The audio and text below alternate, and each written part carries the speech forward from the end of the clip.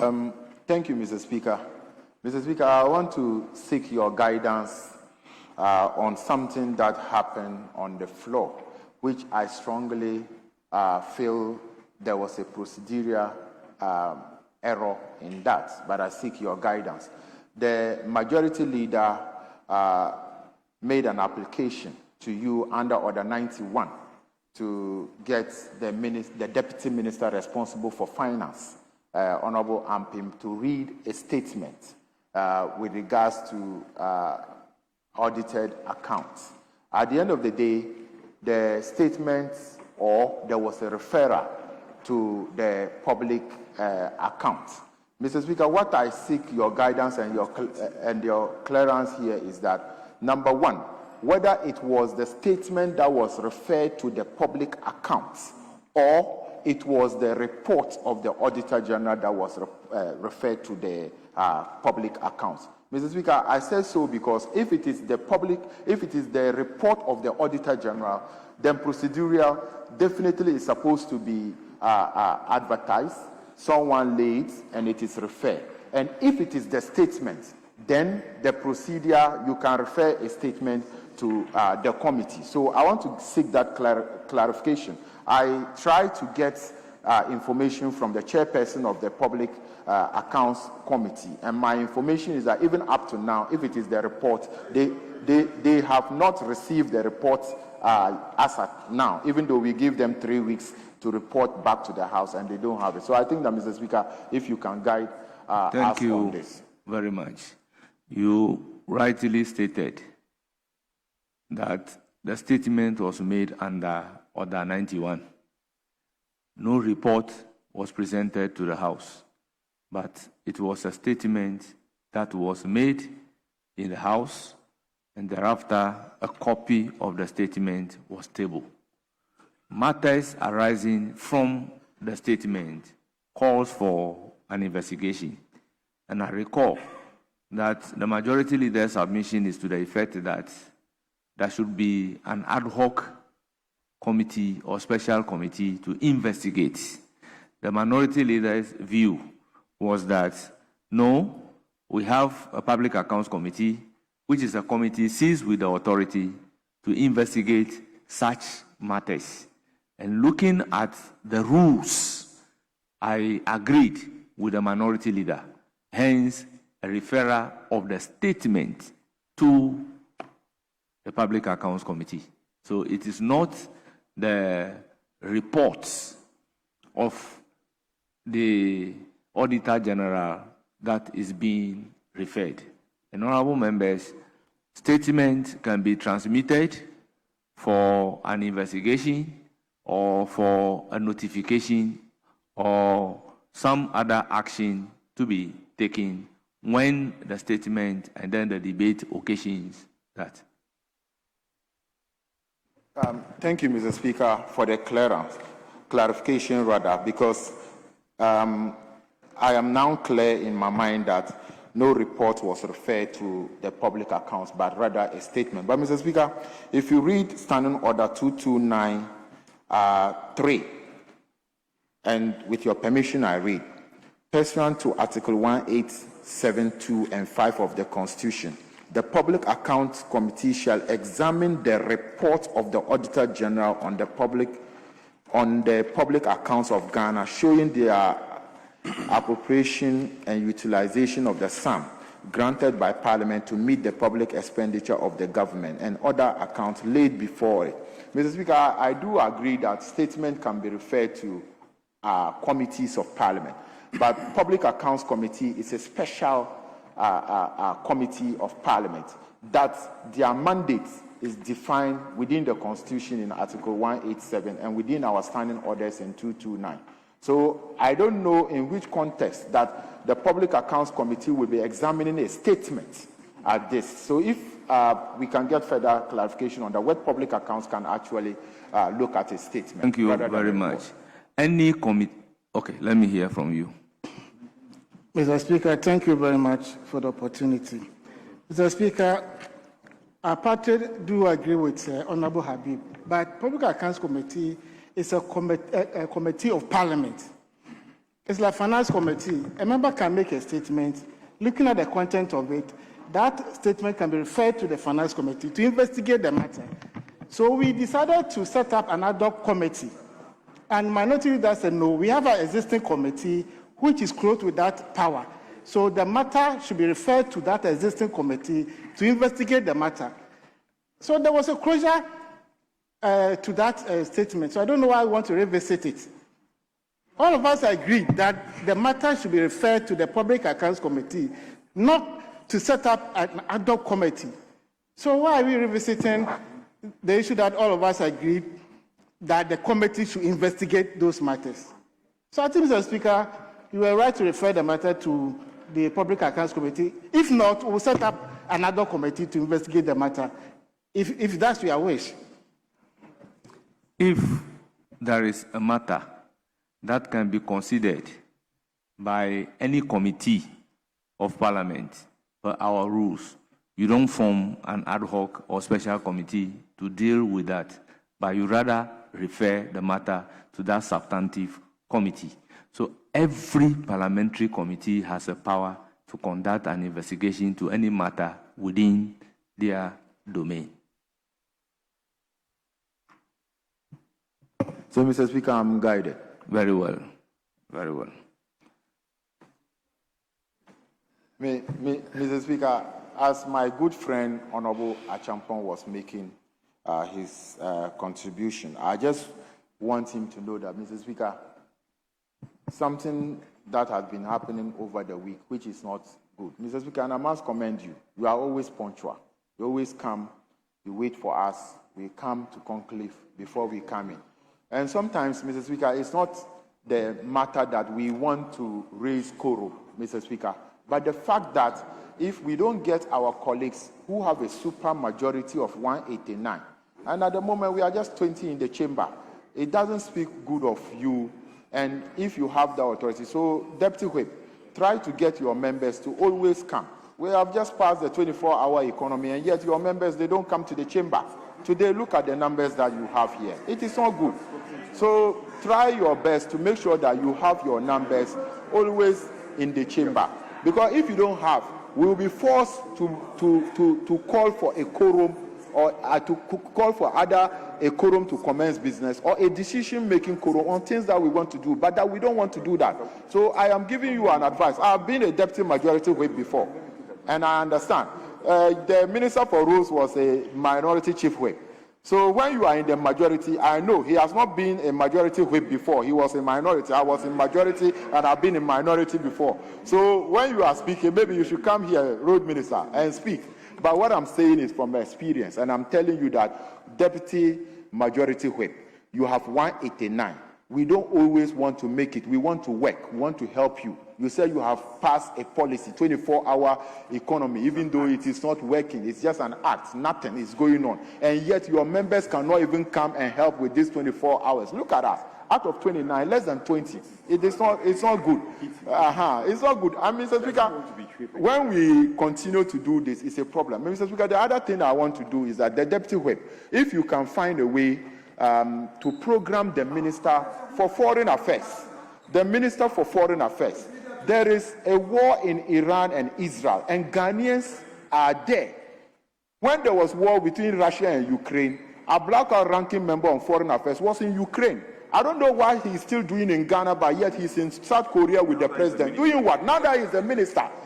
In a private jet to South Korea with the president. He should try and come and brief us in this house so that we are the people representative. We will know the position of government, whether the government is supporting Iran or they are supporting US, then we'll be able to know and know the position of the government. That we need to know. I thank you, Mr. Speaker. No, he didn't speak. Mr. Speaker, when I'm there, let me come. Yes, Honorable Lagbeja. Mr. Speaker, I think our colleague raised a very important point. And even when I was sitting on the other side, it was an issue I was passionate about. I think the advice that all of us should endeavor to be coming to the House on time is a very important one. And I support him on that score that we should all work, especially the whips, to make sure that our colleagues are in the chamber. Indeed, Mr. Speaker, you are always here. I disagree with him. Let me take him back to memory lane. Before the 2024 election, you became a minority even before the election. I was a majority chief whip for 2 weeks before the 2024 election, and there's nothing you can do about it. What you should be worried about is the fact that Honorable Ken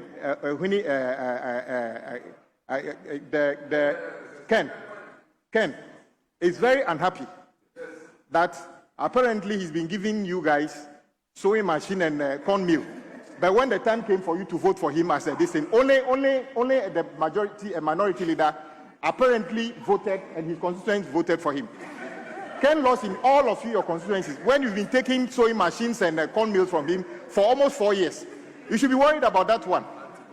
So I agree with you. That we must all come to Parliament. But at the same score, I was majority chief whip for 2 weeks before the election. And indeed, Honorable Kennedy is unhappy that many of you took his cornmeal and then sewing machine and never voted for him, especially you, Habib. The minority leader did vote for him. Do you have a point? Did you take the cornmeal? Yes, Honorable Stephen Amo.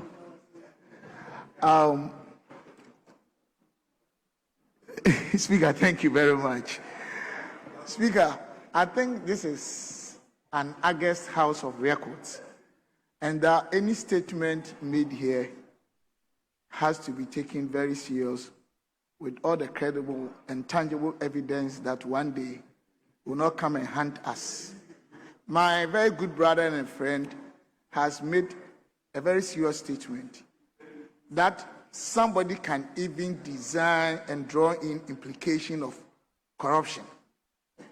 Because I wonder where and when he was told by Honorable Ken that he gave machines to a certain number of MPs.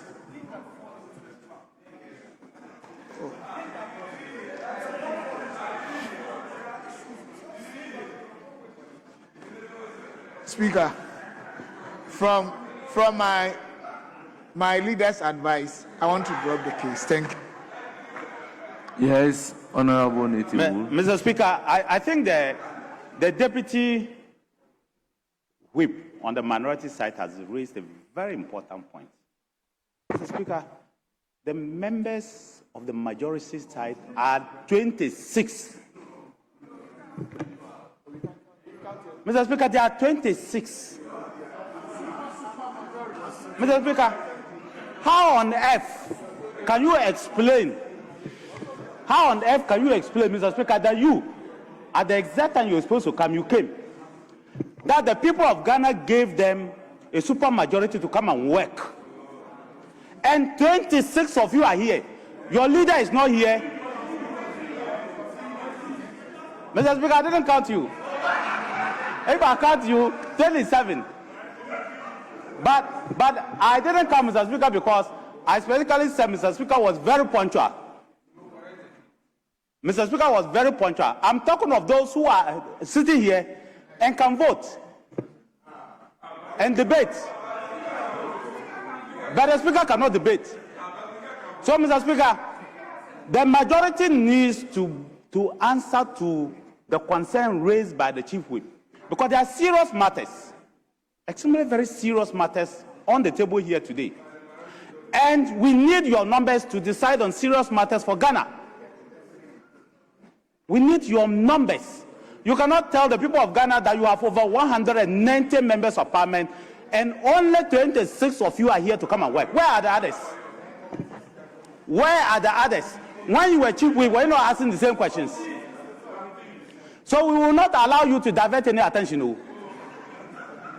You want to be a smart chief, former chief whip. We will not allow you to divert any attention. Answer to the fact that your people are not here. Where are they? Are they disappointed already? Mr. Speaker, you see the hit on them from the recruitment, where 500,000 people have applied for a job of 5,000. When you know that you can only recruit 5,000 people, you open 500,000 jobs. That hit that is coming on you is the reason you cannot come to parliament, because you think your people will visit you in parliament. Mr. Speaker, they must come and the people must look for them. They voted for you. You cannot run away from your constituents. Because of recruitment scam, you won't run away. They will hold you responsible. I thank you, Mr. Speaker. Yes, Honorable Jerry Ahmed. Speaker, first of all, I still need to commend you on your punctuality, save that our brothers on the other side is becoming notorious. Speaker, it's becoming extremely notorious. But Speaker, that is up to them. They promised the people 24-hour economy. And I saw the president, he was rolling a clock of 24-hour economy. And there's nothing going on. Speaker, and they felt that they were going to open the recruitment to 35 years. Critical matters. Speaker, critical matters, including those who passed English and mathematics. All of these were taken off just to do propaganda. And then you open, then you take 506,000 people, Speaker, 506,000. And then you took monies from them, 220 per head. And Speaker, that is not even the last part. Medicals. Speaker, those monies have to be returned, refunded to the, you have to refund those monies to these young men. You use that. You cost one person to be running the program, TribeNet. And then you, once you are giving them to upload, then you put off light. Then, do so. When they are trying to upload, they do so. Anytime they try to upload, they write aptitude test. You give them 15 minutes to do the aptitude test. Within the period, do so. Then they are using money to buy data. Then the data is not working. Then the data vanishes. Meanwhile, you are increasing the electricity tariffs by 28%. This same 28% could not get them to even buy electricity to hold on to do their exams. Speaker, I do not know about you. Speaker, I do not know about you, but the unemployment rate is becoming a national security risk, a problem. And we are worried. We did not tell them that we were going to open it up to 35 years. We did not tell them that they could succeed by just going on and doing all manner of aptitude tests which never came on. Speaker, it's becoming a problem. It is becoming a problem. And then when you finish, then you come and tell us that Ukraine is 7,000 kilometers away. Meanwhile, you are here, you are already complaining. For people to go and now sink boreholes in cocoa farms. How do you go and sink boreholes in cocoa farms and then start using water hose? Pay their money, pay the 6,000. You promise them 6,000 Ghana cedis. Mr. Speaker, people are dying. Now you come and tell us that you have bought private jet. And President travels in private jet to South Korea. Is the jet for him or for his brother? That one, we even need that full disclosure. Is the jet for him? His brother only buys jet when the president is in power. We need full disclosure on all of these things. And Mr. President, these are key matters. Yes, Suleimana. Mr. Speaker, I'm very grateful. Mr. Speaker, I think that this House is a very serious House. This House is where records are kept for generations yet unborn. And so when we are making statements on this floor, it is important that we back those statements with evidence, especially when the people we are accusing are not here. We've just been told that it's a deliberate act and that we ask applicants to go and answer questions, and then when they are answering, we put off lights. This is a serious statement. And I ask that this should be expunged from the records unless he's able to give us evidence. Mr. Speaker, when you raise the issue of poor attendance, we are all speaking to that fact. But it didn't start today. I remember very well that at a point, there was even a move to bring what we call a decision day. It was because attendance was very, very poor, and this was during your regime. It is an issue that we all have to come together and see how we resolve it and stop playing politics with it. What does this got to do with Ablakwa in Korea? What has it got to do with Ablakwa in Korea? Indeed, when Ablakwa was in opposition, he traveled on matters like this to ensure that he's able to adduce evidence when he's speaking on this platform. I expect my brother, who is the minority rep for foreign affairs, to be in Iran today to get evidence and come and tell this house that this is exactly what is happening there. It is only when we have this evidence that we are able to tell whether this government will support A or support B. If you don't bring that evidence, please don't tell us to choose where we belong. This is a sovereign nation, and a decision as to which side we will support should be a decision emanating from this house. So, Mr. Speaker, I want to appeal to my colleagues. They've done well over the few days that we are here, that anytime they come, they cooperate, they take part in decisions, and I think that that is patriotism, and I applaud you for that. So let's continue government business. We have enough numbers to do business. When you talk about 24-hour economy, it seems to me that some of you are refusing to understand that concept. 24-hour economy doesn't mean that this house will be full before we start business. 24-hour economy doesn't mean that we must all come here before major decisions are taken. And so, go back to the concept, read it, and then we can move together to ensure that this country, we are able to implement it and implement it very well. With this, Mr. Speaker, I want to thank you. Honourable members, let me place on record that the observation made by Deputy Minority Whip is very apt and timely. Honourable members, it is for a good reason that leadership should have conclave with the Speaker before the commencement of the House. We adjourn the House to 12 o'clock, so that usually must precede the 12 o'clock sitting. It's also a very good observation that though we are voted for to represent the very people that voted for us in Parliament, numbers in Parliament is not very encouraging. So I will urge the respective whips to work towards attendance of members in Parliament. It's not good that we've been voted to come to Parliament, yet will not be in Parliament to do the very business for which we've been voted to come and conduct. But honourable members, with the issues relating to Iran, it may have some diplomatic and security reasons. So we should be careful in order not to trivialize that on the floor of Parliament. On this note, I intend not to open any argument, but to go to item number 6. Thank you. You see, I have allowed this to happen outside even the rules. So sometimes you have to bear with me. I have accommodated everybody. I took more people from here than even here. Sometimes we do certain things which create a bad impression. So, honourable member, with all due respect, I am pleading with you on this occasion. I'm pleading with you. So let's move to item number 6. Questions.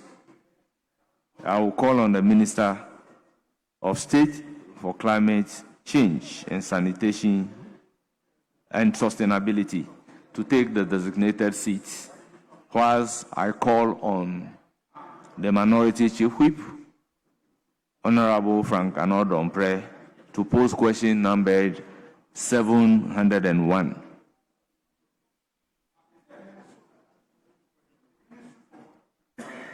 Speaker, I rise to ask the Minister of State for Climate Change and Sustainability the progress made thus far towards the signing of a new carbon credit agreement between Ghana and the British Petroleum. I thank you, Speaker. Yes, Honorable Minister.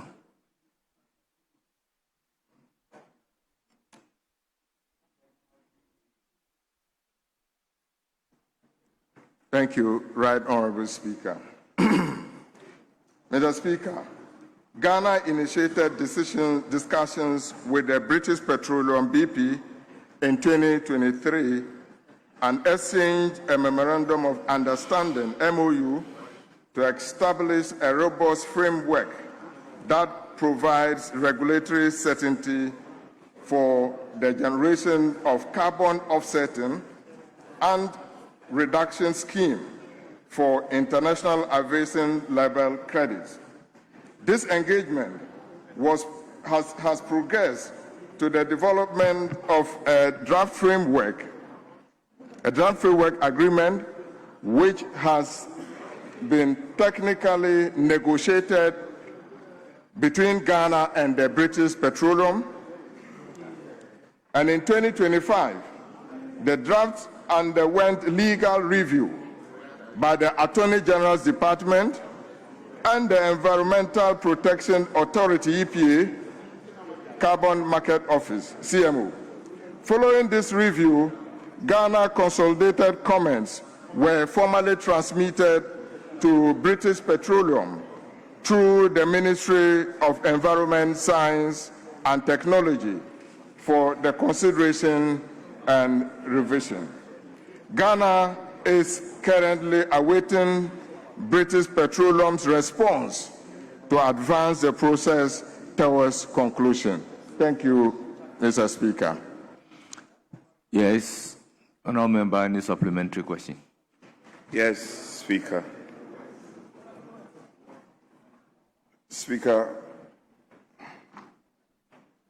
within the confines of Order 89 and 88.7a, I proceed with my follow-up questions. And Minister, welcome. So if you may bear with me, let me read your first paragraph of your answers. Ghana initiated discussions with the British Petroleum in the year 2023 and exchanged a Memorandum of Understanding, an MOU, to establish a robust framework that provides regulatory certainty for the generation of carbon offsetting and reduction scheme for international aviation labeled as credit. So my follow-up is based on your own answers. Your own answers. That's why I read it to you. Now,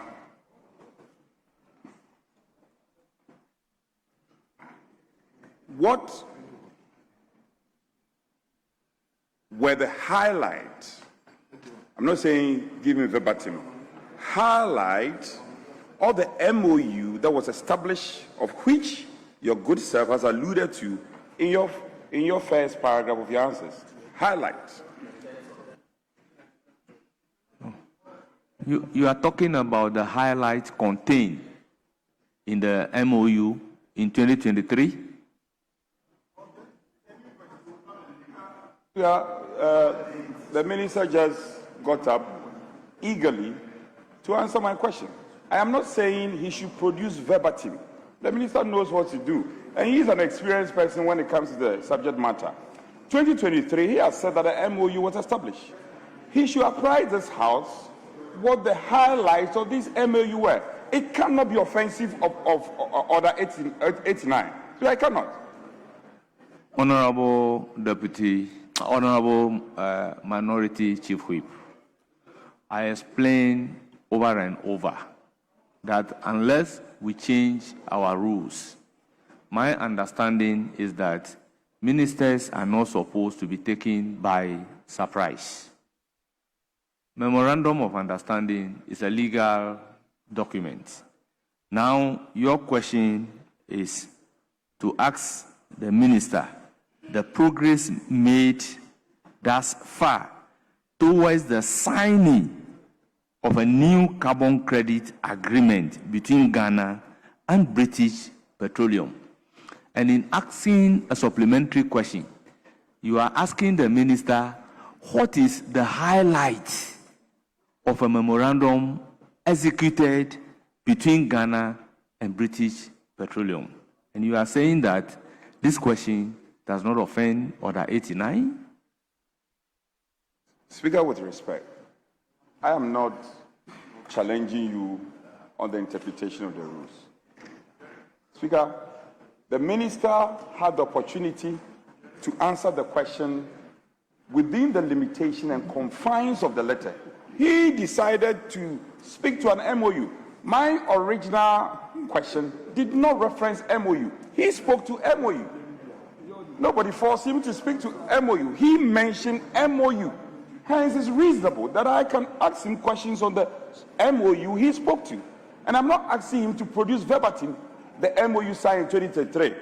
I am asking for highlights. Please allow him to answer the question. No, I beg to differ with all due respect. Well, the interpretation of the rules is in your hands. We may have to revisit this matter some other day. But I think that my question is no, he's ready to answer. He's ready. Well, then I will ask a different question. I'll reframe my question. So if you permit me. Yes. Yes, okay.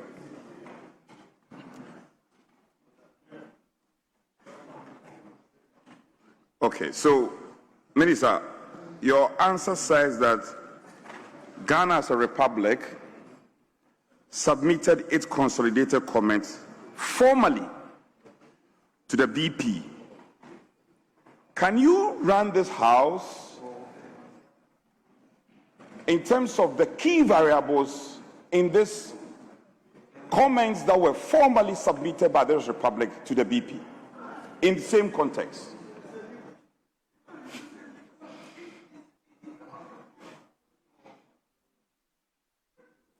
Yes, Honorable Minister.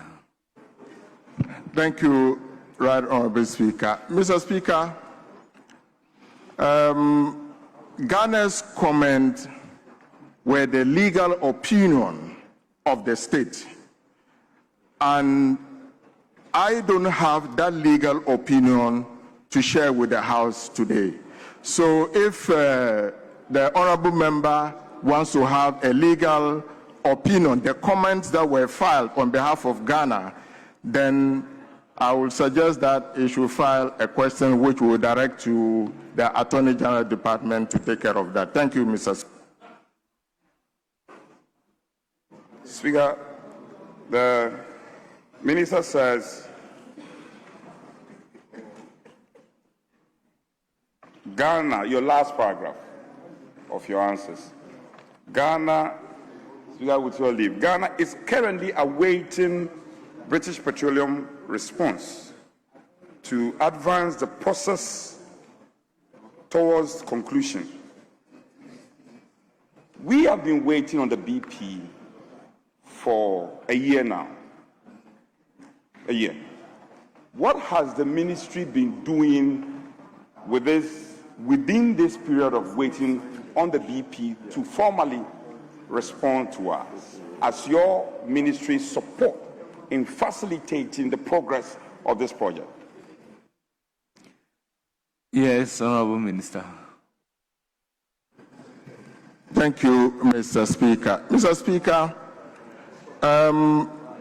we need to recognize that Ghana is unable to make progress until we get the final response from BP.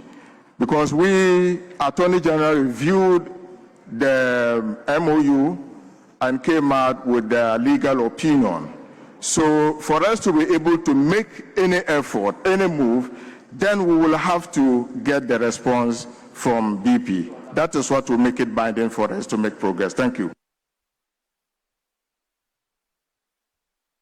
Minister, I can appreciate your challenge. So is it the case that until the BP responds, and if you look at the chronology of event that has happened from 2023, it's been a steady progress. I'm sure you concede to that. a steady progress right from 2023. Then suddenly, it's silence. There must be something wrong. Is it the case that the Attorney General doesn't find this carbon credit worthy cause to pursue? Or it is the case that we have not done our homework well? Which is which? And what should be the way out of this supposed cul-de-sac? So what is the question? The question is, what is the minister, or for that matter, the ministry, doing to get us out of this long waiting period? That's the question.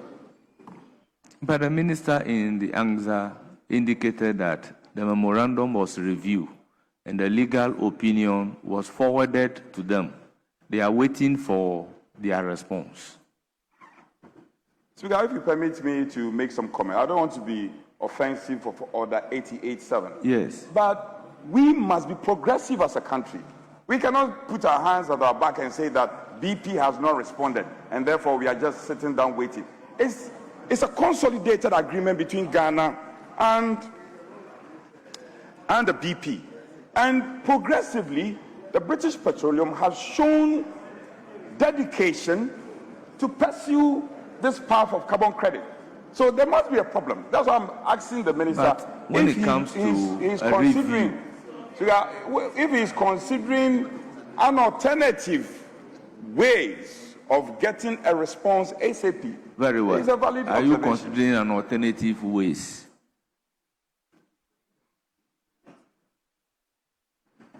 Thank you, Mr. Speaker. We will look at that. I'm sure if I consult the honorable member who has experience in the climate space, he will assist us to navigate the waters. But let's remember that until BP gets back to us with the consent, the legal opinion given to them, we are unable to make progress as a country. But I will consult the honorable member. Thank you. We on this side, out of patriotism and for the progress of our country, we are available. Except that it's difficult to get you. For the past 1 month, I've been trying to get you. It's been difficult. Table office will bear me out. But I can pledge for the records that any day, any time, not just me, there are experts here. John Darko is also a very strong person in environment. John is very strong. So we'll be more than willing to assist. And Honorable Osenyako is also, we are all available to assist you. Yes. Yes. Yes. Thank you very much. Thank you very much, Mr. Speaker.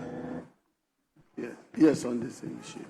Mr. Speaker, I referenced the Honorable Minister to his response that the draft review from the Attorney General's Department was sent to BP in 2025. And then we are currently awaiting the response from BP to make progress. So my question to the Minister is that, in your communication to BP, were there any timelines that you indicated for which we can expect the response from BP, so that if we are in March 2026, we don't know exactly when in 2025 the communication went to BP? Has been asked. Is there any timeline in your communication to BP? Thank you, Mr. Speaker. There were no timelines. Thank you. Yes, Minority Leader. Speaker, the minister standing at the dispatch box in answering the minority chief whip indicated that the ministry or his sector has made a lot of progress. Can he specifically identify and share with us a specific policy success which is part of what he described as a lot of progress for our records?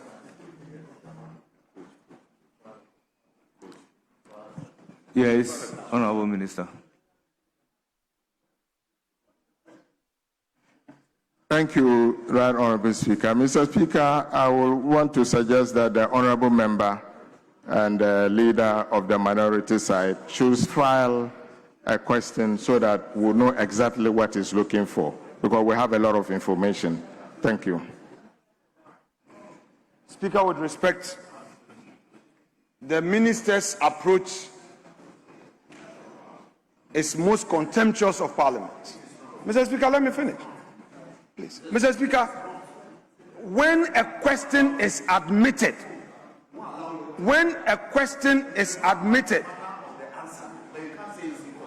Mr. Speaker, when a question is admitted, the minister cannot mount the dispatch box and say that the question is not admissible, and therefore you should file another question. Mr. Speaker,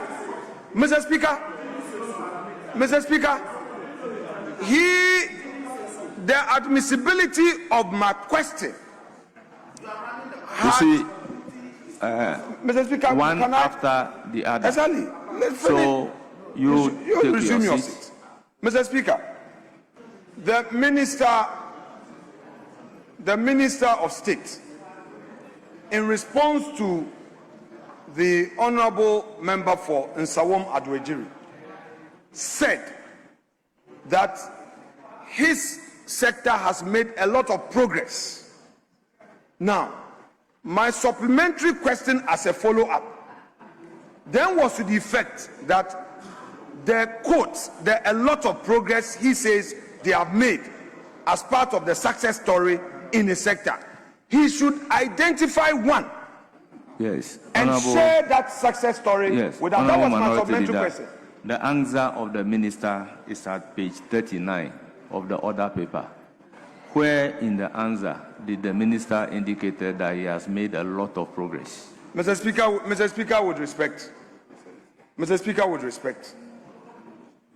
there was a supplementary question. He's right here. In his answer to the supplementary question, he indicated that a lot of progress has been made, and went further to call on the questioner that if they have some input, since they are experts in that field, they welcome. Mr. Speaker, is it the case that we will not put things in context? He said a lot of progress has been made and that he welcomes further ideas.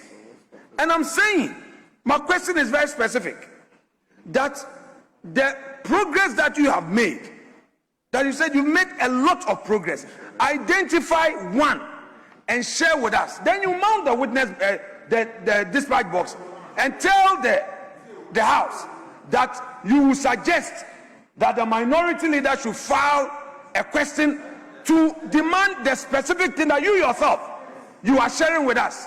So when you were telling the people of Ghana that you have made a lot of progress, you did not have a single success story in mind. You didn't have one. Now you want to get there and then determine admissibility of the question. Mr. Speaker, you had admitted the question.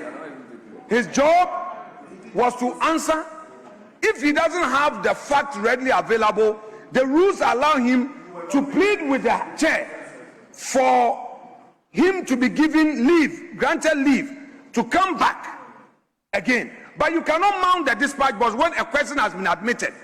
Then you say that you want me to file another question. I'm not asking something new. You said you made a lot of progress. You said you made a lot of progress. Tell us which single progress you have made. Honorable members, let me place on record that question to a minister is not cross-examination. You are asking the question for a minister to bring facts to bear. And the very question on the floor is to ask the minister the progress made thus far towards the signing of a new carbon credit agreement between Ghana and British Petroleum. And then the answer of the minister regarding what has happened is captured in page 39 of the report. So where I sit, I even have a difficulty of the supplementary question. Speaker, with respect, we've always been talking about rules. Mr. Speaker, if you want to change your mind to say that the question that you've admitted, you want to change your mind, I will yield to you. I am not changing my mind, with all due respect, Minority Leader. But the question asked has been answered, as in page 39. Which other progress are you asking of, apart from the progress that the minister has come to answer in page 39? That is what is bringing the ambiguity. But let me hear Honorable Speaker. First of all, the minister never said what is being attributed to him by the minority. No, he never. It was the supplementary question from the minority chief whip that suggested that there has been a steady progress. That was the phrase. That was the phrase. He said a steady progress. You are saying a lot of progress. There are marked difference. He never said so. So it was a question that was put to him. He never said that there's been a lot of progress. It was the suggestion that was put to him. So if you are looking for specificity of that, the man is saying yes. But file a specific question, then I'll provide those details. Then you say you don't like the answer, and you are intimidating him. Why?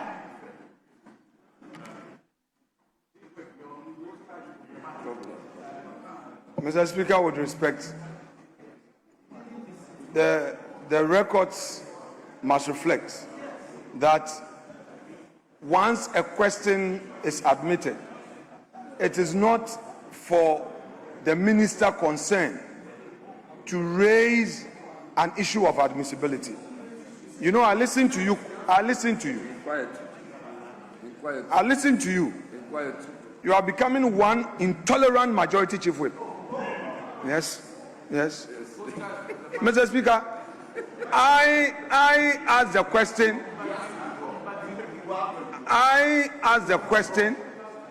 And Mr. Speaker admitted the question. Then say it for the records.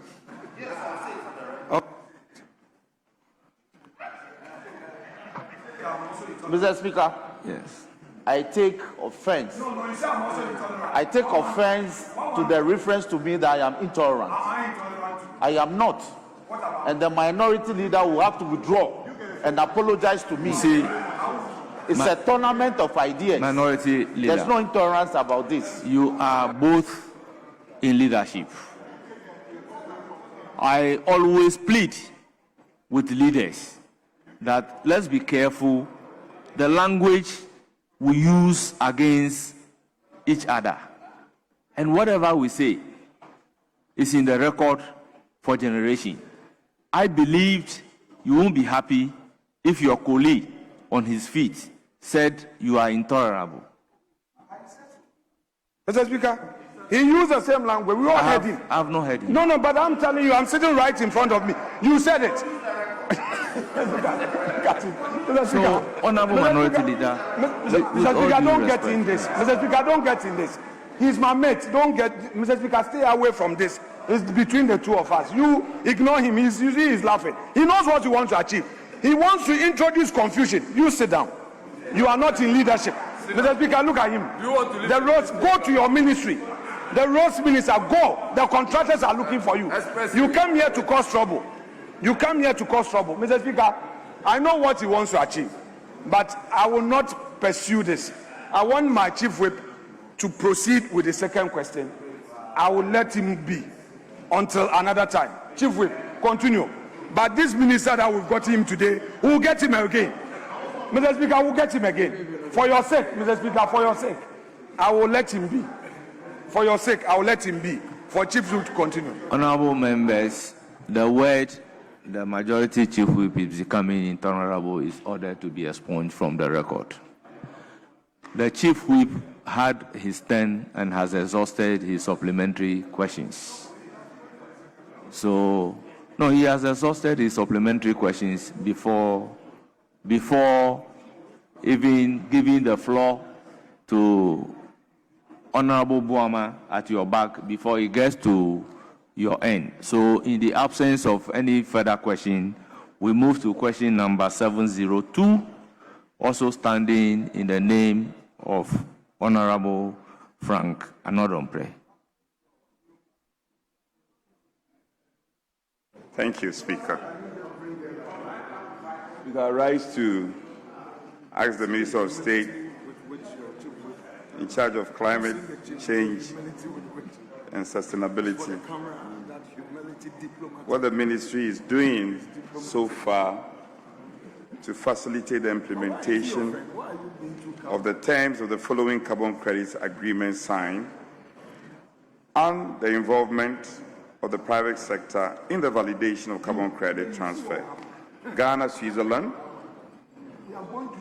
Ghana, Sweden, Ghana, Singapore, Ghana, South Korea, Ghana, Liechtenstein. I thank you. Yes, Honorable Minister.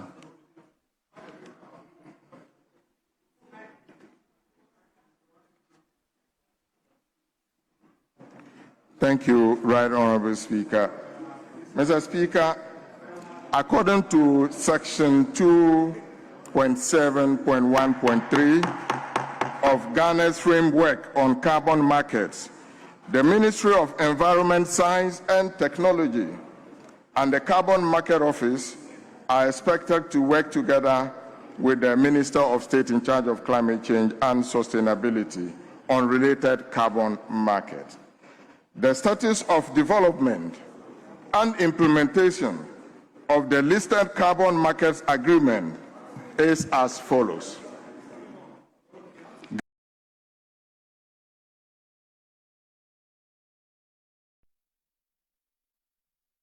Projects. The project covers electric vehicles, composting, rice cultivation, clean cooking, solar PVC, efficient ACs, and biogas. The agreement also issued and transferred the first and largest Paris Agreement carbon credit, ITMO, on the Ghana Carbon Registry in 2025. Mr. Speaker, the table below highlights the progress of implementation with some key milestones. In February 2020, Ghana and Switzerland signed the Article 6 Cooperation of MOU. November 2020, Ghana and Switzerland signed Article 6 component of the agreement.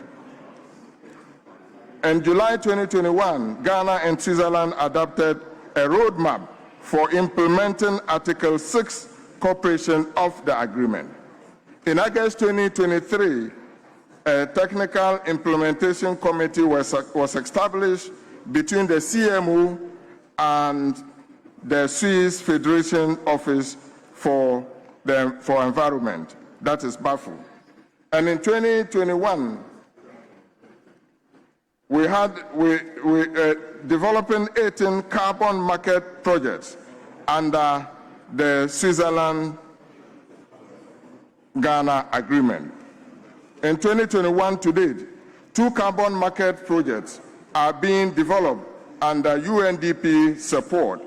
Both received authorization from Ghana and Switzerland, totaling 2.7 million tons of ITMO by 2030. Waste to compost projects also amounted to 1.5 million tons under implementation and monitoring. Alternative wet and dry projects totaling 1.2 million tons under implementation and monitoring. 16 carbon market projects are being developed under the Cliff Foundation. In February 2024, we established the CMO Click Working Group to track projects of development. In June 2025, the issuance of the first and largest ITMO in Africa and globally of 11,733 tons of Paris-aligned carbon credit was issued. In July 2025, the first ever transfer of the largest ITMO, 11,733, for a project on the transformative clean cooking stove initiative in rural Ghana. And in 2026, additional ITMOs are also being expected to be issued and transferred from cook stoves to compost and rice cultivation. Thank you. And just continue. No, continue. Okay, so now we go to Ghana, Sweden.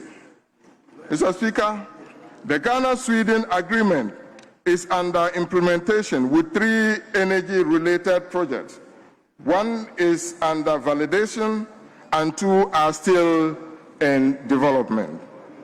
The Ghana-Sweden has established a coordinating committee to receive and consider projects, application, and authorization requests. And the table below also highlights the progress of implementation with the key milestones. So we have the duration and the key milestone. In November 2021, Ghana and Sweden signed the Article 6 Cooperation MOU. In May 2024, Ghana and Sweden signed the Article 6 Cooperation MOU agreement. October 2024, we held a meeting. There was a meeting of Ghana-Sweden Coordinating Committee to oversee the implementation of the agreement. In July 2024, in August 2024, we commenced procurement of 2 carbon market projects for implementation in Ghana. In October 2024, the Swedish Energy Agency, SEA, visited Accra on a project sourcing mission and to participate in the coordinating committee meeting. In December 2024, the CMO held the first informal meeting with SEA to discuss the way forward for project implementation. In 2024, the Swedish Energy Agency, SEA, concluded the selection of 2 carbon markets in solar PV and electric cars for further development. In 2024 still, we will have the C&I solar photovoltaic and storage program also reached a validation stage. Mr. Speaker, in 2025, the project pipeline increased to 3, all of which are energy-related projects, and the current status include the Infrastructura Ghana Limited, which is under the validation stage, the TIF Power Company Limited, which is onboarding stage, Solar Taxi Company Limited, and South Pool, also at the procurement stage. Now, Ghana-Singapore.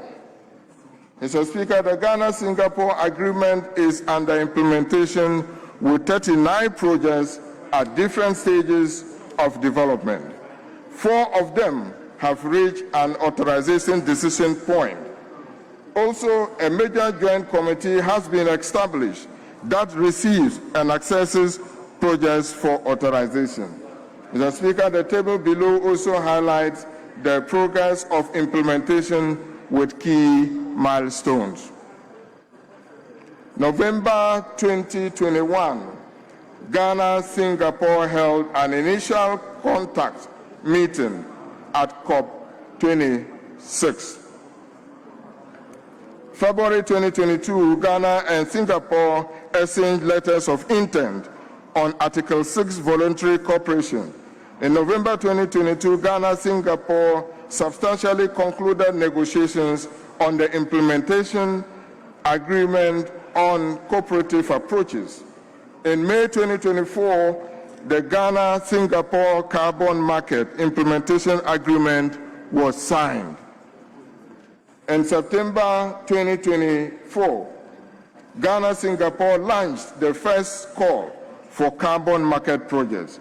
And September 2024 to 2025, 3 committee meetings between Ghana and Singapore on the implementation of agreement to consider the project request. In January 2025 to date, the status to date includes 39 project ideas submitted to the ministry, including renewable energy, solar PV, biodiesel, clean cooking technology, e-vehicles, charging stations, afforestation, mangrove restoration, water treatment, and biocar. A joint committee has been established to review and issue 24 no objection approvals from both governments, of which 8 Stage A applications are yet to be reviewed at the technical working level. Projects include all relevant sectors: cook stove, waste to energy, water treatment, and so forth and so on. The projects are expected to provide access to clean water and improve the cooking experience in rural Ghana, while also attracting capital investment, generating carbon revenues for project owners, and government fees. Mr. Speaker, I go to Ghana, Korea. Ghana-Korea bilateral agreement is under legal review by the Attorney General before it goes to Cabinet for approval and parliamentary ratification. 5 projects are now being developed in anticipation of the Ghana-South Korea agreement. Mr. Speaker, let me be quick to mention that these answers came before the President went to South Korea, but I'll still give the table below. I'll still give details of the key milestones and duration. In December 2023, the technical negotiations concluded, and both countries have met the country participation requirement with minutes of negotiations adopted at COP28. In March 2024 to date, the Office of the Attorney General and the Ministry of Justice finalized the legal review of the draft agreement. In 2023 to date, the pipelines applications are 5 in total, of which 3 are cook stove projects, and 1 is water treatment, and the other one is also waste to energy project. Ghana Licensia. The Ghana Licensia agreement is still being negotiated between the 2 countries. The table below highlights the progress of implementation with key milestones. December 2023 discussions to have a corporate bilateral agreement. In 2024, agreements at COP30 to initiate tax negotiations. December 2024 discussions on general technical negotiations of tax. Mr. Speaker, I'll go to the last part of the question. With respect to the involvement of the private sector in the validation of carbon credit, pursuant to Section 9 of the Ghana Carbon Market Framework, the Carbon Market Office engages internationally accredited independent validation bodies to assess projects, design documents, and mitigation activity designed to be submitted for authorization. Mr. Speaker, the CMO has onboarded 24 validation bodies, of which approximately 14 have actively participated in validation assignments. As part of the onboarding process, validators must establish accreditation criteria, including compliance with the Ghana Carbon Registry,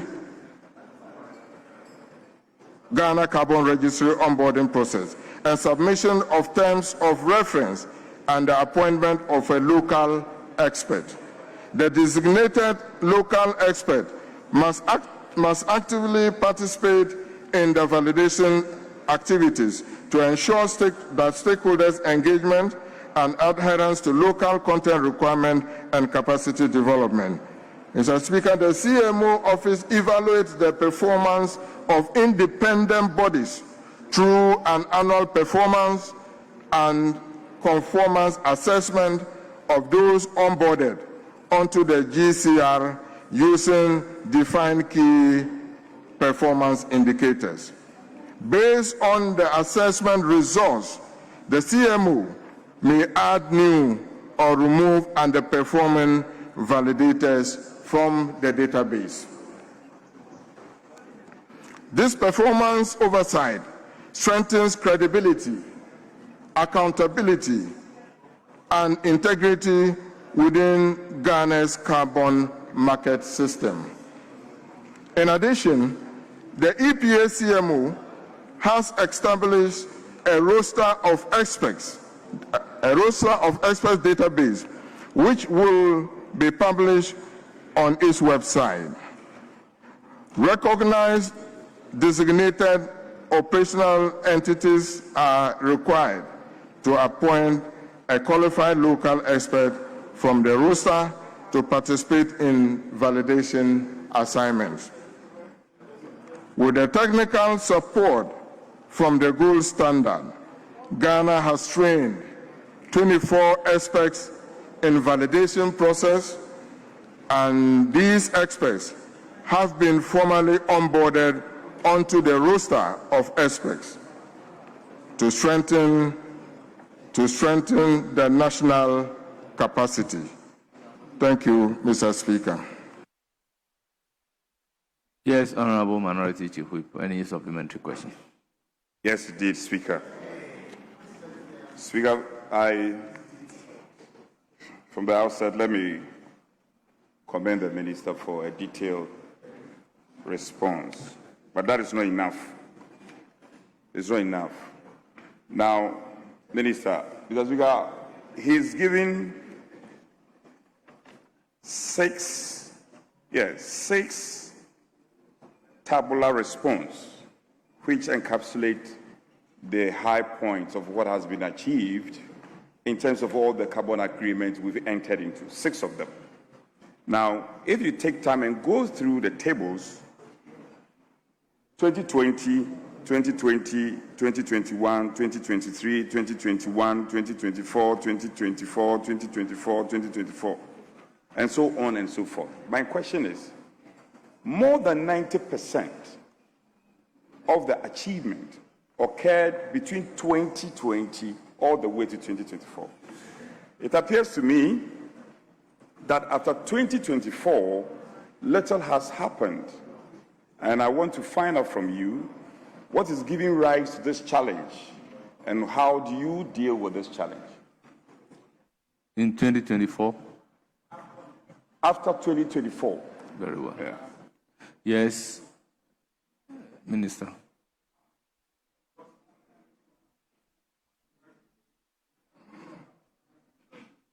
Mr. Speaker, I don't know where the honorable member is reading from, but if you look at what I've done, I've captured up to 2024, 2025, and you see that if you look at, for instance, look at Ghana-Singapore.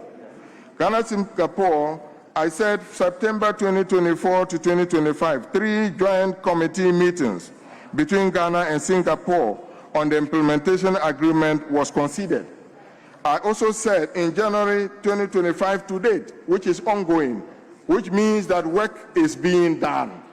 So I'm sure if you run through the others, you will also see that each of them will have activity for 2025 to date. So work is ongoing on all these projects. Thank you. Yes, any further questions? Well, Minister, we will leave this for another day. Because when I go into it, I don't want to do that banter with you. So if you are claiming 2025, you have achieved something, that's fine. It's fine. Speaker, my second follow-up. Reference after the second table, that is 2021 up-to-date carbon market project, February 24, June 2025, that table where carbon market projects are being developed under UNDP support, carbon market projects are being developed under the Click Foundation, alternative wet and dry project, 1 million tons, and so on and so forth. My question is, this appears technical response. I mean, any layman who picks this may not be able to appreciate. How does this translate in terms of its benefits to this country? Yes. Very clear with his question. If he can come again. Speaker, with respect, this is my second follow-up, so I still have one more follow-up. So he's asking for a repeat or an elucidation of this question. So it has nothing to do with my third follow-up. So I'm saying, let me read to you. Carbon market projects are being developed under the UNDP support. Both receive authorization from Ghana and Switzerland, totaling 2.7 million tons of ITMOs by 2030. First one. Waste to compost project, 1.5 million tons under implementation, under monitoring. Alternative wet and dry project, 1.2 million tons. Carbon market projects are being developed under the Click Foundation. Established CMO Click working group to attract project development. First ever transfer of the largest ITMOs of some 11,733 for project on the transformative clean cook stove initiative in rural Ghana, and so on and so forth. I'm saying, how does this translate in practical terms into the benefit of our country?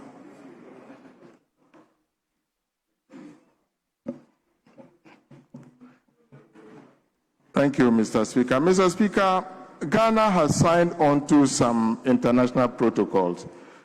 The Paris Agreement gave birth to the nationally determined contributions, and all these things are expected to feed into these agreements that we have signed. And the ultimate aim is to achieve the 1.5 degrees Celsius of that we all countries sign on to. So these projects are supposed to inure to the benefits of Ghanaians, and specifically to ensure sustainability in the work that we do. We all agree that these activities, these projects that we do, the development that we're embarking on, are supposed to be done in a very safe way, so that future generations do not suffer out of these things that we are doing. So there are protocols that we have signed on to, and these are some of the benefits that we intend to derive from. Thank you. Any further question? Yes, indeed, Speaker. Minister, come with me to your answer on Ghana-Singapore. And you are saying that the Ghana-Singapore agreement is under implementation with 39 projects at different stages of development. 4 of them have reached an authorization decision point. You've already mentioned 39, and then you said 4. 4 out of the 39 has reached authorization point. What it means effectively is that 35 of them are outstanding.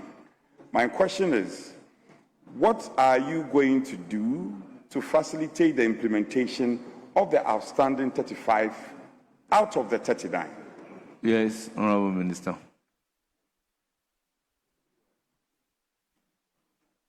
Thank you, Mr. Speaker. Mr. Speaker, I've already said that we have established a joint committee that is responsible for receiving these proposals and also assessing progress made on these projects. So, Mr. Speaker, we only have to collaborate well with the joint working committee that has oversight responsibility over these projects. Thank you. Yes, Honorable Kinsley Nyako. Mr. Speaker, I would like to follow up from the Minister. If you look at page 44, the penultimate paragraph, he has indicated that the EPA CMO has established a roster of experts and that the publication will be on their website. I want to find out from you if it has been done or when is the publication going to be on the website. Thank you. Yes, Honorable Minister.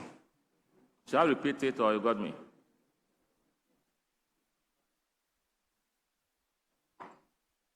I didn't get his question. If Very you can well. come again. Very well.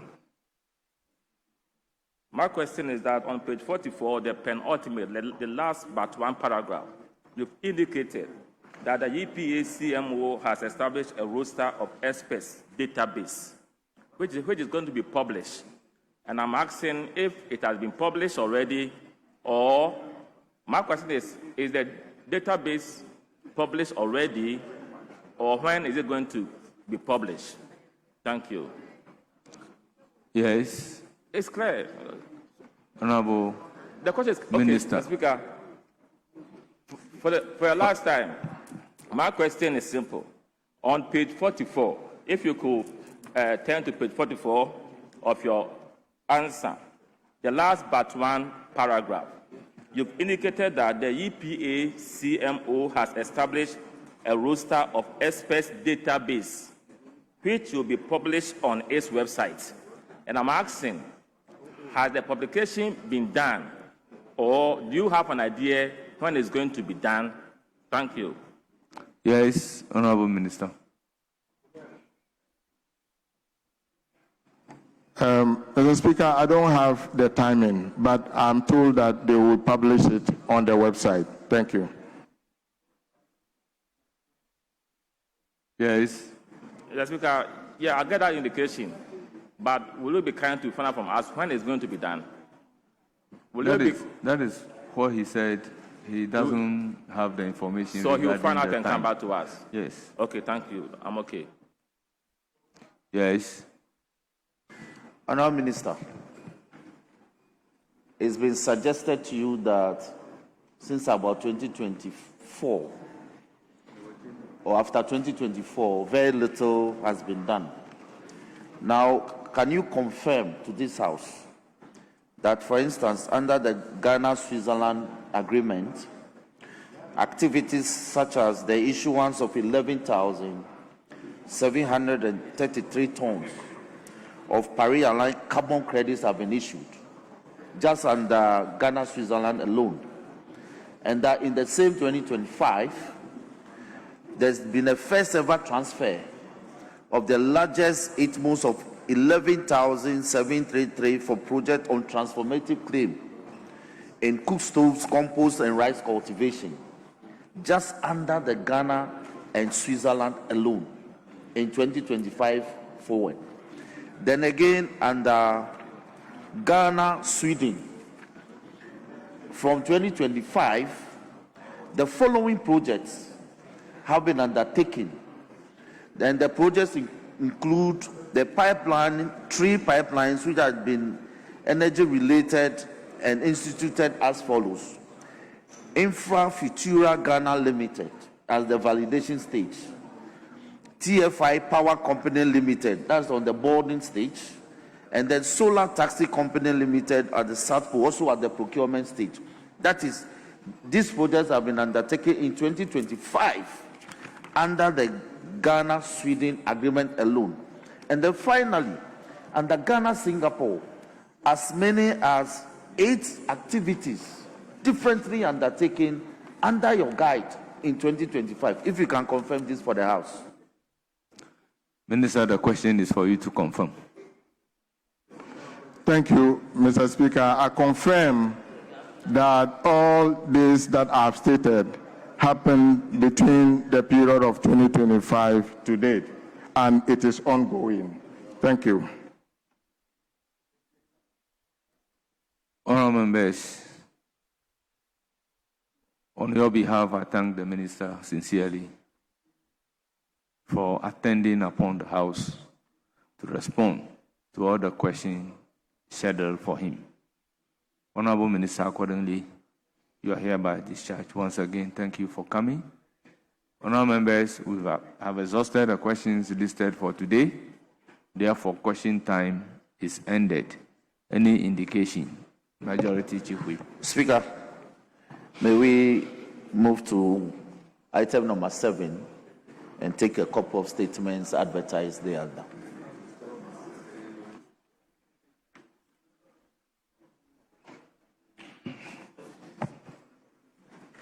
Yes. Speaker, Speaker, save that on Tuesday or Monday, we had the opportunity of discussing taking the motion on the gold for reserves and to also continue the debate on the revocation of employment. Speaker, my understanding is that if we are able to finish the statements, then we can take the motions. And just because I actually did that with you. So don't come and sit here and act like you don't know. Together in the presence of Speaker I'm also Baggy, a the right deputy Speaker. Speaker. I work sometimes on instructions. So what you should do in that regard, you know. Pardon me, as a deputy speaker, I sometimes work on instructions. So, yes, we actually did that in the presence. We all have to do the needful. Speaker, what's the needful? Probably you don't understand my language. You can see me for guidance. Very well. Honorable members, item number 7, statements. Should we go by this order? And Speaker, the rules applies if you are not Speaker, here to make your statement. May I pray that we start with item number 7B. 7B.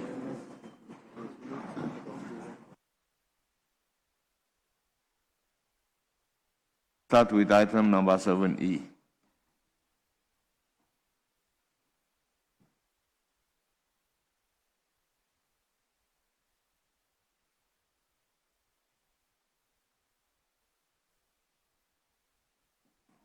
Honourable members, before doing so, let me also acknowledge students from Vandara Basic School, led by Kwame Amponsa, a teacher. They are from Subin constituency and they numbered 100. We have MA Basic School at Ahwiniasi, led by Mariam Sina.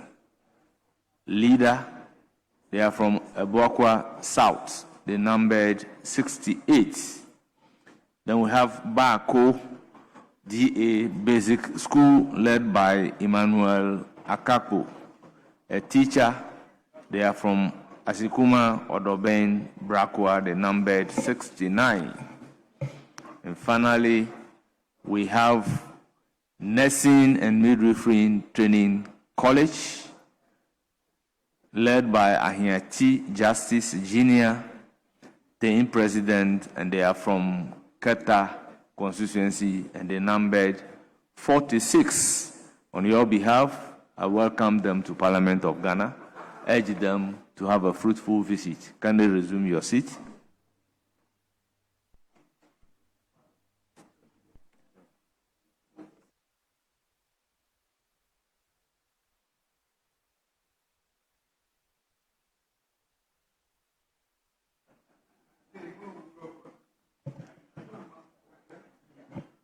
Our members' statement numbered 7E, standing in the name of Honorable Sebastian Fred Day, Member of Parliament for Bando.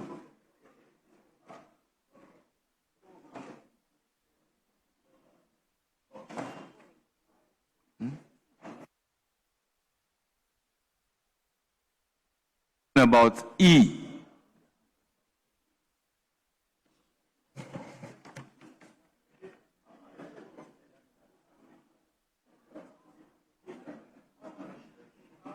It's 7B. Okay. Very well. Rather standing in the name of Dr. Thomas Winsum Anaba, Member of Parliament for Garu. Thank you, Mr. Speaker, for the opportunity to make a statement. Yeah, distributed them. Yes, Honorable Jerry Shaik. To make a statement. Honorable, hold it. Yes.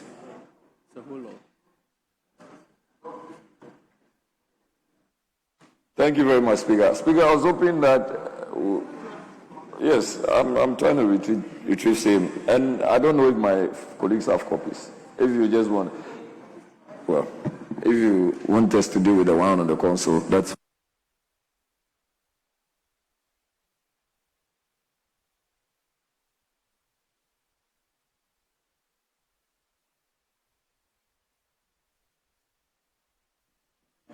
Are you satisfied? Yes, Mr. Speaker, I'm okay, thank you. Doc, please proceed to deliver your statement. Thank you, Mr. Speaker, for the opportunity to make a statement on closing the physician gap in Ghana, global perspectives and strategic options. Mr. Speaker, I am grateful for the opportunity to address this House on a matter of urgent national importance, the shortage of health professionals, particularly doctors. Across Ghana, and many health centers and district hospitals remain critically understaffed. While infrastructure and equipment are vital to functional health systems, the absence of adequate skilled personnel continues to undermine access to quality health care. This workforce gap is not merely a structural concern, but a direct threat to equitable and effective healthcare delivery in every constituency of our dear nation.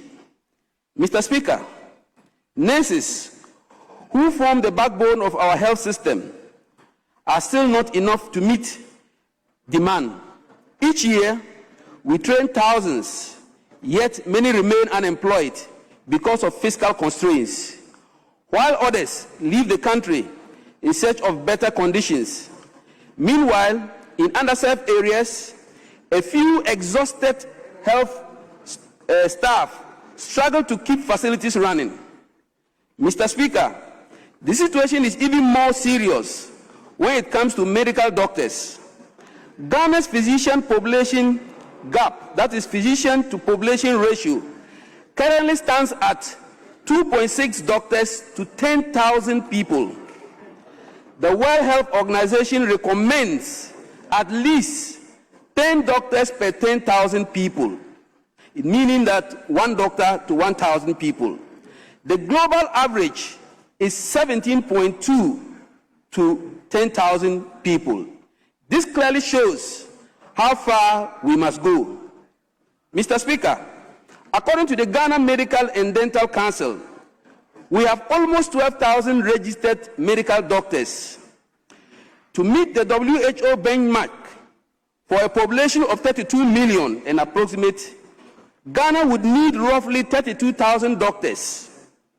That leaves us with a deficit of 19,000 physicians in this country.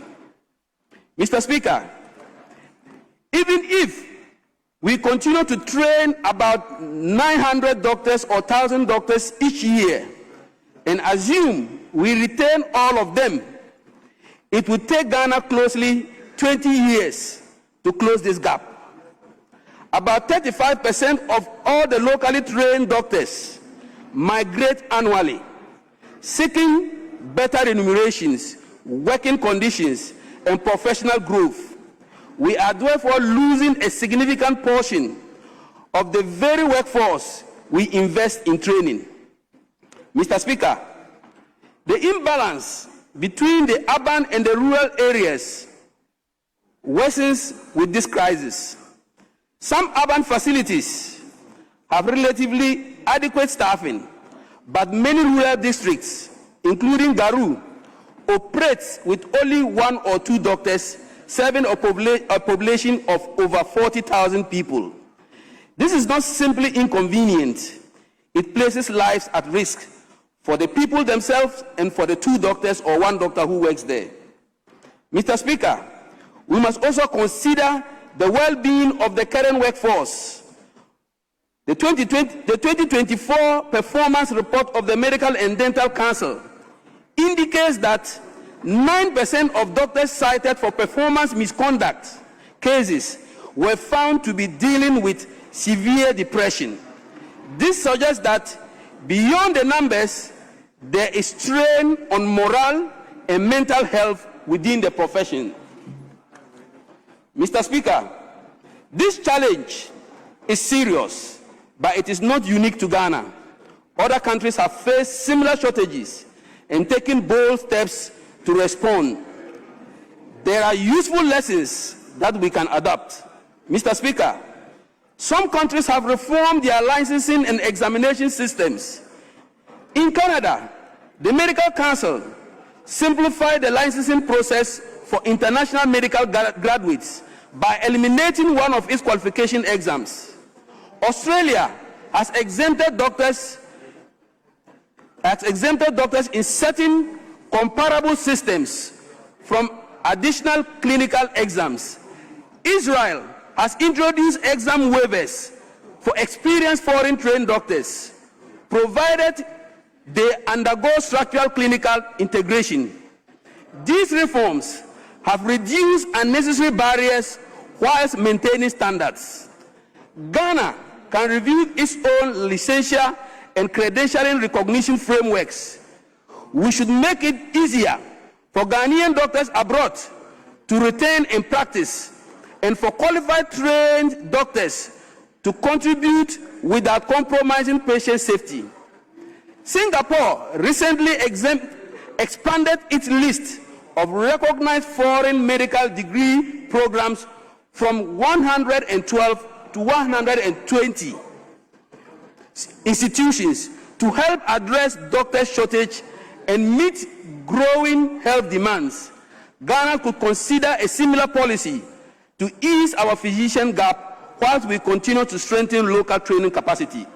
Mr. Speaker, secondly, countries such as Canada, Australia have developed practical ready assessment programs. These allow experienced doctors to undergo supervised clinical practice leading to full licensure. Instead of repeating long training pathways, they are assessed in real practical settings. Israel has similarly replaced lengthy internship requirements for some foreign trained doctors with structured integration schemes. Today, international medical graduates make up to a significant share of their physician workforce. Ghana can explore similar supervised fast-track pathways to get doctors come to Ghana. Thirdly, Mr. Speaker, several countries align immigration policies with health workforce needs. They provide expedited visa processing, relocation support, and incentive for doctors who agree to work in underserved areas. We can design targets, recruitment strategies, and prioritize deprived districts. Mr. Speaker, Malaysia addressed its health workforce shortages by reforming medical education, shifting from outcome-based, competitive-based medical education. The country emphasizes clinical competence and introduced flexible postgraduate pathways whilst upholding national standards, thereby expanding training capacities without compromising quality. Mr. Speaker, based on these lessons, I propose a multi-pronged national strategy, adopting competence-based medical education in all medical training institutions, introduce flexible parallel postgraduate training pathways to expand specialist training, reform licensure and credentialing recognition to attract foreign trained Ghanaian doctors and qualified international medical graduates, and 4, align immigration and health policies to recruit doctors for underserved areas. 5, invest in the faculty development and infrastructure and regulate capacity to retain qualified doctors. Mr. Speaker, at the same time, we must improve working conditions, ensure fair, timely compensation, provide rural incentive, and strengthen mental support for health professionals who work in Ghana. Expand the number without adding welfare will not solve the problem. Mr. Speaker, achieving universal health coverage by 2030 depends on the strength of our human resource for health. No health system can function without the adequate number of motivated and well-trained doctors and nurses. Let us all, therefore, approach this issue with the urgency it deserves.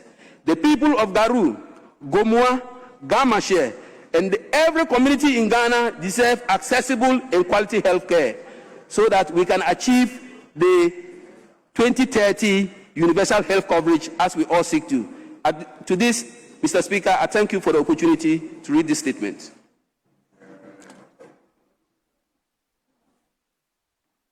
Honourable members, that is the statement ably made. I'll give the floor to Honourable Abojinapo.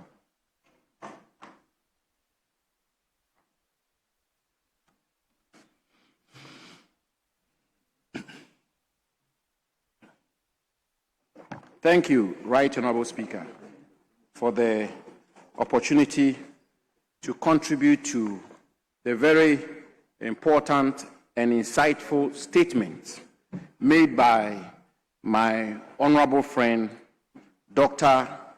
Thomas Windsor Manaba, the MP for Garu. Mr. Speaker, I think the maker of the statement ought to be commended for tabling such an important matter on the floor of Parliament.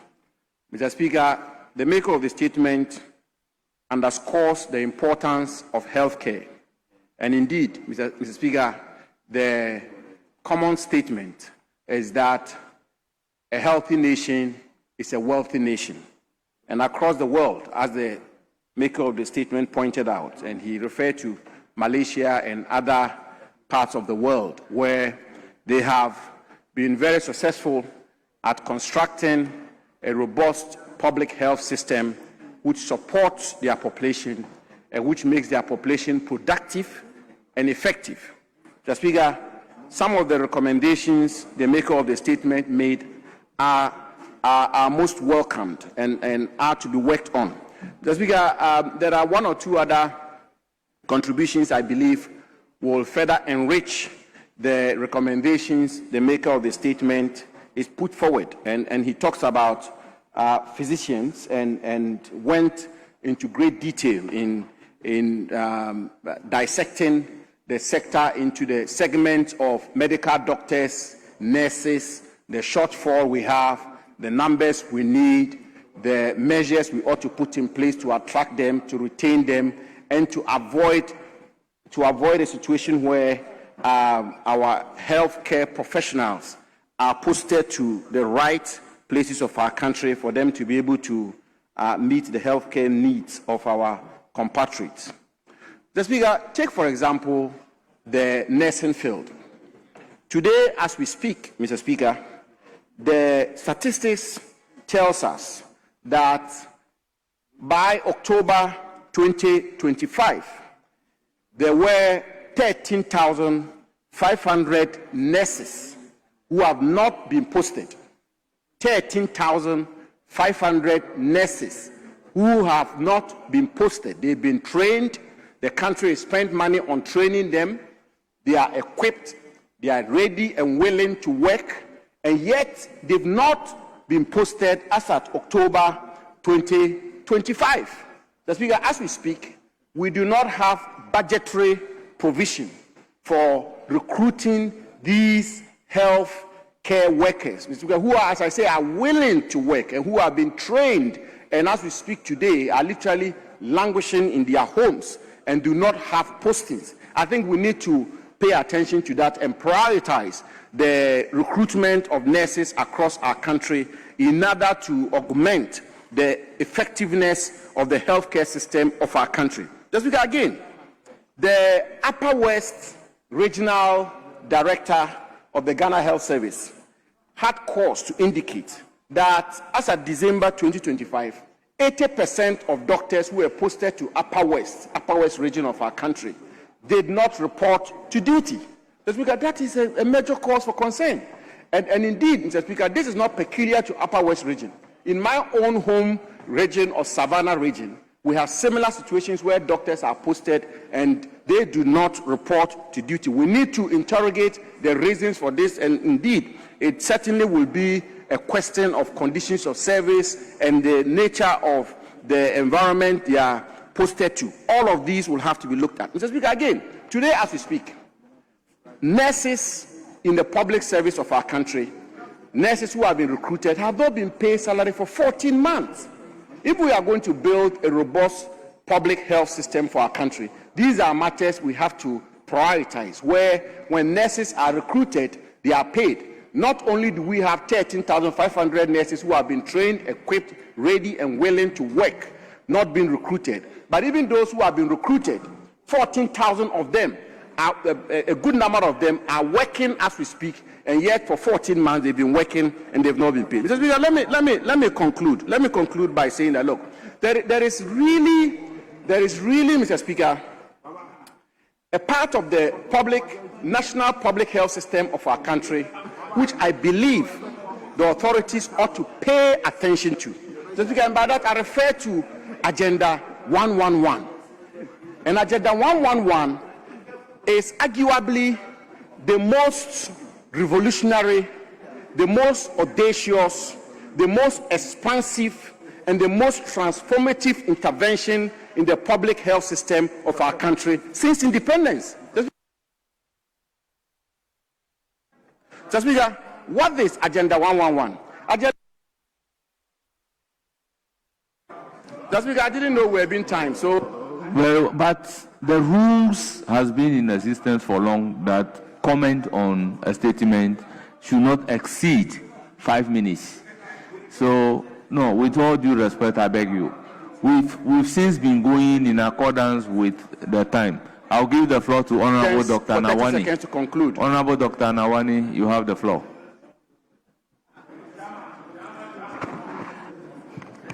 Thank you very much, Right Honorable Speaker, for the opportunity.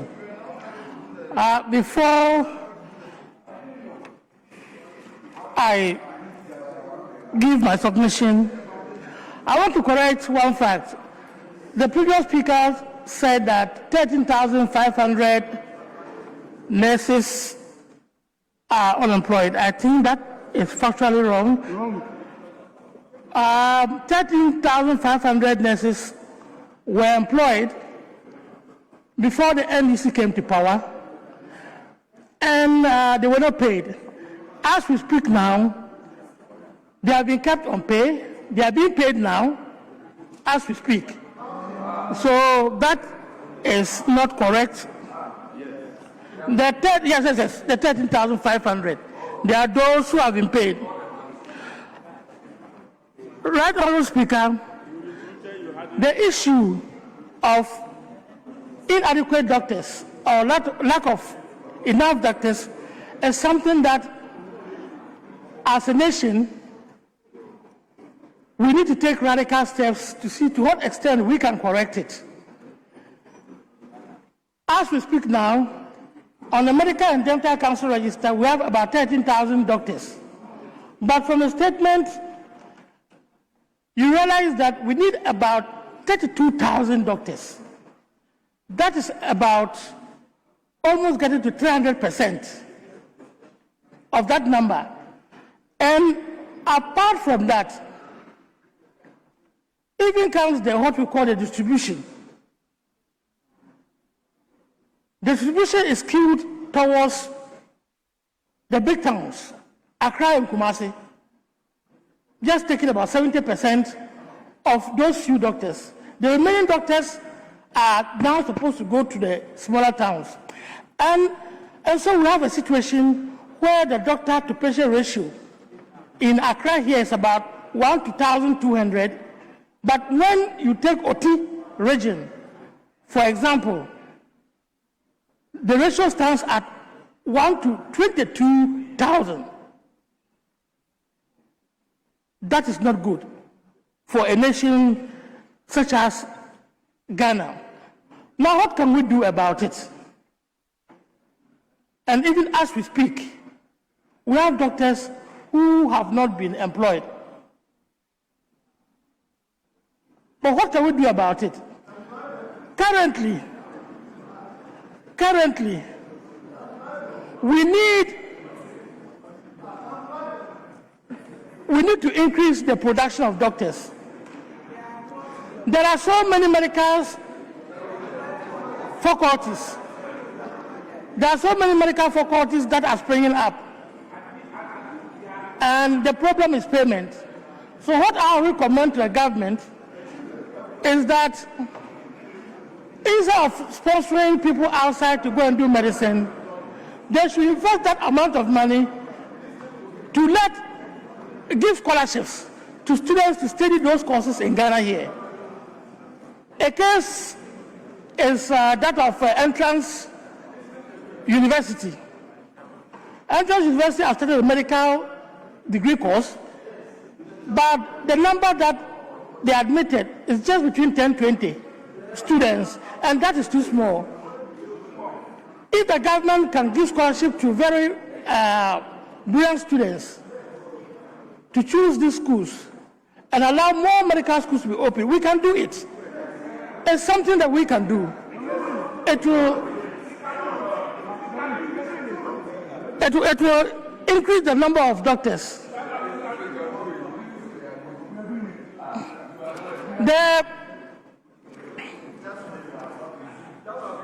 Right, Honorable Speaker, the other problem is that as a nation, we should look at the complementary efforts of the private sector. As we speak now, there are a lot of job opportunities in the private sector. There are about 3,000 private hospitals in the country, which can employ more people. But we are, to some extent, leaving them aside. This unemployment we are talking about, if we look at the situation very, very well, if they could go to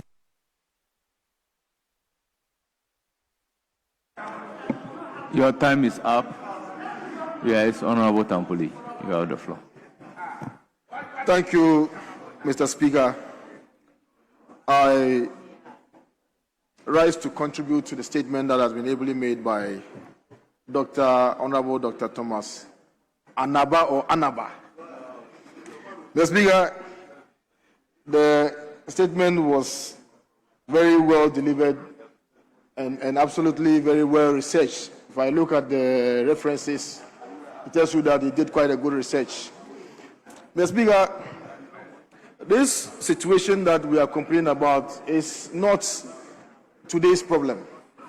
It's been with us for God knows how long. Mr. Speaker, this matter, I believe, if we come back next year, God willing, we shall be talking about it again, and we shall be doing so for the next 10 years.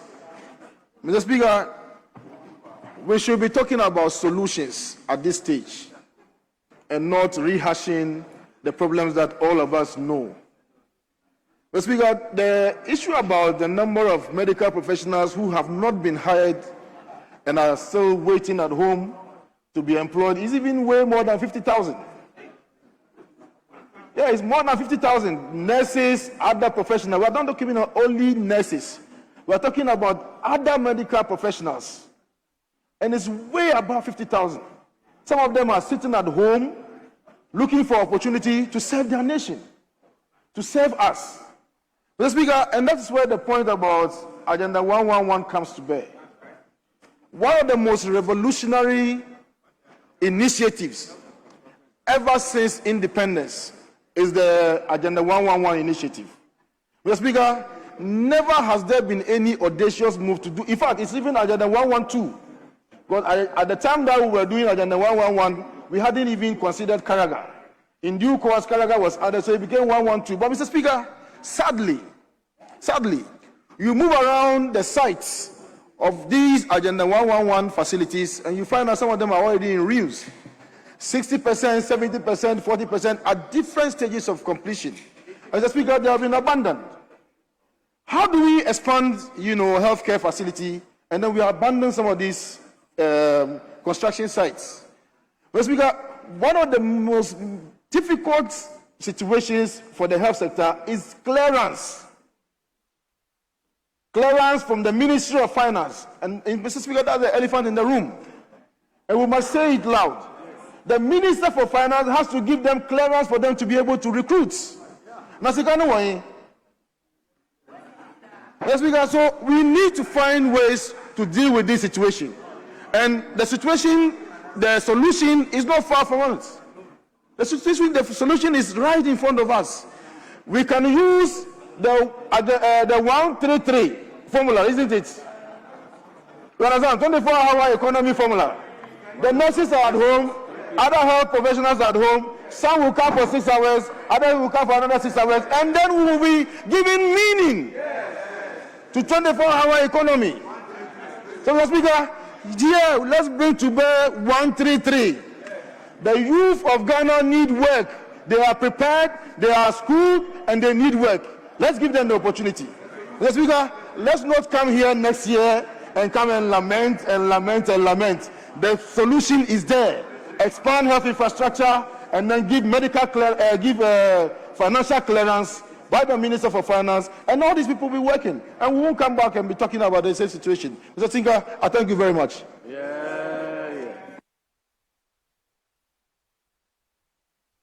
Yes, Honorable Rashid Pelpo. Thank you, Mr. Speaker. Mr. Speaker, I want to thank the maker of the statement for this very thoughtful statement he has made, because health is a critical issue and affects everybody. And where health facilities exist and the practitioners are not available, especially nurses and doctors, it's a serious concern that we will all have to express. And I do admit that this is a long-lasting issue. It's not just something we wake up to meet. It's been there for a while. And there must be a national commitment to solve the problem, a policy direction from government to government that should tackle the issue, provide the needed response to the need for doctors, the engagement of doctors, need for nurses, engagement of doctors, and to the effect that we have a total approach to our health needs. Mr. Speaker, the challenge which was also mentioned by Honorable Member from Damango, Honorable Abu Jinapo, is that you have the challenge of nurses not being employed, doctors not being employed adequately, but you also have the challenge of those who are employed and refuse to work. And I've always cited the example that years ago, the colonial masters traveled all the way from the UK to Ghana. They were posted to places as far as to Tumu and beyond, to everywhere else in Ghana. They traveled there and they worked. Today, they post you to Wa. 17 nurses were posted there last year. They refused to go. And you don't want to go. Meanwhile, there's a Hippocratic oath which you have admitted before you were pronounced a doctor to abide by and to make manifest in your life as a professional. So, Mr. Speaker, whilst we are urging that this policy be attended to, listening to the Speaker talking about the need for, the reason being that there is no physical policy approach does not support engagement of everybody we have employed. I do admit to that. But it's important also for those who are available to take a decision and go and work wherever they are posted. A place like Wa, if you refuse to go there, it's a surprising thing. You have 3 universities there, you have very good secondary schools there, you have excellent basic schools there, life there is good, food is cheap, and then you refuse to go. What explanations can you give to the people of Ghana? Mr. Speaker, but I've heard a lot of talk about Agenda 111, and I listened to Honorable Tampuri when he repeated the Agenda 111 Honorable Member of Damango was going to make. Mr. Speaker, it has to be understood very clearly. The issue is not about the number of health posts in Ghana. In fact, we have built several of them all over the country. In fact, that's the reason why the people are there, and and we are urging that they should be employed. We have lots of community health centers all throughout the country built by the NDC. We didn't even mention the concepts, the chip compounds. They are all over. The issue is not about availability that we are talking about or that they are talking about. The issue is about the availability of the doctors and our commitment to pay them and get them employed. And we are saying that within the period we are in, we have demonstrated we can do that. There was a leftover about 12,000 workers who were not paid, though employed. As soon as we came, we started paying them. So I was surprised when Honorable Jinapor said they are not being paid. There's an approval of the payments by the finance minister, and then along the line, payments are being made. Mr. Speaker, I also think that this issue must not be a political issue. We need to commit ourselves to it. And I believe that this statement will be an awakening call for us to have proper attention to it and deal with it comprehensively. Thank you, Mr. Speaker. Yes, leadership. Honourable members, we have 9 statements to take. Yes. And the practice that we have adopted is that when we take 2-2, then we come to leadership. We have 9 statements per the order paper. Speaker, I was respectfully going to seek your permission just to indulge us, to take just one more. Speaker, you can see that this statement is of a very important...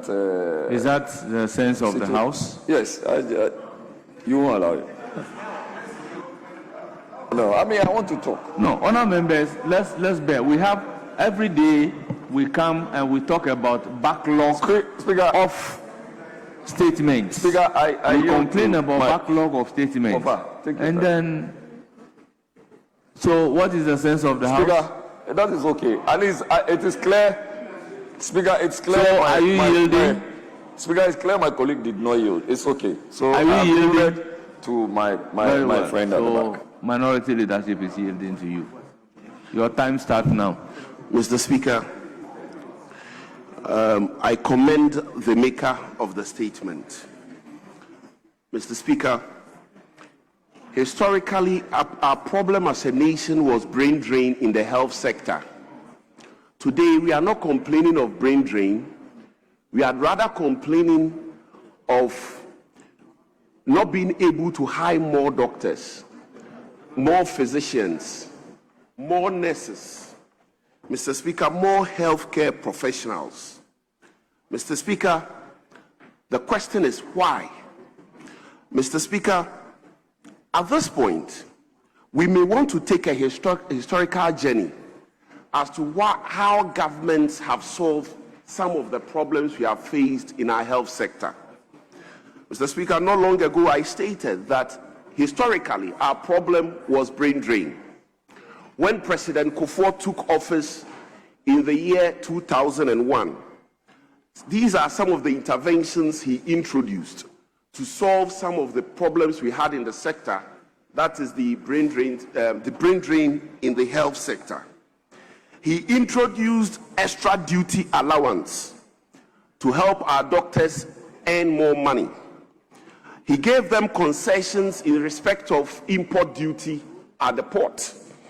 He also introduced the National Health Insurance Scheme, Mr. Speaker, to help respectfully generate more revenue in the sector, to take care of expenditure in the sector, with the ripple effect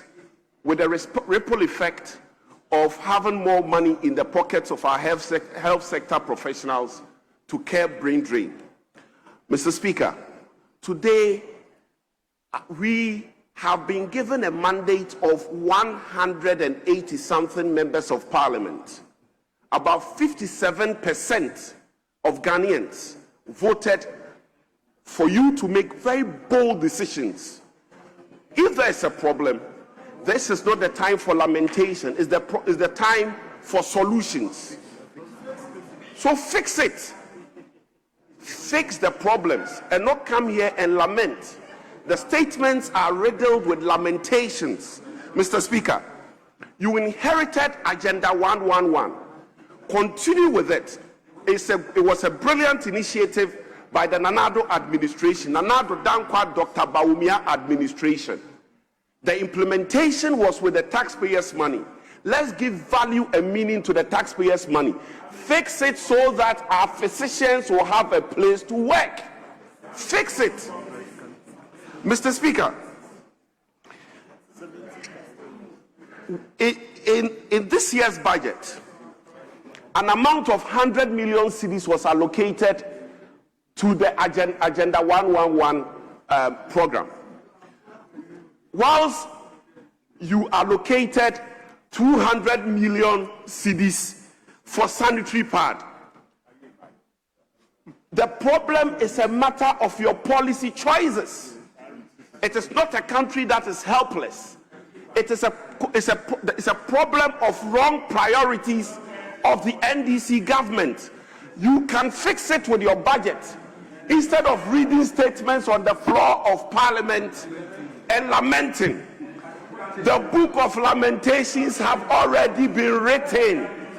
The Bible does not expect the addition of any book of lamentation by the NDC government. If there's a problem, fix it. Let your choices show your commitment to fix the problems we have. Instead of reading lamentations on the floor of Parliament, fix it. Thank you very much, Mr. Speaker. Yes, majority.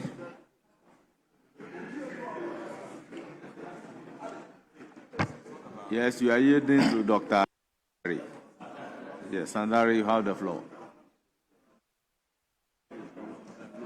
Thank you very much, Mr. Speaker, for the opportunity. I thank the maker of the statement on this very important national issue of how we have equitable distribution of our health workers, nurses, and doctors and other health workers. Mr. Speaker, this is one of the issues that we need to discuss without being too much partisan.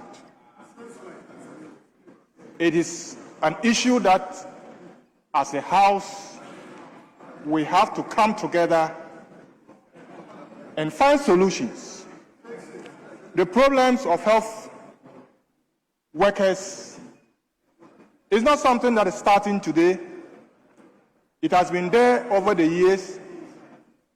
I remember when I started as a medical officer, the issue of doctors not accepting posting, not motivated, was there. So it has been with us as an issue, and therefore we must come together to discuss the solutions. Mr. Speaker,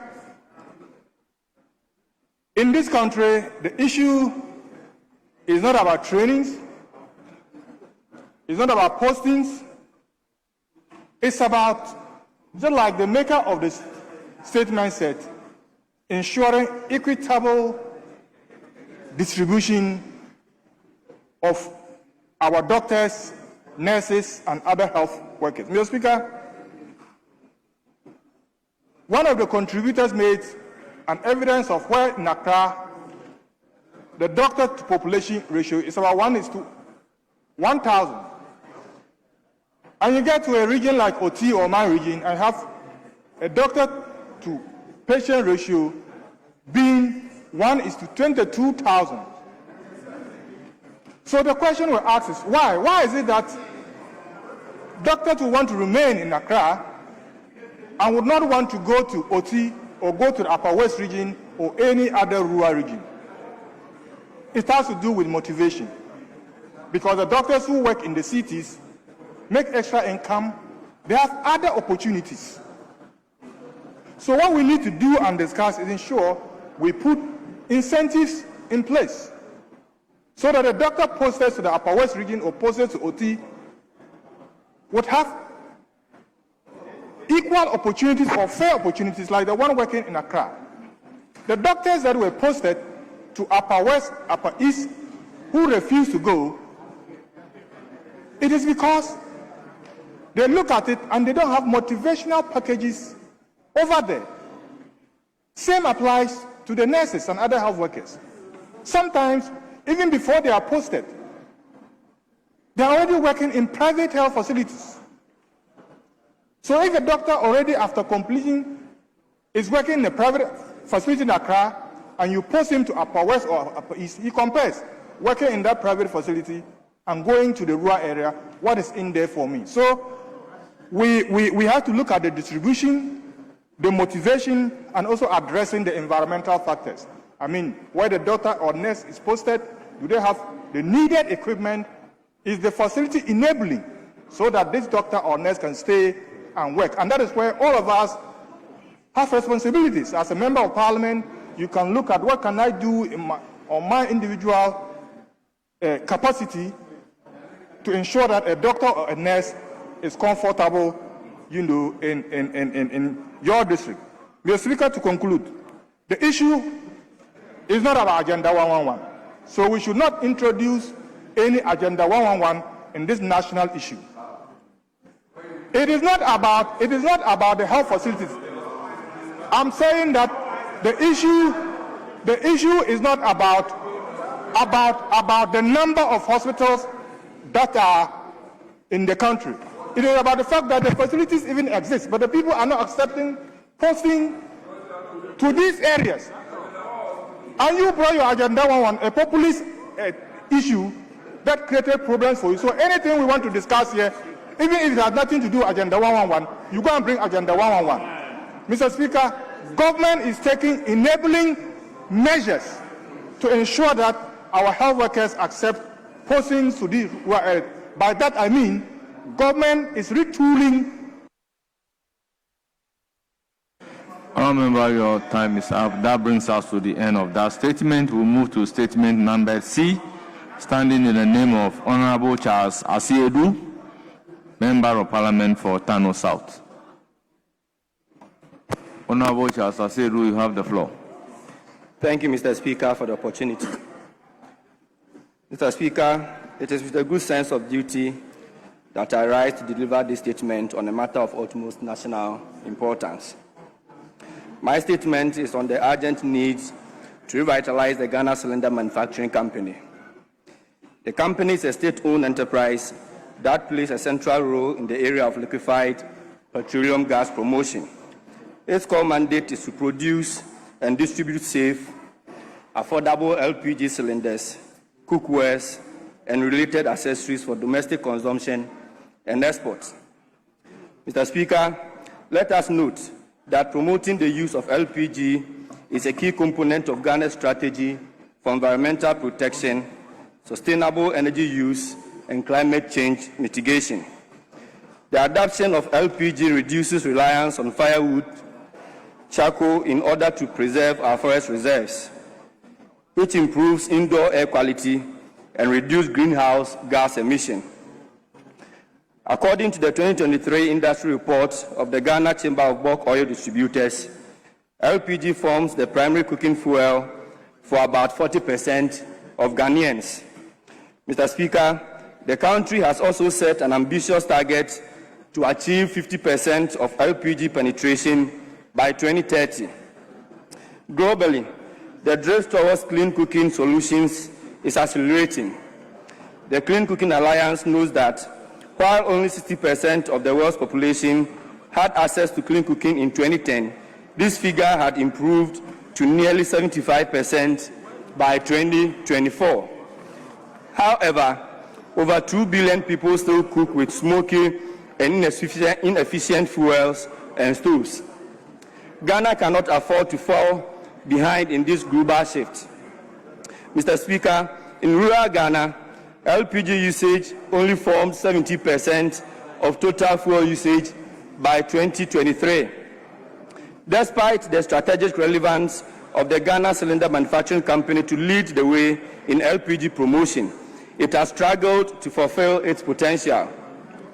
the Auditor General's report revealed that the company posted a loss of 4 million Ghana cedis in 2021. And then in 2023, the company was acquired by the Ghana Gas Company Limited in a bid to rescue it from operational collapse. Mr. Speaker, even though this acquisition signals a step in the right direction, there is an urgent need for a broader and more coordinated national recovery plan. In this regard, Mr. Speaker, the Ministry of Energy and Green Transition had announced earlier last year the establishment of a joint project implementation committee to oversee a revitalization plan. This is welcome, Mr. Speaker, but further measures must be considered. I propose the following as an additional pathway for the company's recovery. The state must inject targeted capital to upgrade the company's production line, introduce modern fabrication technologies, and improve quality control processes. Again, Mr. Speaker, we must engage private investors and LPG marketing companies in joint ventures to expand market access. Government and public institutions should be encouraged to source their LPG products and accessories from the company as a matter of policy. Mr. Speaker, the company should be supported under the African Continental Free Trade Area to enter neighboring markets by leveraging the regional demand for clean cooking solutions. Again, the public needs to be constantly sensitized about the health, economic, and environmental benefit of LPG usage. Mr. Speaker, let us remember that a stronger demand will sustain the operations of the company. And finally, Mr. Speaker, let us strengthen performance-based accountability mechanism within all state-owned enterprises, including the Ghana Cylinder Manufacturing Company, to ensure transparency and accountability. And to conclude, Mr. Speaker, the call to revitalize the Ghana Cylinder Manufacturing Company is not only about rescuing an ailing company. It is also about fortifying Ghana's clean energy transition by reducing carbon footprints and improving public health. Mr. Speaker, the Clean Cooking Alliance has estimated that the universal access to clean cooking could reduce global carbon emission by 1.5 gigaton by 2030. Mr. Speaker, this is equivalent to the emissions from all the planes that fly in our skies and all the ships that sail on our ocean every year. This is an important opportunity for Ghana to lead by example in West Africa. A revitalized Ghana Cylinder Manufacturing Company, Mr. Speaker, will empower local industry, create jobs, expand LPG access, and support Ghana's climate goals. I therefore call on this House to support the revitalization efforts with the urgency and seriousness they deserve. I thank you, Mr. Speaker, for the opportunity. Members, that's the statement ably made. It's now time to take comments. Minister wants to see the state. Is anybody going to comment from my left side? Yes, you have the floor. Thank you very much, Right Honourable Speaker, for the opportunity to comment on the statement ably made by my colleague, Akwesi Asiedu, Member of Parliament. Mr. Speaker, it's a very timely call for us as members of Parliament because of the need to improve on our usage of LPG in our homes. As the statistics show, a lot of homes in Ghana are not using LPG gas. Though in the urban areas, predominantly within the Greater Accra, Ashanti, Western, amongst others, you have high usage of LPG gas. The total population of Ghana who uses LPG is quite on the low. And that means that a lot of people are using fossil fuels, that is charcoal, amongst others, which is not good for our environment. And so how do we equip and resource Ghana Cylinder Manufacturing Company to be able to perform that role and function? As indicated, over the past years, the company has not been doing well in terms of their books because government has not released adequate funding to support their corporate objectives and goals. And so my clarion call to government is that this is an important state asset. As we try to leverage Ghana Gas to absorb them and then support them, Ghana Gas itself has been suffering. Ghana Gas has not gotten its own statutory mandate. It doesn't have its own act that governs its rules. And so on what basis and how well are they going to take care of the needs of Ghana Cylinder Manufacturing Company? I believe that we need to look beyond Ghana Gas as a supporting arm for Ghana Cylinder Manufacturing. It should be an intentional government policy. It should be an intentional government budgetary allocation to support Ghana Cylinder Manufacturing Company so that they will be able to deliver on the numbers that we need in Ghana. Ghana has a lot of space to improve on our climate condition. Ghana has a lot of space to improve the use of LPG gas as against the use of fossil fuels, charcoal, amongst others. The only way to mitigate that effect is to ensure that Ghana Cylinder Manufacturing Company is adequately supported, and we can support them with budgetary allocation. The Ministry of Finance should find the necessary money to support them. The Ministry of Energy should also give them the needed support and cooperation, since the ministry has green transition also attached to it, and the green transition can be successfully done if we're able to support Ghana Cylinder Manufacturing. My call to Ghanaians, also the entire nation, is that we should all have a look at improving on the use of LPG. The rural communities, how do we ensure that we give them access to cylinders? Will government even subsidize the cylinders for them so that a lot more people will be attracted to use it in our homes? I think this is a bigger conversation that as a country we need to look up onto. And so, Mr. Speaker, without more, I want to thank the maker of the statement for bringing this important statement up. In fact, I will go to the extent of urging Mr. Speaker to refer this particular statement to the Committee of Energy and then Ministry of Finance to work collaboratively. And the Minister of Energy has just walked in. We are talking about Ghana Cylinder Manufacturing. Please support them. Let's improve the climate change. And let's make sure that Ghana Cylinder Manufacturing performs its work dutifully as enshrined in their work. Mr. Speaker, without more, I want to thank you for the opportunity. Yes, Minister responsible for energy.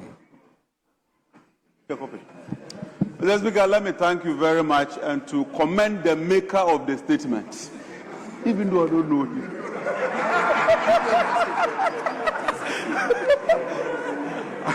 And I can just hazard, there's only Honorable Charles Asiedu who will make this brilliant statement. Mr. Speaker, thank you very much.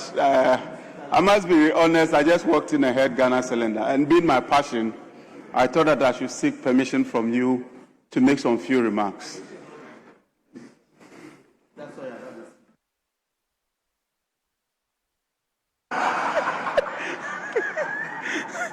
Mr. Speaker, I just want to dwell on Ghana Cylinder without taking too much time.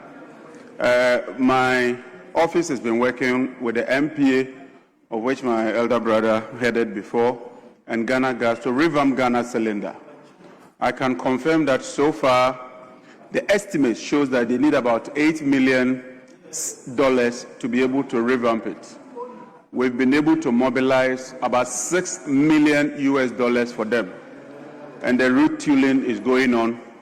In fact, if you look at what they've produced this year, it's more than double what happened in 2024. And so we are on course to revamp Ghana Cylinder. We are on course to retool it. Not only are we doing that, we are giving them off-taker agreements and setting an escrow account. So that as part of the cylinder recirculating model, as Minister, I've issued a directive that will recall all the old and obsolete cylinders so that Ghana Cylinder would retrofit them and make them useful. And also we've signed an agreement with GOIL so that GOIL will be the off-taker for the cylinders as part of the Ghana cylinder recirculation model.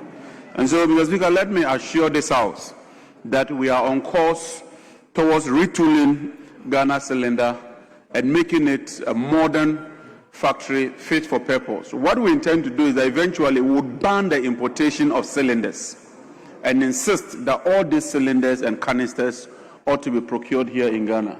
Mr. Speaker, I'm very grateful for giving me this opportunity. Thank you very much. Yes, Honorable Tampoli.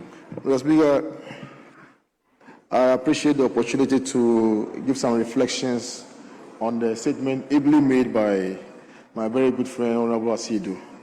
Mr. Speaker, I feel very compelled to, share some perspective on this subject matter, having regard to the fact that I was once the CEO of the regulator of the downstream petroleum industry, and then we did quite a lot of things to bring back, the Ghana Cylinder Manufacturing Company. Mr. Speaker, at some point, we have to even support them financially, be able to get them to take care of some of their recurrent expenditure. In fact, Mr. Speaker, the fulcrum around which the cylinder recirculation model of LPG distribution was built was around GCMC, so that they will be producing the cylinders. Mr. Speaker, at some point it became so obvious that they did not even have the capacity to produce the number of cylinders that we needed in the country, and we had to go on tours across the world to be able to get some partnership with GCMC so that they'll be able to get the cylinders. So we introduced even a margin in the price build-up of the LPG, so that we'll be able to use that one to procure cylinders on a large scale, so they'll build their capacity. In fact, Mr. Speaker, we even thought at some point that the current location of GCMC on the Spintex Road, has outlived the usefulness for which it was sent there. Back in the days, the entire Spintex Road was almost like an industrial enclave. Today, there are a lot of residences and then commercial facilities. So we are proposing at some point that we move the company to the industrial enclaves so that the company will be able to expand. But as it is right now, where they are, it is not expandable. So, Mr. Speaker, the main key drivers of getting this thing done is underpinned by 3 A's, as we call them: affordability, accessibility, and availability of LPG, so that we'll be able to do cylinder recirculation model across the country. Mr. Speaker, across the sub-region, it's only in Ghana that we currently have this model where we have bullets sitting in residential areas and people filling their LPG, and sometimes there's a blast. And examples abound. So, Mr. Speaker, you go to Togo, Benin, Cote d'Ivoire, Burkina Faso, all across the sub-region, nobody does what we are doing. They all have cylinder recirculation model. You go pick up a pre-filled cylinder, you pay, and then you give them an empty one. Anytime that you have need for more LPG, you just go and then do a swap. And we think that that's a better arrangement, and it can only be done if we give Ghana Cylinder Manufacturing Company the commanding heights of that industry so that they expand, create more jobs. In any case, I'm sure that it will be one good example of where we can do the 113, right? 133, Mr. Speaker, 133. They can work, shift, and they can work 24 hours. Mr. Speaker, they have that capacity to do this, and I think that the maker of the statement got it spot on. And this House has to support this initiative, and I'm happy the Minister himself is here. And Minister, over to you. We are looking at how you are going to make this happen, and then we'll support you from this House. I thank you, Mr. Speaker.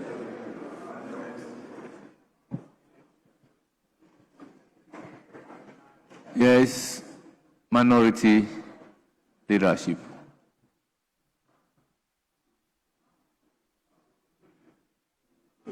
Speaker, I think it's okay. We can proceed. Very well. Majority?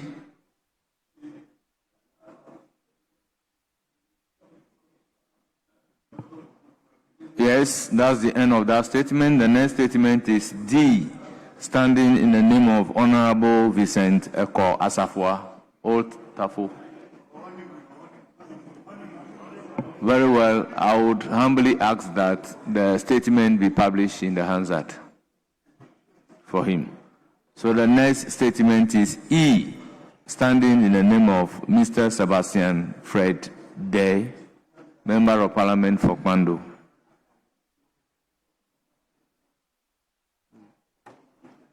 Second deputy. Second deputy.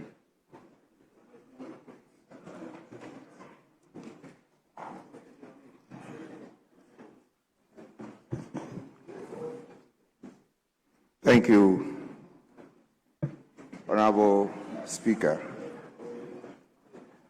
I rise to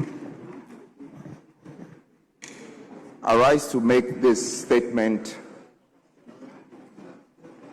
in support of supporting smallholder farmers in Ghana, the role of financial institutions with tailor-made, innovative financial intermediation.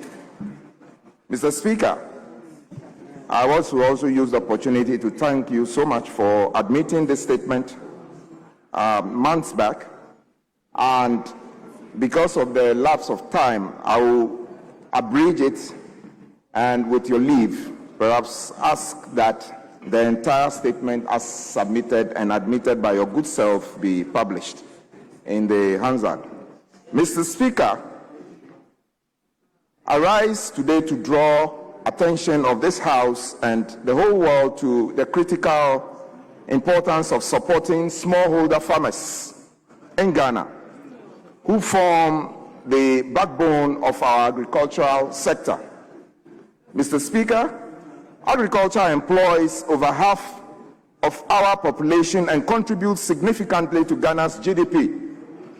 Despite their crucial role, smallholder farmers remain among the most economically vulnerable in our society. Mr. Speaker, today, I wish to emphasize the need for a strategic, well-coordinated approach to supporting smallholder farmers, with particular focus on one very innovative financial institution in Ghana called Opportunity International Savings and Loans Company. Mr. Speaker, it is well documented that smallholder farmers constitute about 70% of Ghana's farming population. Largely, these are farmers who manage less than 2 hectares of farm land. Mr. Speaker, they play a vital role in ensuring food security, reducing rural poverty, and supporting our overall economic development.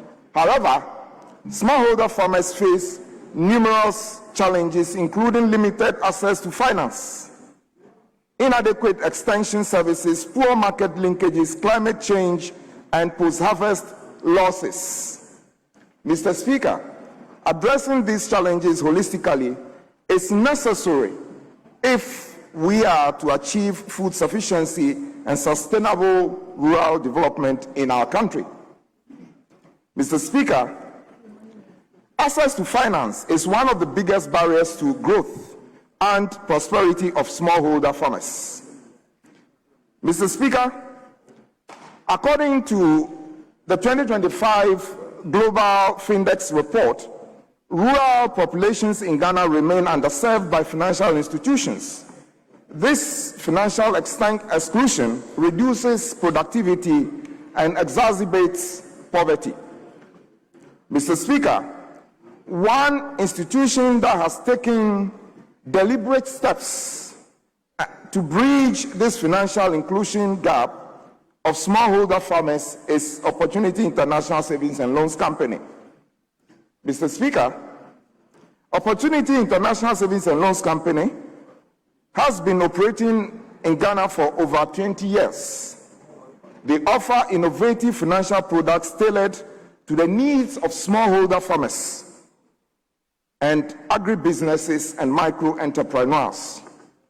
Mr. Speaker, Opportunity International's agricultural finance programs adopts the value chain financing approach, and they focus largely on seasonal loans to farmers. They offer financial literacy training. They facilitate linkage with buyers and input suppliers. They offer mobile banking services to rural farmers, allowing them to save and transact business without traveling long distances. Mr. Speaker, this combination of credit, training, and market linkages has helped thousands of smallholder farmers improve their productivity and incomes. Mr. Speaker, let me share the story of a farmer called Ama Mensah, who is a maize farmer in Bono region. Through Opportunity International, Ama received a first loan of an agricultural loan in 2024, which she used to purchase improved seeds, fertilizers, and hire tractor for plowing. In addition to the loan, Ama benefited from training on good agricultural practices and financial management.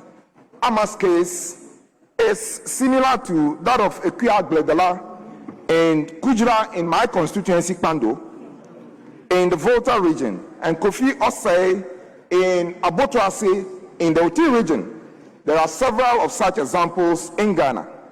Mr. Speaker, Ama's maize yield increased by 70% after adopting modern farming practices, and with improved market access facilitated by Opportunity International, she was able to sell her produce at competitive prices, and today Ama is not only feeding her family, but saving to expand her farm and her children's school fees paid in advance. Mr. Speaker, there are countless of such examples. Mr. Speaker, whilst institutions like Opportunity International, we as policy makers, and I refer specifically to the Parliament of Ghana, we as policy makers must aim at creating an enabling environment to scale up these efforts of rural farmers or smallholder farmers for that matter. We must put in policies that will ensure pragmatic policy interventions. Mr. Speaker, a dedicated fund for agriculture, which will be statutory in nature, is required.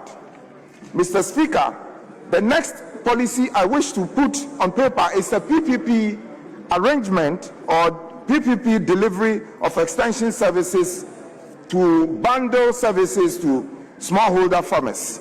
Mr. Speaker, the next policy proposal is to expand digital financial services to smallholder farmers.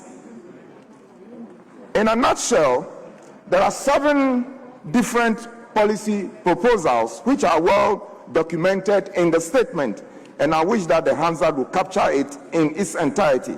Mr. Speaker, in conclusion, smallholder farmers, supporting them is not just an agricultural policy matter, it is a national development imperative. By ensuring that our farmers have access to financial tools, training, and markets they need, we are investing in food security, poverty reduction, and economic development. Mr. Speaker, I believe that this is embedded in the vision of His Excellency John Dramani Mahama in all the agricultural policies that have been laid before this House, and we are therefore encouraged to adopt them. Mr. Speaker, it will empower farmers, strengthen our rural economies, and ensure more prosperous and food secure Ghana. Mr. Speaker, I thank you for the opportunity. Thank you very much. Honorable members, I think the rules has already been set. We are going to have 2 contributors from each side, and the time is 5 minutes. So we will begin from Honorable Samuel Wuku, member for Ekuya Pimlov. Member, you have the floor. Thank you very much, Mr. Speaker. Mr. Speaker, also permits me to break protocol by extending my deepest condolences to you. Mr. Speaker, listening to the Honorable Member of Parliament and the maker of this statement, I would like to commend him for bringing the plight and the issues of our farmers, and especially those who practice farming not on that commercial scale, but on a smaller scale. The Speaker, amongst the things that he also listed as part of recommendation, which I also support him, is the establishment of an agricultural finance support fund. I believe this will also go a long way to help many farmers and especially also help reduce their burden and also serve as an incentive for many banks who also want to support and partner them in this regard. So, Speaker, in the area of the public-private partnership, I believe that is also one area that we can also look at in supporting many of our farmers who are in dire need of the financial support. So, Speaker, while at this, we can also not gloss over and pretend that the role of government as a major player in the agricultural sector can be washed away. So, Speaker, it is a tragedy for a small-scale farmer or a farmer cultivating on a smaller scale to sweat, put in all the effort, and at the end of the day, the government will turn its back on the farmer. The Speaker, I'm bringing this issue as a matter of urgent concern that we have many of our farmers today who do not even find it worthy to even go into farming in the next planting season. You have that of your maize. After harvesting it, issues of even storage becomes a problem. The issue of cocoa is still fresh on our minds. Many of our farmers we are talking about are not even cultivating on a 100-acre scale, 200 acres, some 20, 10, 5 acre. And if they can also have this major crop and still government will not even buy from them or pay them, then it becomes a disincentive for some of these farmers to go into farming. Whilst you have cocoa issues to deal with, you also have that of rice. You have many of our small-scale farmers and many of our farmers in the rural communities who are keeping the nation going. 70% of what we do is coming from the farming, from the agricultural sector. What is the role of government in helping these farmers when they cultivate, when they go through all the hassle in putting food on our table? So it's important that as we also try to establish an agricultural fund, government must also play its critical role and not turn its back on these farmers. You talk about yam, you talk about rice, you talk about maize, you talk about cocoa. So there's something serious happening at the agricultural sector. That, right, Honorable Speaker, I believe that we also have to take a critical look at. Yes, we can have PPP, the private-public partnership. Yes, you can have a fund being set up. But the critical role of the government in ensuring that you provide these incentives for these farmers, for them to also continue to hold us down as a nation. It cannot be rhetoric all the time. Mr. Speaker, it cannot also be lamentations all the time. Once we have a problem, we must fix it. I support the maker of this statement in this regard, and I believe that other members of Parliament will also contribute effectively to this statement. Thank you very much, Mr. Speaker. Thank you very much, my brother. Yes, Professor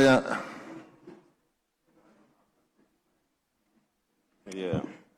Thank you, Mr. Speaker, for the opportunity to contribute to this very important subject under discussion, and to thank the maker of this statement for touching a very important and sensitive matter, which has to do with financing for smallholder farmers.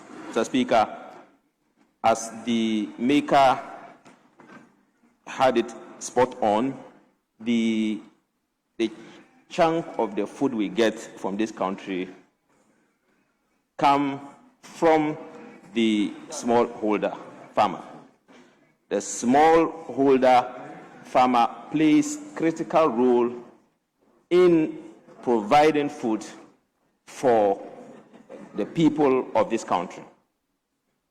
Unfortunately, they go through a lot of difficulties. They have numerous challenges.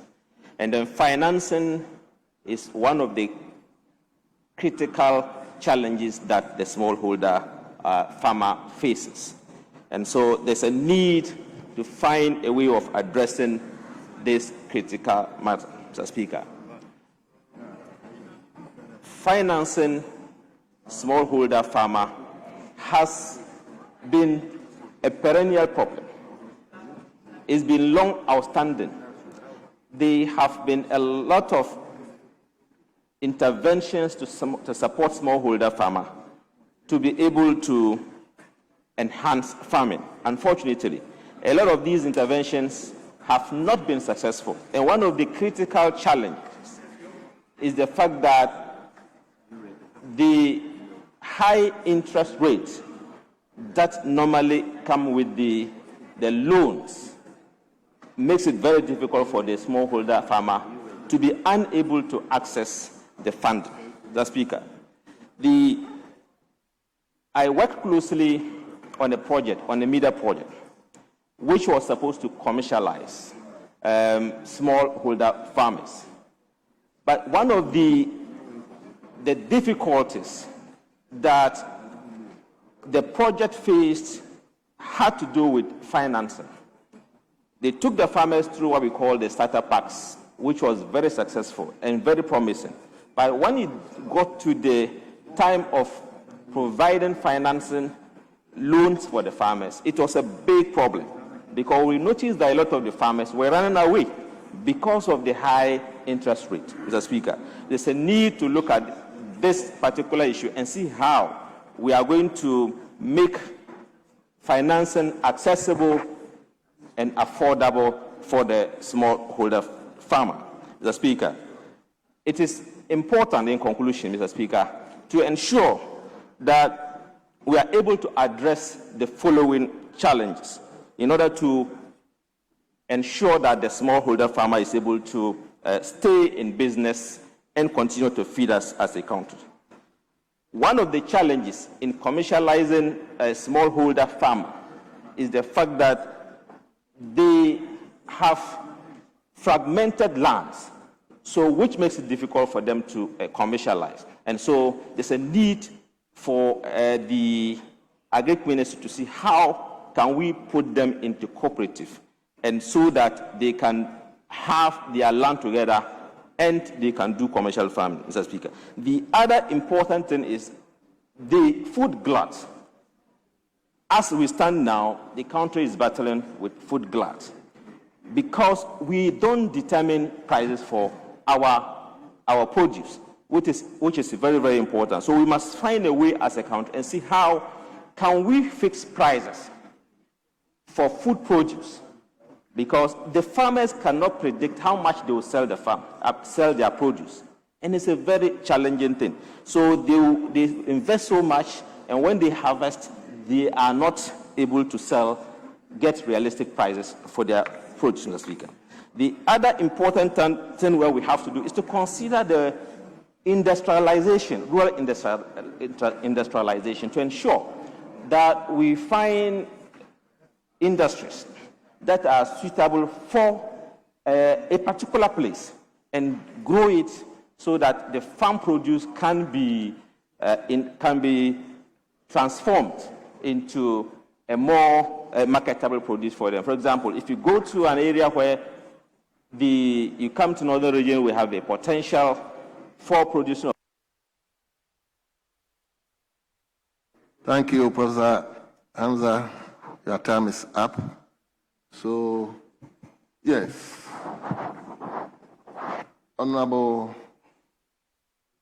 Thank you very much, okay, Mr. Speaker, for the opportunity to contribute to this brilliant statement made by our colleague from Pandu, Sebastian Day. Mr. Speaker, this statement exposes a painful truth about our farmers, our smallholder farmers, and what they go through. Mr. Speaker, for decades as a country, we have played lip service to the support of our smallholder farmers, especially in financing. Mr. Speaker, our sisters like Kenya have been able to move on from not financing smallholder farmers to an era whereby smallholder farmers can access facilities within days, not weeks, but within days. They've been able to build a proper digital platform for the smallholder farmers. Mr. Speaker, if you may bear with me, the previous government started a digital project which would have been very solid for our smallholder farmers. But I know that when we come back, we'll be able to do that. Mr. Speaker, banks in this country should be able to develop products, tailor-made products that will help our smallholder farmers. I was intrigued to read from his statement that, with your kind permission, I may read. He said, Mr. Speaker, we cannot overlook the critical role of women and youth in agriculture. Women constitute the majority of smallholder farmers.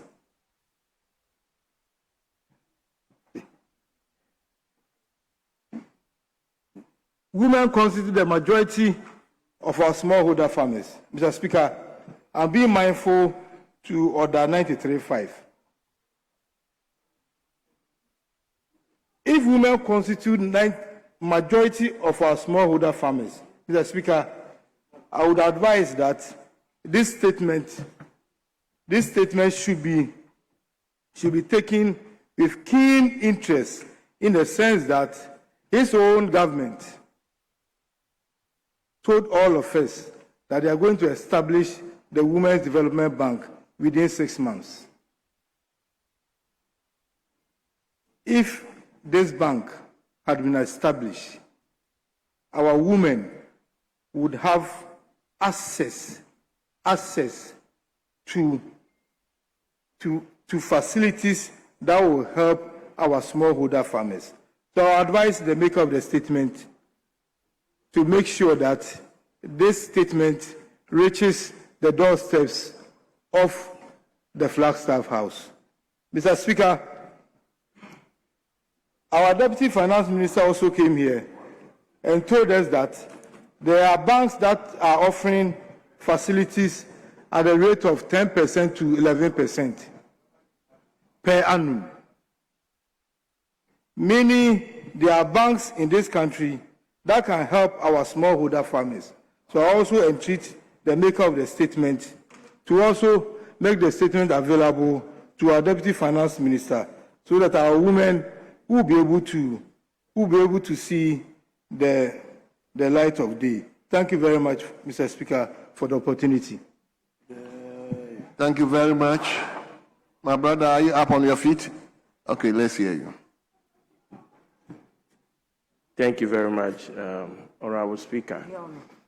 I want to seize this opportunity to thank the maker of the statement, and also bringing to fore some of these things that are plaguing our farmers, especially when he mentioned Opportunity International Savings and Loans.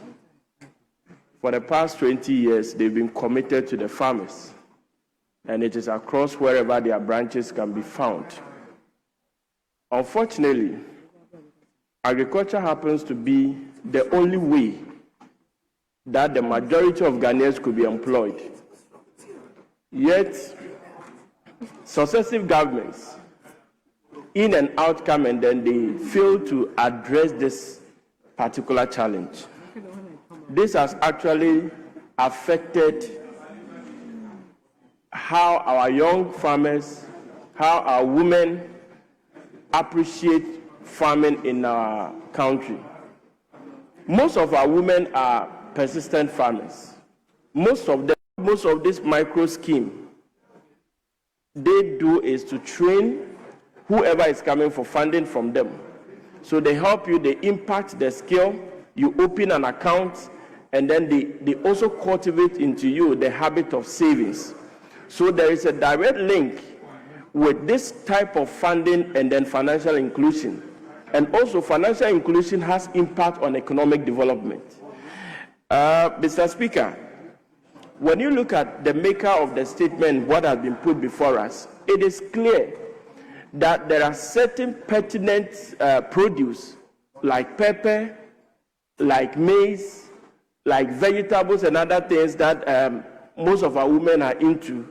These are things that we can easily support our women to go into without necessarily having to fall on importation or having to go to our neighboring countries to bring them.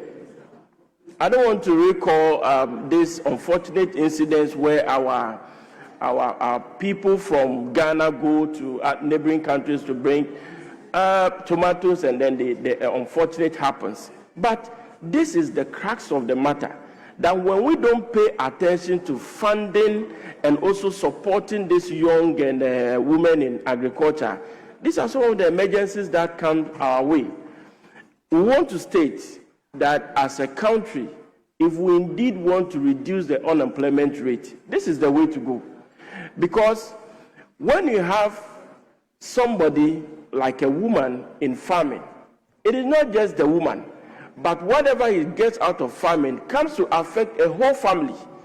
And that is the way we support our mothers, have supported us till this time.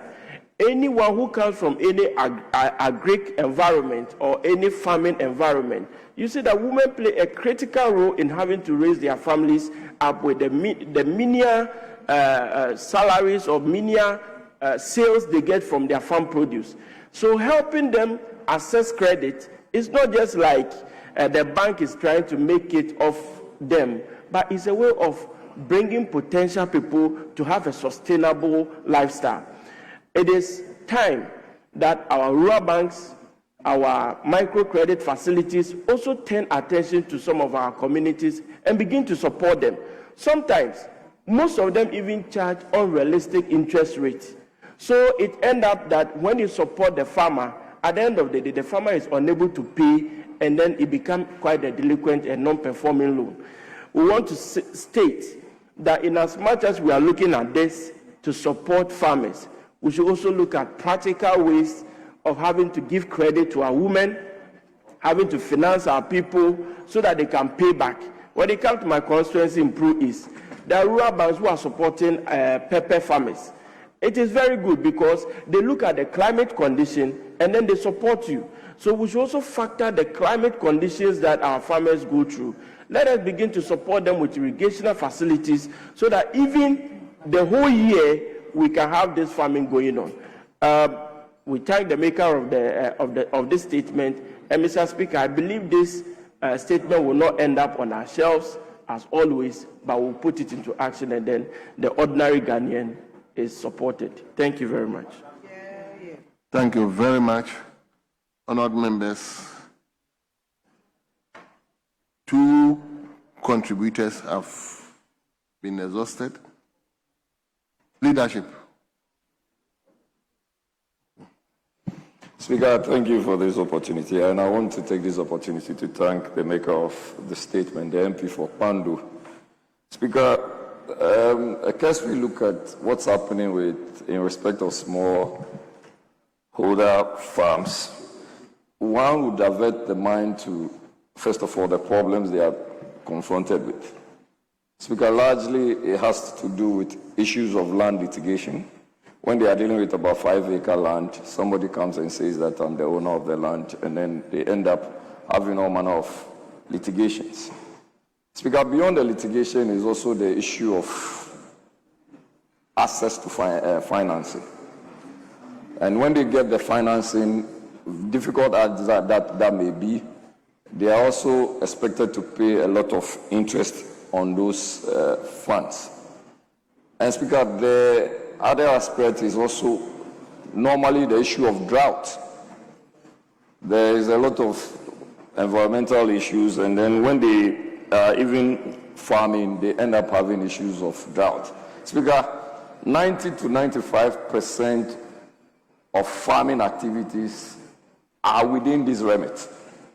And therefore, one would expect that farms in Ghana, which are about 90 to 95%, are smallholder farms. Speaker, they produce major food crops that we keep talking about. One is maize, one is cocoa, one is cassava, one is yam, rice, cocoa yam, and plantain. Speaker, in recent times, all these staple foods I've mentioned, especially rice, Speaker, yam, maize, Speaker, these farmers are having a problem to even transport them. One. Apart from transportation, Speaker, they are not getting people to buy them. The market is virtually non-existent.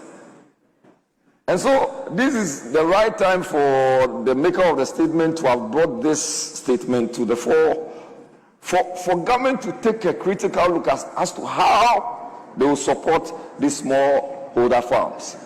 Speaker, most cocoa farmers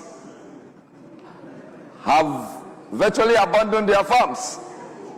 They are more excited in giving their farms for mining activities, and not just the normal mining activities, by galamsey.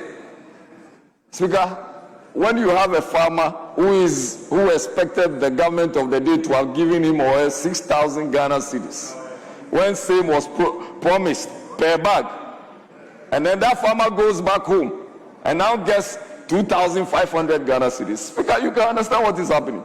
A lot of them are suffering from BP and stroke. They are giving them interest that they are unable to pay. The roads are not accessible for them to be able to transport their commodities or their products into the markets that they can be purchased. There is no money, Speaker, no money for people to even sell their rice and sell their cocoa yam and sell their yams.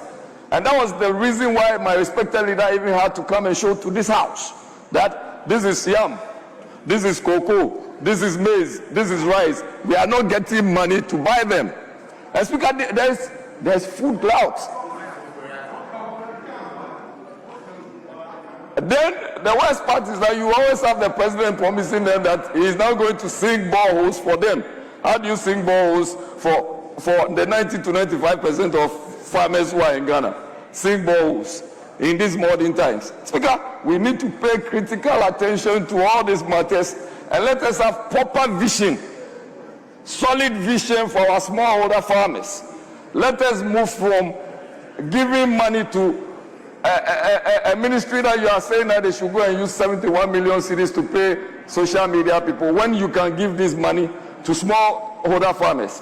And stop getting on private jets to go and deal with issues when we can deal with smallholder farmers. Speaker, for me, I will pray that this statement that was made should be remitted to the presidency, the Jubilee House, for them to know what is happening to your smallholder farmers so that they can take critical look at it and solve the problems facing the Ghanaian people. I thank you very much for this opportunity. Thank you very much, Majority Leadership. Speaker, let me commend the member for Mandu for such an important statement. Speaker, if you travel from Dabala all the way to Angloga in the Volta region, and from Angloga all the way to Keta, you have nearly every household with a farm dotted along the lake front or the lagoon front. Speaker, if you travel from between Apam all the way to Cape Coast, you have families that have farms dotted along the highway. Speaker, if you travel from Impraiso through Tafo, through Asaka to Tafo to Echi in the Kwau area, you have families that have farms dotted along the highway. As for the entire Afram Plains region, that is the breadbasket of the nation. Speaker, when you are in the air and you are about to land at the Tamale airport, the entire Tamale metropolis is surrounded by farmlands. Speaker, there is practically farming going on everywhere. So the focus of the statement is for us as a people to fashion a deliberate policy to be able to support the smaller farm holders. But how do we do it, Mr. Speaker? We have introduced policies like youth in agriculture. But how do we mobilize the youth to participate in agriculture for production, for feeding, and for industry? Speaker, in addition to the proposals contained in the statement, I believe that as a people, we should be able to have block farming. It simply means that we should farm in lots. What does it mean? For instance, in Southern, we should be able to acquire 100-acre stretch of land and subdivide that into about 10 acres each into subplots and reduce those 10 acres into different crops, if that is the case, and assign, say, 2 tractors to this block farm in Southern, and allow the youth to acquire these 10-acre subplots and reduce them into whatever crops that they want to engage in. Speaker, by this, if all the 261 districts can have at least a minimum of 100 acres of farmland turned into a block farm, that will amount to having in excess of 2,610 acres of land reduced into block farming. What that also means, Mr. Speaker, is that data collection becomes easy. In fact, the farmers can access credit electronically, as is done in Rwanda, as is done in Tanzania, as is done in Kenya. You don't need to send any officer to the farm to go and collect data, because the financial institutions can simply, with the use of Google Map, zoom in and look at the size of the farm, which are all calculable if we use IT. We can determine which crop is under cultivation and the size of the farm. The maker also speak about climate-sensitive farming methods. We introduced greenhouse farming in this country. In fact, a couple of years ago, the Nana Akufo-Addo government introduced greenhouse farming, and I know that those equipment were distributed to a lot of farmers. Now we cannot find them. We have imported a lot of tractors into this country for purposes of distribution to farmers. We can't find the tractors. So we need to be very deliberate about this. And I think that the statement, Speaker, if I may have your buy-in, we should refer the statement to the Committee on Agric for them to consider and bring a report and see whether we cannot start by pilot, that we can engage the ministry to pilot block farming in a couple of districts, and let's see how it goes. Speaker, with these words, we want to thank the member for bringing this very well. Did I see the chairman of Agri Committee here? No, he was here. I think I saw him. Yes. He traveled. Oh, okay. Okay. Then. Speaker, there's a prayer by the Honorable Dr. Kabiru. He has to travel shortly, so I pray that we bring up his statement so that he can make it quickly. Well. Yes. Well. We vary the order of the statement so that he can take his. Thank you. Well. So, honorable members, let's turn to H. A statement by Dr. Tia Abdul Kalim Mahama, member for Walwale. So, honorable member, you may take your statement now. Mr. Speaker, I want to thank leadership and your good self for this honor, and to thank my colleagues more especially Adam Agbana and then Emmanuel Tobin, for yielding and ceding to me to make this statement. Mr. Speaker, I rise to make this statement on the decline of youth financing from the District Assembly Common Fund to the National Youth Authority and the Youth Employment Agency. Mr. Speaker, I will first of all thank you very much for giving me the opportunity to make this statement on the decline of youth financing from the District Assembly Common Fund to the National Youth Authority and the Youth Employment Agency. The development of youth is the foundation of every nation that aims to strengthen its overall progress. This is both recognized in the National Youth Policy 2022-2023, 32, and the Sustainable Development Goals, SDGs. The National Volunteer Report, VNR, of 2025 specifically emphasized SDG targets 8.5, thus achieving full and productive employment and decent work for all, including young people and persons with disability, and SDG target 8.6, substantially reducing the proportion of youth not in employment, education, and or training. However, these targets are being undermined by inadequate and inconsistent financing for youth programs. Mr. Speaker, the youth continue to face significant barriers such as limited entrepreneurial support, funding, vocational and technical skills training, leaving them either unemployed or vulnerable employed. For example, according to the 2023 Annual Household Income Expenditure Survey, 7 in every 10 persons, that is about 1.3 million unemployed persons in the third quarter of 2023, was aged 15 to 35. Of those who were even said to be employed, Mr. Speaker, estimated to be around 3.1 million youth were said to be vulnerable employment. The survey also revealed that 1.2 million youth are excluded from the use of ICT devices, and another 2.3 million, which is about 19.7%, did not use the internet.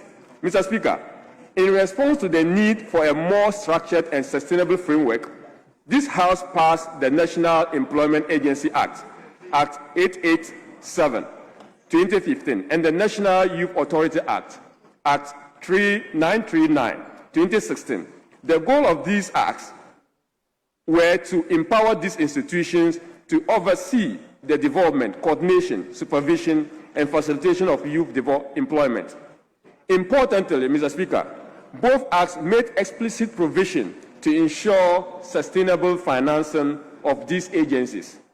Specifically, Section 17.3 of the Act 939 and Section 23C of Act 887 mandates that 5% of the District Assembly Common Fund be allocated to the National Youth Authority and 10% to the YA annually, subject to the formula approved by Parliament under Article 252 of the Constitution. Mr. Speaker, this was to generate predictable and adequate funding to enable these institutions to perform their mandate effectively. Mr. Speaker, the current government has outlined a roadmap to operationalize its youth development and employment strategy as outlined in the NDC manifesto for 2024, primarily through the establishment of its first ever new Ministry for Youth Development and Empowerment. This is also to build on key intervention and previous government through youth entrepreneurship and skill development with the intervention of various governments with the National Apprenticeship Program and Ejumawura Initiative. These youth-based initiatives are driven by institutions such as the NYA, YEA, and the National Entrepreneurship and Innovation Program, NEP.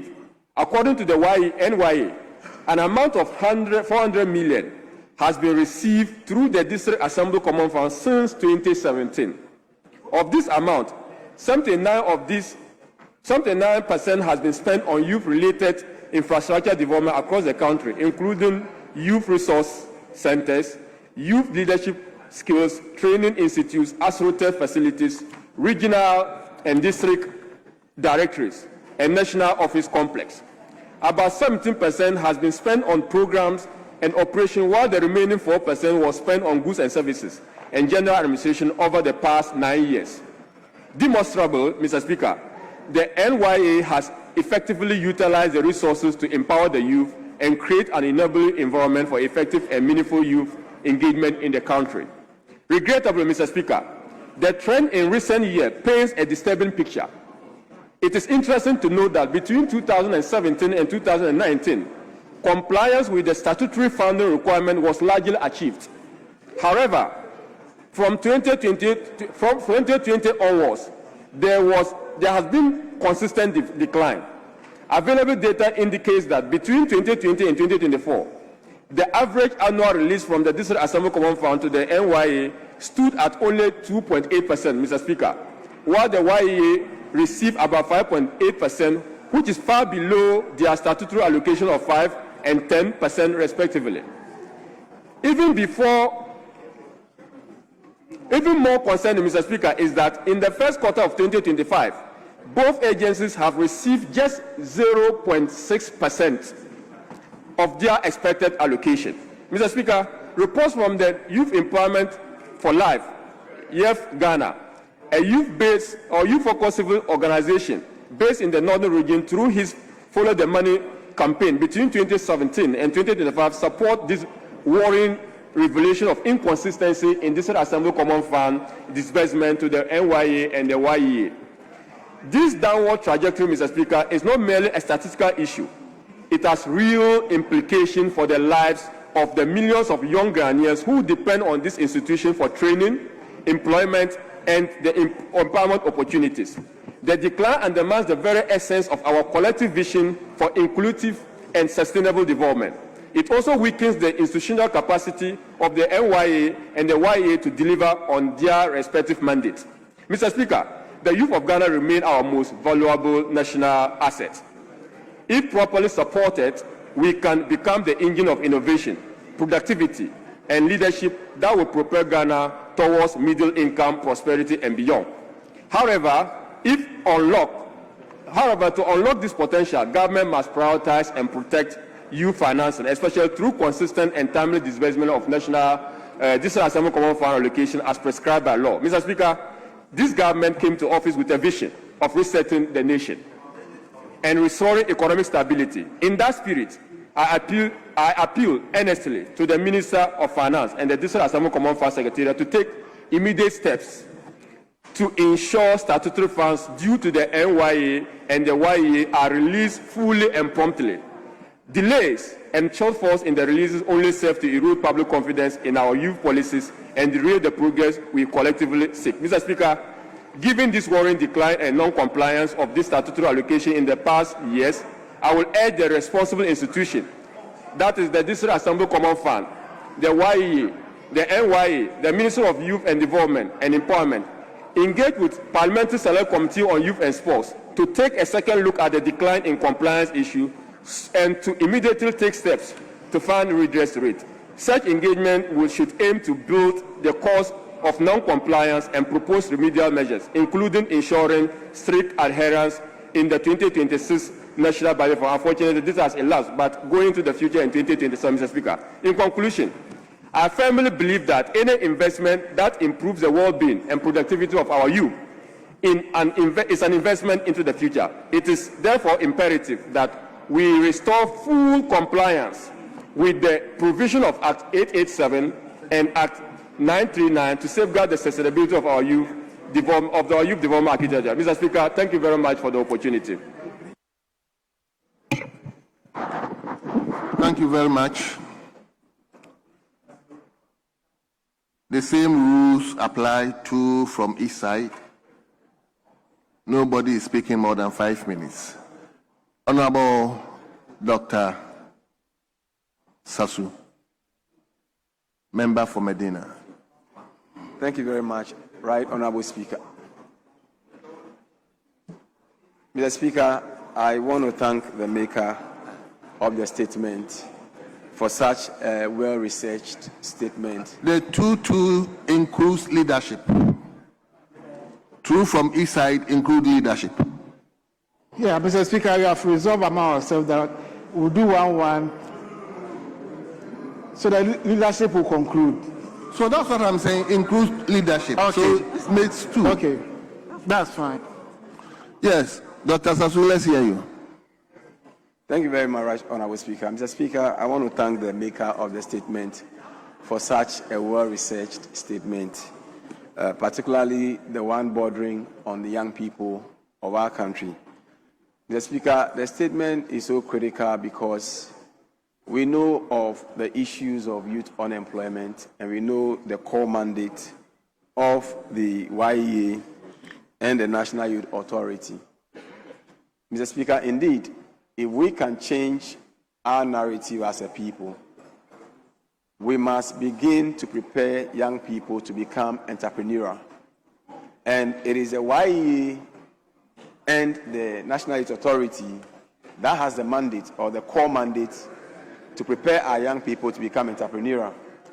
Mr. Speaker, one of the reasons why there is so much brouhaha in town today is the fact that you have a number of young people who are looking for government jobs which are not available.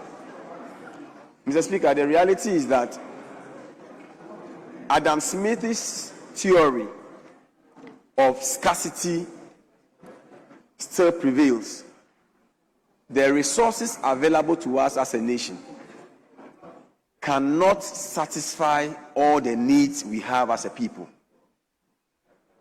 There is no way the spaces available can support the total number of young people looking for jobs.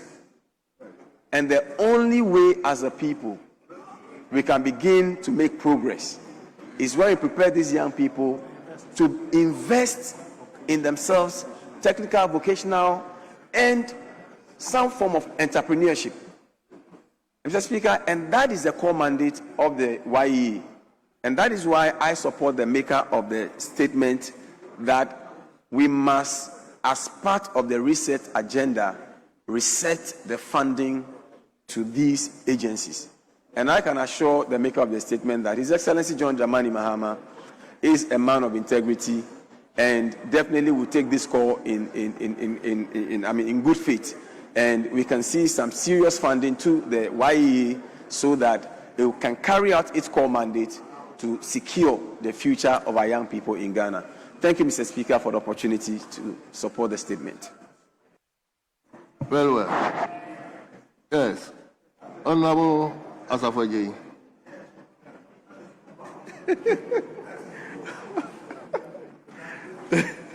Thank you, Mr. Speaker.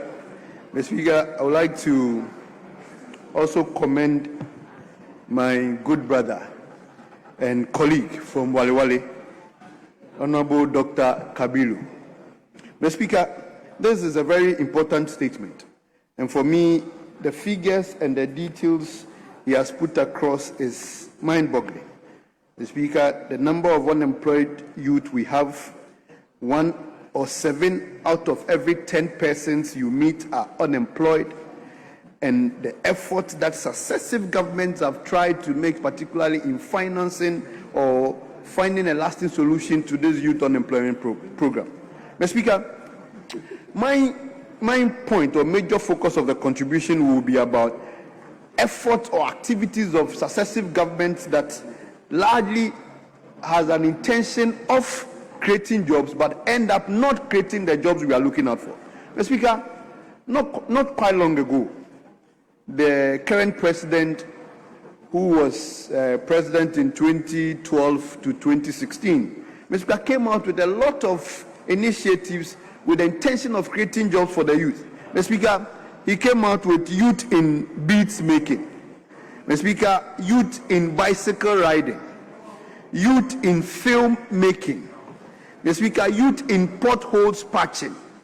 Mr. Speaker, these are programs, initiatives that we commit a lot of money into, and at the end of the day, ended up in sham.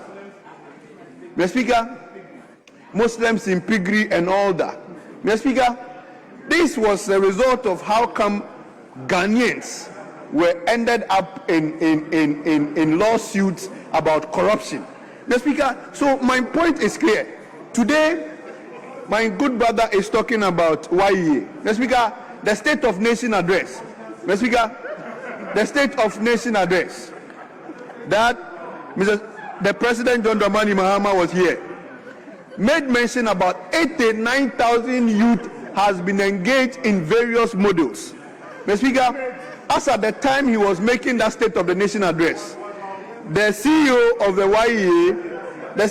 YEA has not even been in office. Mr. Speaker, in 2016, when the president again came here to make a statement before us, he again mentioned that he has instructed that the YEA program be reviewed to avoid duplications. Mr. Speaker, my point is clear, that we cannot overly, as government, as a country, be implementing programs, activities, initiatives that will end up coming back to the same cycle without creating lasting and permanent jobs for our youth. Mr. Speaker, it is as if our youth are beginning to be the point at which we tell them anything and then they fall for us to win elections. Mr. Speaker, not long ago, the president of this country went to Winneba, and then behind him was a big wall clock. The Speaker telling everybody that he's going to create a 1-3-3 job, that Amma will go to work in the morning and close in the afternoon. Kofi will go in the afternoon, 8-hour shift and close. Then Kwame takes over and come the next day, 3-3-3, to curb the issue of unemployment in this country. Mr. Speaker, now we are here. 2025 is gone.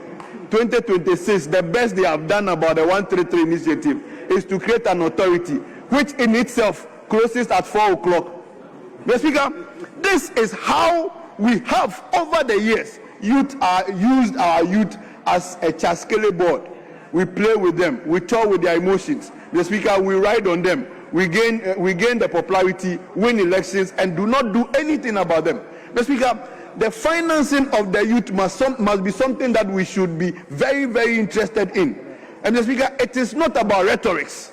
It should be about commitment to ensuring that the teeming member of our society who are young and unemployed must be given some work and job to do. Mr. Speaker, we now have John Mahama again as the president.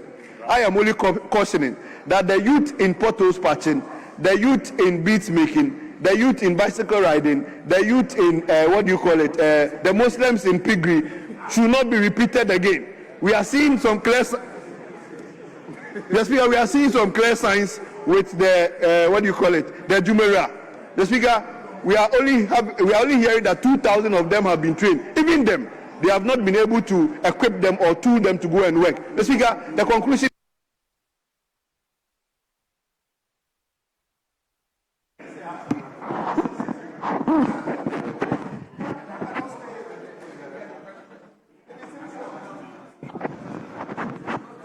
Mr. Speaker. Come and hold on. Let him come to leadership. Let your leader address it.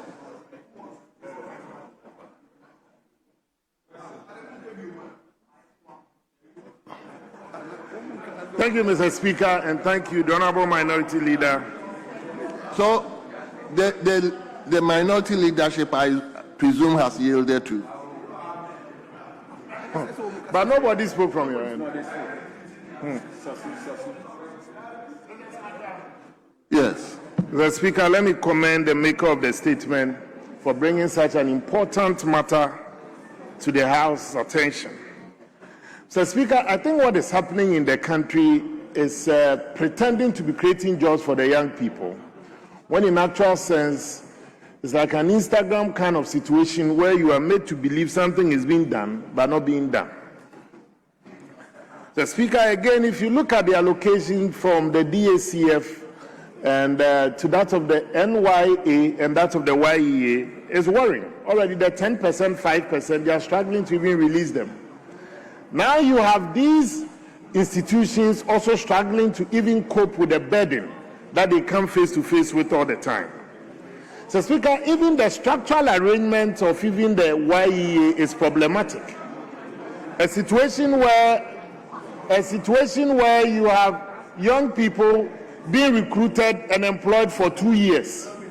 After 2 years, they are made to exit the program and we recruit another young group of people to be employed for 2 years. So clearly, it's a recycle of unemployment situation that we have in our country. Much more scary, Mr. Speaker, is the recent Ghana Statistical Service report, where in Greater Accra alone, 1 out of 2 young people that you meet remain unemployed. So, Speaker, that is very scary. And if in the midst of all this, you have government not having a coordinated strategy to employ young people, it gives us cause to worry. Again, let me buttress the point of my colleague that this settings arrangement of 133 or 3 people working around a 24-hour clock, it is clear that it's not going to work. For a year now, what they have established is a secretariat. The secretariat themselves, they are telling you they aim to recruit people. Mr. Speaker, so again, when you are at a point in time, I don't know why my senior vandal colleague was upset when my colleague mentioned the Muslims in Pigri. Here in this chamber, the President of the Republic said, oh, he was showcasing people that they had employed, and said Amina had been giving some support to go into Pigri. Amina was a practicing and is still a practicing Muslim. So when they say Muslims in Pigri, you created it. You created it. Mr. Speaker, subsequent to that, you also have a situation where Mr. President comes to us in this chamber and tells us that as part of the big push, and in the same budget statement of the President of the Republic, they are telling us they are going to create about 800,000 jobs through the big push. Greater percentage of these 800,000 jobs is by day work, in inverted commas. People going to carry water, fetch water, carry concrete, and all. After 6 months, 7 months, then they are back to square one. That is not the kind of jobs that President Mahama and the NDC promised us when they were campaigning in 2024. We believe that the lip service period is over. The honeymoon now, it is clear, it's over. Eyes clear. Let's get to the realities on the ground. We're still looking forward to. Recently, Mr. Speaker, my very good friend and brother, Felix Kwacho Fosu, said last year they were going to even establish 600 chips compound. That could have employed many young people. A year down the line, you ask him and he tells you it's not his policy, it's that of government policy. So, Mr. Speaker, the situation we have, it's a very serious matter. And we expect our colleagues on the other side to attach seriousness to the issues of unemployment. Now the issue of security recruitment. Over 500,000 young people were convinced, let me put it that way, were convinced that they were going to get jobs. Pay 200 cedis, 500,000 people, then you knew that you were going to only recruit 5,000 people. 100 million cedis, you know, nicely accrued, I won't say pocketed, but to the disadvantage of the young people. We want to see much more seriousness from our colleagues, Mr. Speaker. Thank you for the opportunity. Yes, majority leadership. Mr. Speaker, thank you very much for the opportunity to comment on the statement made by my good friend Honorable Kabiru. Mr. Speaker, the maker of the statement is a Muslim, and he sat down quietly for numbers of J to tell all of us that there was a program called Muslim in Pigri. And we are laughing. And Mr. Speaker, our brothers and sisters are in a fasting season. Ramadan. And we are here making mockery of them. We never had any program called Muslim in Pigri. So, Mr. Speaker, that statement should respond from the records. Unless he can prove to us that we implemented a program called Muslim in Pigri. So if somebody mentioned Amina, does it mean that every Amina is a Muslim? How can you conclude that? I was in this house when that statement was made. So if you mention Amina or Siaka, it doesn't mean that person is a Muslim. Mr. Speaker, the statement is revealing certain things to us. And I thank Honorable Kabiru for telling us this story, because he used to work at the office of the former vice president. And he's telling us that between 2020 and 2024, instead of DACF ceding 5% to NYA, they only gave them 2.8%. And I watch.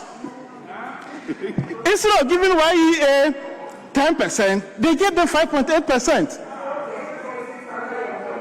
Meanwhile, between 2017 and 2019, they received 400 million Ghana cedis.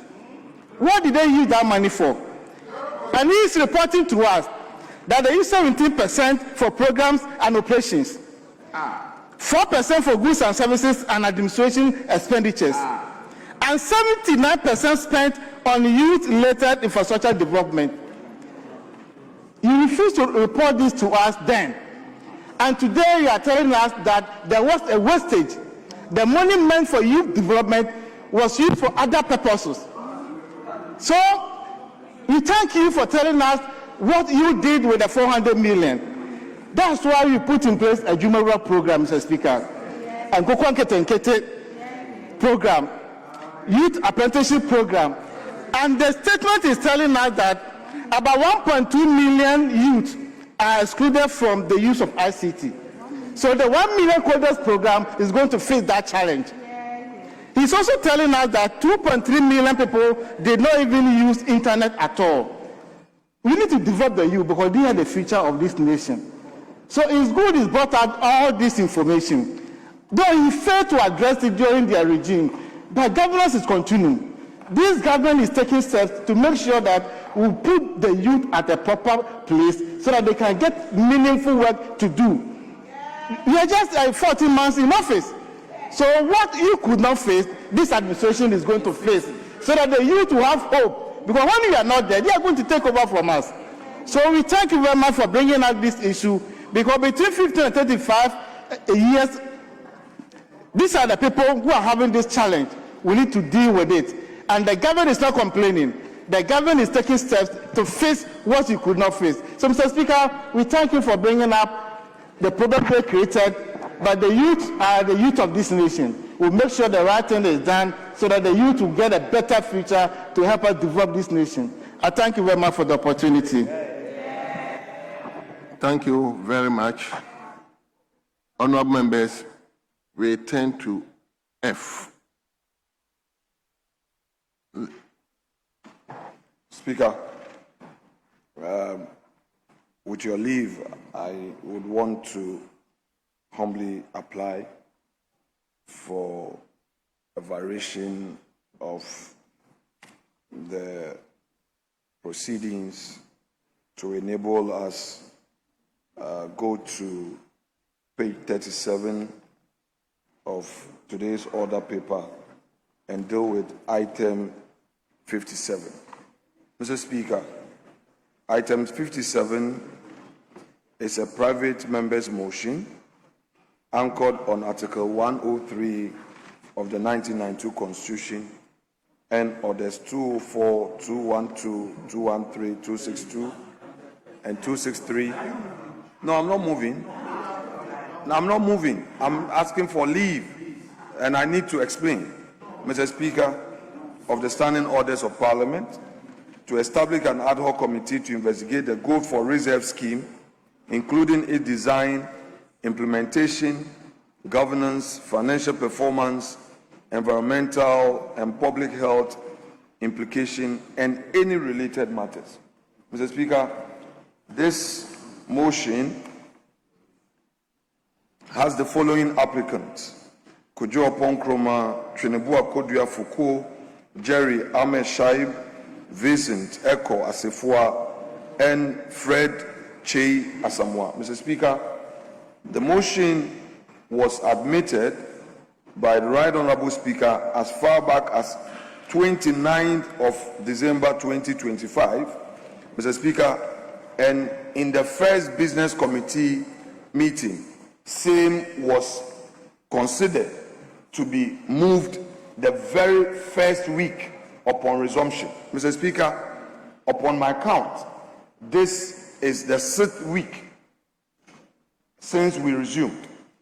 We've had assurances upon assurances to take this motion. Mr. Speaker, last 2 weeks, we were promised that we're going to take it. It didn't happen.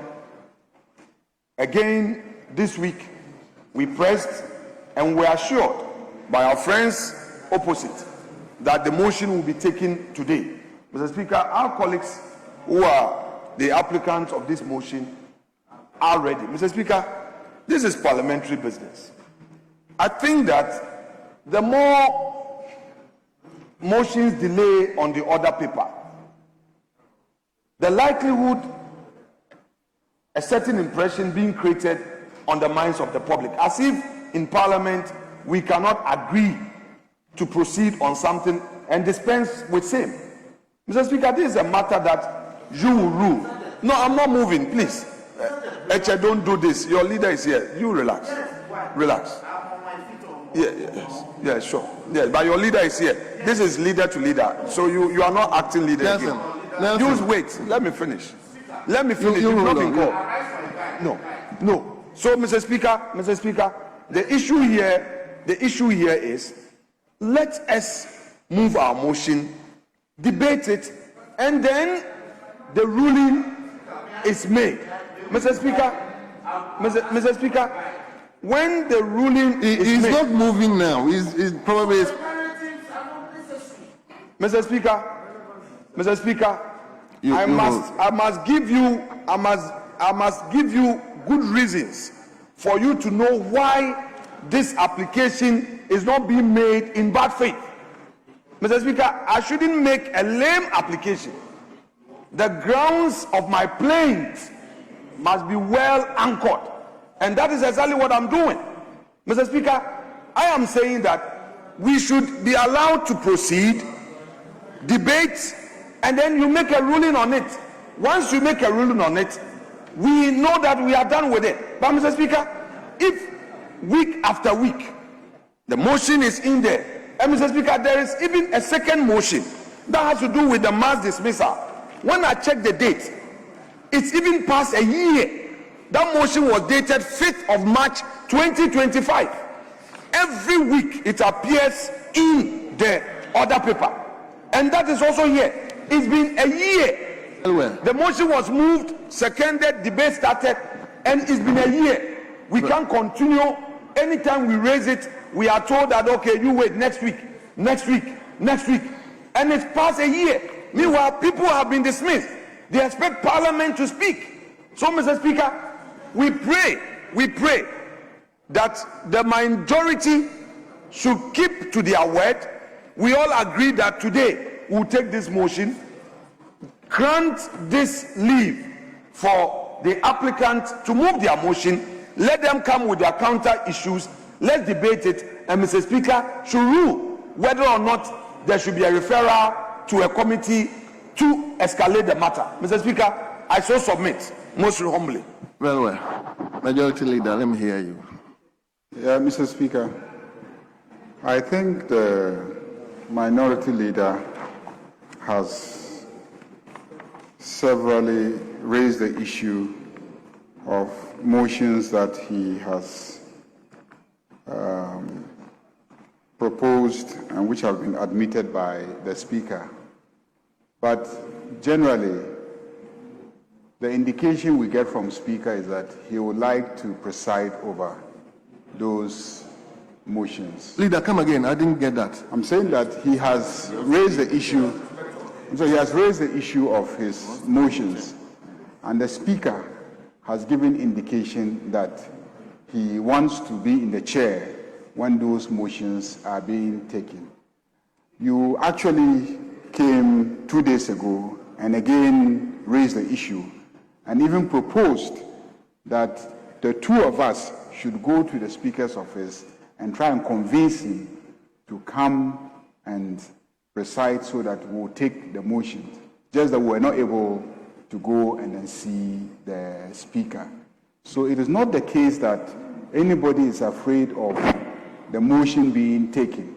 It's just the availability of Speaker himself to preside over those motions or to give an indication that his deputies should go ahead and take the motions. The motions that he's talking about are motions that I don't see how those motions are of any real value, because the issue in one of them is about the mass dismissal, which he mentioned. This was extensively debated in this House, and the Speaker ruled on it based on our own standing orders, which say that when a matter is in court, you cannot. Now you are saying that you are appealing against the decision of the Speaker on that matter. I don't see any new arguments that you are going to prefer. It's going to be the same thing. The case is still in court.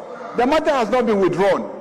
The second issue that you want to raise, you say is about, gold board losses.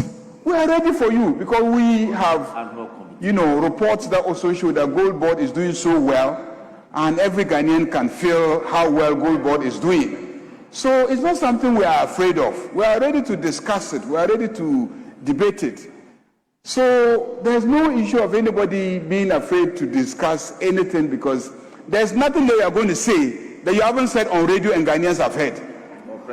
There's nothing that you're going to say in this chamber that you haven't said at a press conference. There's nothing earth-shattering about any new thing that you are going to say. But with all that, we have continued to exist with a stable cedi, a weakened dollar, and an inflation that continues to go down. So there's nothing new that you are going to say. There's nothing we are afraid of. But as I keep emphasizing, you and I have gotten indication from Speaker how he wants the matter treated.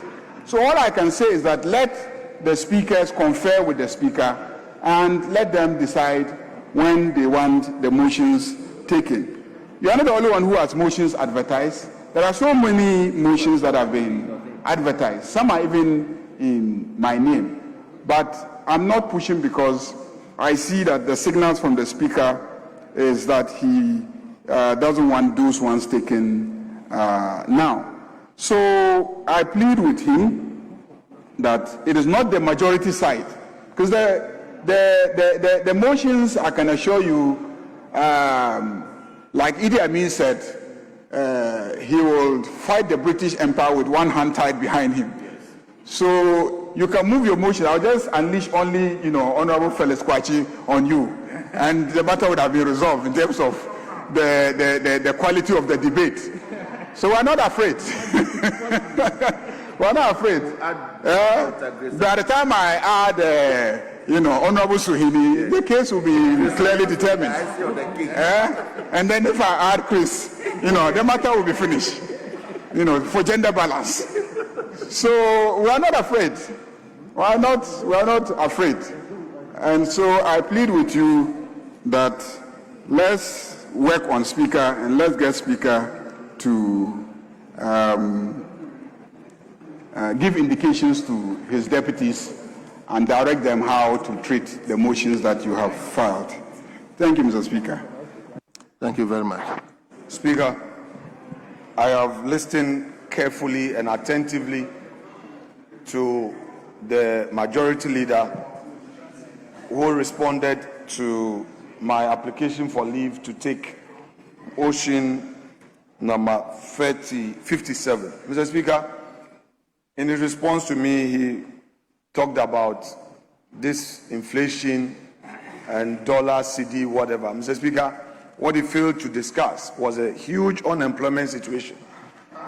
Mr. Speaker, the worsening Galamsey situation. The 506,000 who have applied for 5,000 jobs, that they are still losing money. Mr. Speaker, these are matters that he himself admits. Mr. Speaker, on the issue of indication from the Speaker, he is right. It is fair. Indeed, he and I agreed that we should go and see Speaker. But Mr. Speaker, that is in respect of motions 53 and 54. Those were motions that he had indicated. And I did the count, and it's been over a year. Mr. Speaker, currently, the motion that I'm talking about is motion 57. That is not part of the two that Mr. Speaker said he himself wants to take them. As for these two, when we were at conclave, the understanding with Speaker was that this one, we can have it today, Thursday. And Mr. Speaker, that was a week ago. So I agree with him that we had an understanding to see Speaker on 53 and 54. That is true. I will not, deny that fact. But I'm not pushing for those two to be moved. At least I want to exhaust that arrangement, gentleman agreement with him that we should see Speaker.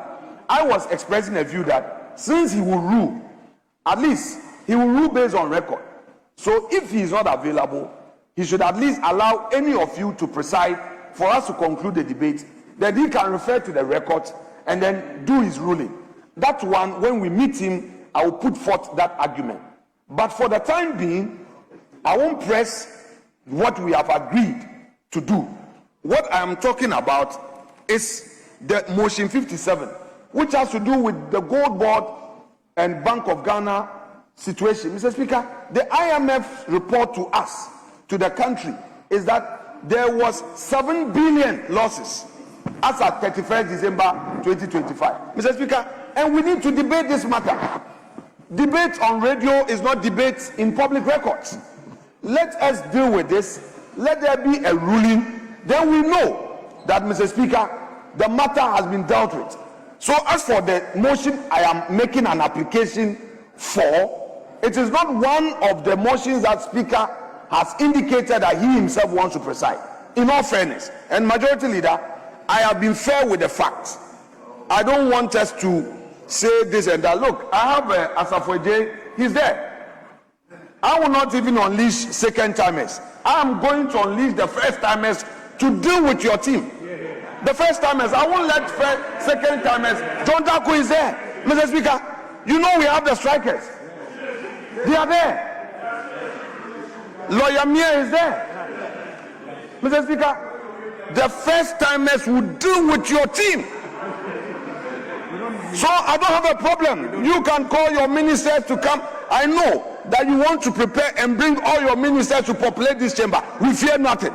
Mr. Speaker, we don't fear your numbers. We are mighty in our few numbers. So, Mr. Speaker, the Majority Leader should not entertain any worries at all. We have a full, well-prepared backbench to deal with his seniors. They are so solid, they are determined. We prepared them. And we know we'll make a compelling argument for Mr. Speaker to make a referral. Mr. Speaker, I end my case. Yes, Leader. Well, Mr. Speaker, as indicated, this is not a matter that we should take today. As for the IMF, I don't know if there are any rules in this House that say that whatever the IMF says is sacrosanct. I'm saying that I don't know if there's any rule in this House that says that it is enough to just stand here and say IMF says that this. Because we know that the practice has always been that the central bank is audited and there's an annual audit report that comes to Parliament. It is only when that audit report gets to this House and there's any confirmation of what is being alleged that we can also begin to look into it. Mr. Speaker, we know that under our constitution, the bank has a reporting obligation to Parliament. We know that. We could invite them and ask them questions.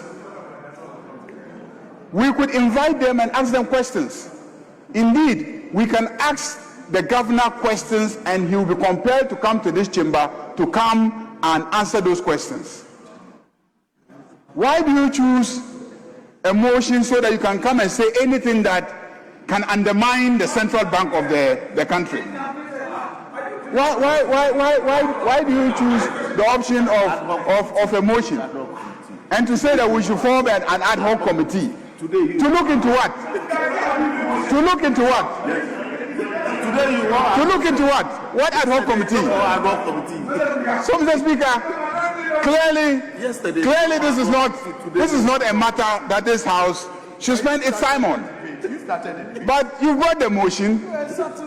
Speaker has admitted the motion. It's been advertised.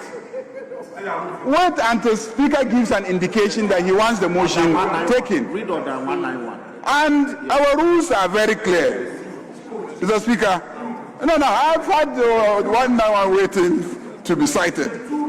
The House shall allow 2 hours each Friday and any other day for the consideration of private members' bills and private members' motions.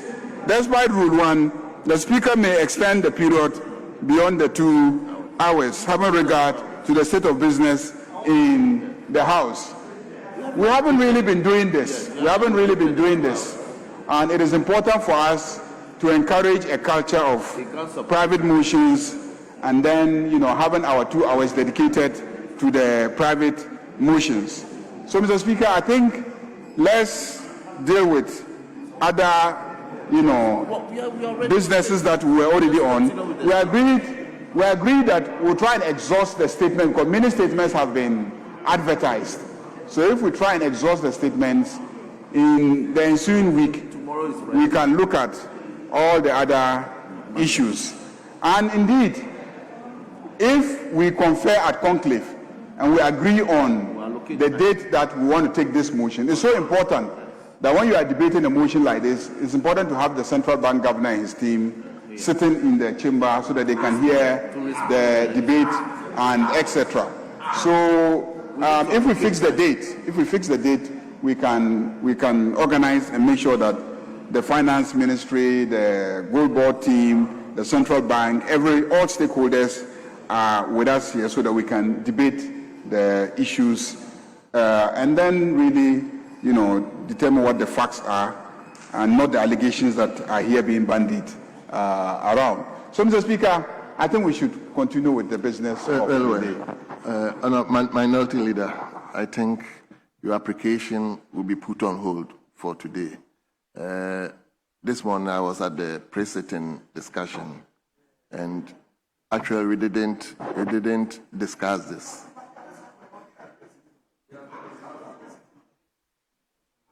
So what my position is that let's hold on with this. Let's discuss it. If tomorrow we want to take it, we have to discuss it. Both sides should be. Normally, when you are seeking the leave, you are seeking the leave of the House, not necessarily the Speaker who is presiding. You are seeking the leave of the House, and the House should be in agreement that this is what. Honourable members, I'm speaking, so allow me to speak. You've spoken a lot. Let me also speak. What I'm saying is, normally when someone gets up to seek the leave should be sought from the House. The Speaker will just look at the situation of the House and probably take a decision. So for now, my decision is that let's hold on with this application if tomorrow at the pre-sitting we all agree that we take it, then we can take it tomorrow. But for now, let's hold on with this application. Speaker, I don't have a problem. I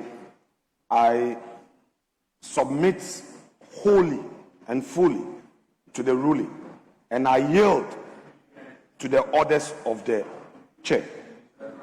However, Mr. Speaker, since we are a house of public records, I just want to put across this point that I rose and mounted my application in good faith. The issue of non-discussion of the matter today, in my humble view, is very inconsequential, in the sense that it had been agreed and full assurances had been given. Mr. Speaker, I've been in that chair where the majority leader is. And sometimes when he's engineering his moves, I understand. He wants to say a story to you to put you to sleep. Then when you wake up, you say, oh, my son, but it's okay. Mr. Speaker, it's okay. When my colleague leader gives me assurance that next week, Thursday, Then the next week, Thursday comes, your leader, you know the president is coming. You grant me another week. I say, okay. And then I'm referring to my colleague leader. You are a ship. You were not there. He's here. You are a ship. Mr. Speaker, then again, Mr. Speaker, Mr. Speaker, then again he assured me, he assured me in the presence of my colleagues that this week you will dedicate Thursday and Friday. Then the condition was that for the other two motions, we go and see Speaker. We've not been able to see him. So, Mr. Speaker, I just want the record to reflect that it isn't the case that we didn't raise it at pre-sitting today, and I'm suddenly bringing this matter up. No. I was of the understanding that today we would have it. It's the reason I brought in the applicant. But, Mr. Speaker, I will yield to you. I wouldn't want to pursue this further if the leader in good faith says we should prepare for it tomorrow.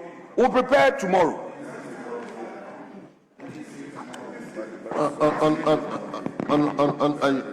Honorable Afenyo, please. What I said Mr. Speaker, was, you were not at pre-sitting, and none of them came for pre-sitting. I was at the pre-sitting. No, Mr. Speaker, I was at the pre-sitting. Mr. Speaker, you and your first deputy were there, but none of them came for pre-sitting meeting. Yes. None of them came for pre-sitting meeting. Yes. And the understanding, as we had already, was that we're going to have it today. Mr. Speaker, I will yield to your ruling and comply with same.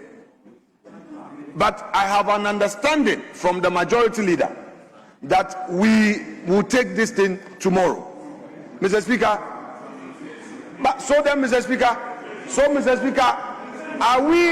therefore, Mr. Speaker, does that mean that the minority's motion must be at the whims and caprices of the majority? Is that the super majority approach, that when we have a motion, until they so direct, we cannot have it? No, Mr. Speaker, is that what the majority leader is telling the minority? I don't think that is the issue. What I said, leader, what I said was, when we are coming to discuss matters like this, it's better that in the morning, before we proceed into the chamber, we agree that today we will take this. So that is my position, so that both sides will be in agreement that this is the way we are going to go.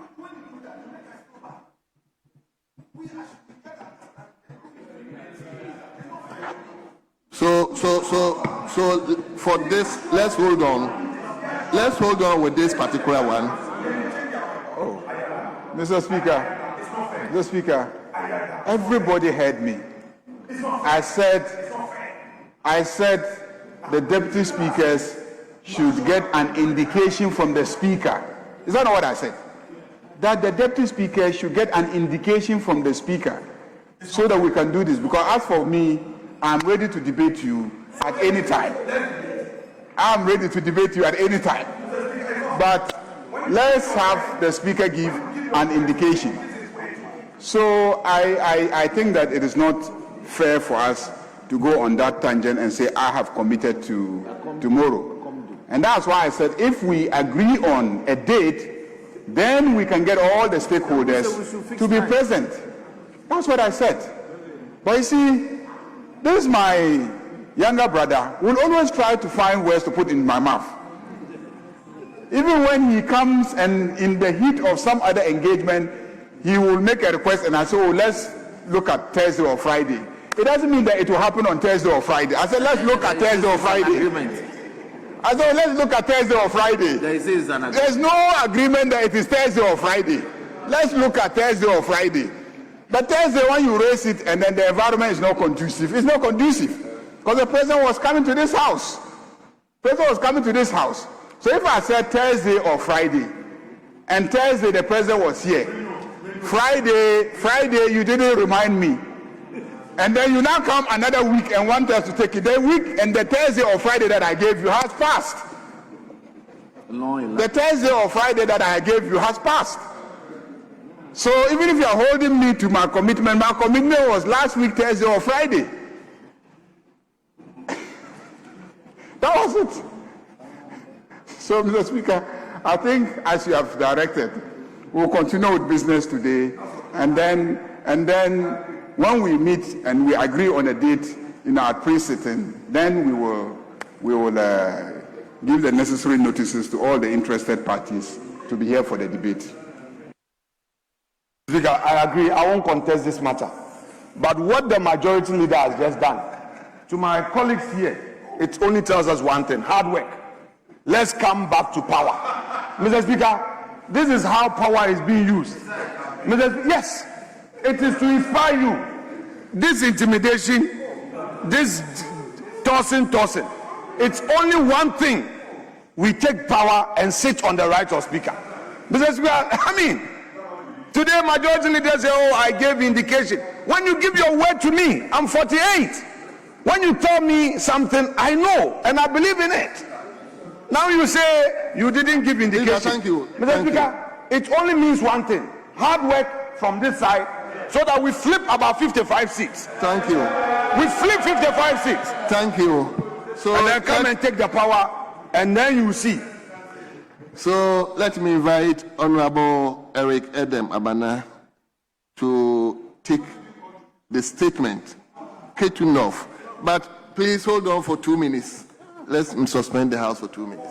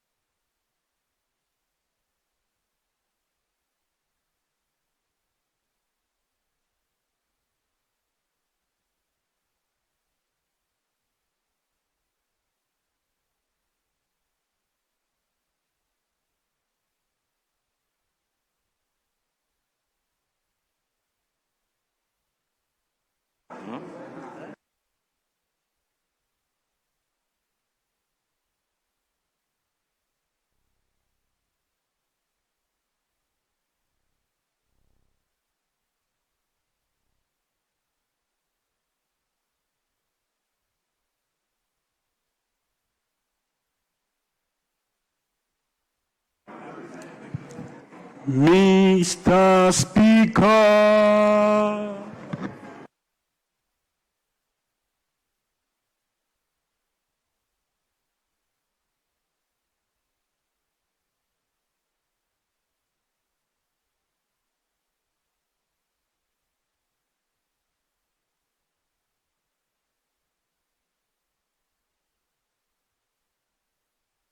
Thank you so much for your indulgence. Honorable Eric Abena, please. Yeah. The floor is yours now. Thank you, Mr. Speaker, for the opportunity to make this statement on the need to upgrade the Ohavu Agricultural College into a fully fledged agricultural university. Mr. Speaker, I rise to draw the attention of this House to the strategic national importance and urgent development needs of Ohabu Agricultural College, one of the 6 agriculture-focused institutions of higher learning in Ghana. Established in 1965, Mr. Speaker, the Ohabu Agricultural College remains the only agricultural college serving the Volta and Oti regions, and is one of the 5 national agricultural colleges under the Ministry of Food and Agriculture. For nearly 6 decades, it has trained the backbone of Ghana's middle-level agricultural workforce. Its graduates serve as agricultural extension officers, field technicians, livestock specialists, and agribusiness practitioners who support food security, livestock development, and rural livelihoods across the country. Mr. Speaker, the college is not only historically significant, it is strategically placed for expansion and modernization. It occupies over 450 hectares of land and maintains a dedicated staff of 44, serving a student population of 310. The chiefs and people of Apipe have further demonstrated commitment by expressing readiness to provide additional land to support the growth of the college. The institution currently offers certificate, diploma, and HND programs in general agriculture and animal health and production, in partnership with the University of Cape Coast and respected international development partners, including the Cosmos Innovation Center, the World Food Programme, and the World University Service of Canada. These partnerships, Mr. Speaker, signal clear academic maturity and readiness for elevation. Notwithstanding this potential, Mr. Speaker, the college faces persistent challenges that undermine its mandate. Water supply is inadequate. Lighting and internet connectivity remain insufficient. Staff accommodation and student housing are limited. Lecture halls and furniture are inadequate to support increasing academic demands. In a period defined by digital agriculture, research-led innovation, and global competitiveness, Mr. Speaker, such deficits directly constrain academic excellence, research output, and institutional attractiveness. Mr. Speaker, Ghana cannot continue to underutilize a facility of this strategic value. Upgrading the Ohabu Agri College into a fully fledged agriculture university is not only a ceremonial gesture or political token. It is a forward-looking investment in our food security systems, agribusiness competitiveness, and technological preparedness. A university at Ohabu will anchor research in agri-technology, climate-smart agriculture, seed development, livestock improvement, mechanization, and value addition. Mr. Speaker, it will strengthen the human capital base required for an agriculture-led 24-hour economy, productive economy. As the Member of Parliament for Ketu North, the constituency that holds the Ohabu Agri College, I can attest that the economic multiplier effects will be transformative. University status will expand admissions, attract high-caliber faculty, and stimulate long-term infrastructure development. It will boost transport services, housing, hospitality, commerce, and agro-processing across Ohabu, Abo, Akachi, and the wider Southern Volta corridor. It will create meaningful opportunities for young people. It will also enhance entrepreneurship and position the Southern Volta as a center of agribusiness excellence. Mr. Speaker, the vision is clear, the community is aligned, and the opportunity is ripe. Government's commitment to upgrading Ohabu Agri College must now be accelerated. Mr. Speaker, if we are serious about building a competitive agricultural economy, driving rural industrialization, and empowering the next generation of producers and innovators, then this upgrade is essential, not optional. I therefore respectfully urge the Ministries of Education and Food and Agriculture to expedite the policy, accreditation, and infrastructure processes required to elevate Ohabu Agricultural College to university status. This House, Mr. Speaker, must treat this matter as a national development imperative because a stronger agricultural future for Ghana begins with stronger agricultural institutions. I so submit. Thank you, Mr. Speaker. Thank you very much. Yes. So the same rules apply to from each side, including leadership. Including leadership, please. Yes. So let me go to Afenyo North. Thank you, Mr. Speaker. Let me take this opportunity to also thank the maker of the statement regarding Agri College. Mr. Speaker, the MPP government helped pass Act 1023, which is the Education Regulatory Bodies Act, in 2020. And Mr. Speaker, realize that all the agri colleges that we have in this country were to be realigned to the Ministry of Education, which I believe is a good policy, because that is the ministry that is into education and training. We also recognize the specialized nature of agric, but agric ministry is supposed to be the sector policy leader. And as such, Mr. Speaker, what the MPP government started, we have the Kwadaso Agri College in Kumasi, we have Ejura Agri College, we have the Damango Agri College, we have the Ohio Agri College, and the Animal Health and Production College. Mr. Speaker, so Ohio is not the only agri college that we need to look at. We need to make sure that we follow up with the policies that are initiated by previous governments and bring it to fruition. So now, as far as I'm concerned, the realignment of these agri colleges to the Ministry of Education has not been completed.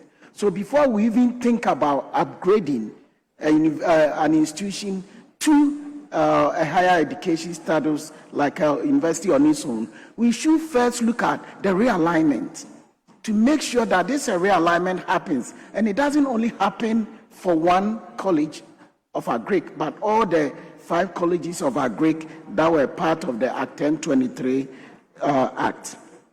Mr. Speaker, upgrading of institutions are very important because we know agric employs more people in this country, but it doesn't reflect on its contribution to GDP. And as giving people higher training, an advanced training in agriculture is something that can improve on the efficiency and the effectiveness of its contribution to GDP.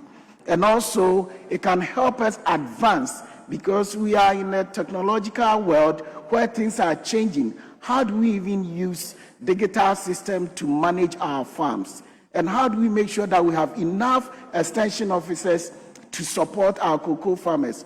Even though our cocoa farmers are bleeding as a nation, how do we get enough extension officers? So most youth in this country can see agric as one of the attractive occupations that one will say sexy enough to attract more young men and women to be in that sector and to be employed as well. Mr. Speaker, unemployment is one of the things that we are facing in this country.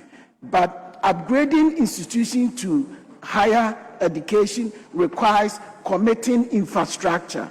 The NPP government had initiated the construction of an institution at Bonsu, which is going to be for agric and engineering.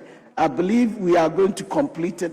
But, Mr. Speaker, upgrading institution comes with a lot of commitment, and government should make resources available because some of the schools that have been upgraded to a university status, unfortunately, Mr. Speaker, are not being given the needed resources to function as a higher education institution.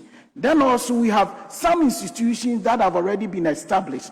The NPP government constructed the local government university infrastructure, one which is located in Akomadan, another in Tamale, and one in Accra. Mr. Speaker, because these institutions, the ministries are not into the business of education, it tends to lack. So this House should really look at the issue of ministries that are not in the business of education, running institutions, no matter how specialized nature the school is, so that this realignment can be done.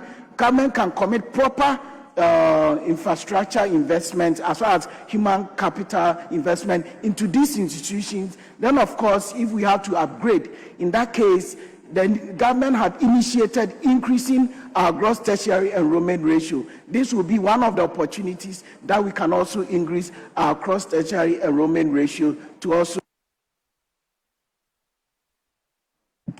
Thank you. You've exhausted your time. Yes. Yes. Majority side.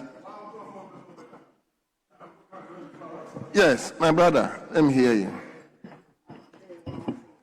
Thank you very much, Mr. Speaker. I rise to contribute to the statement ably delivered by my colleague, Honorable Eric Agbana. Agri-colleges in our country play a very key role in the agricultural sector as far as knowledge sharing is concerned. And to achieve food security in the country, we have to take technology very seriously, which the agri-colleges play a very key role.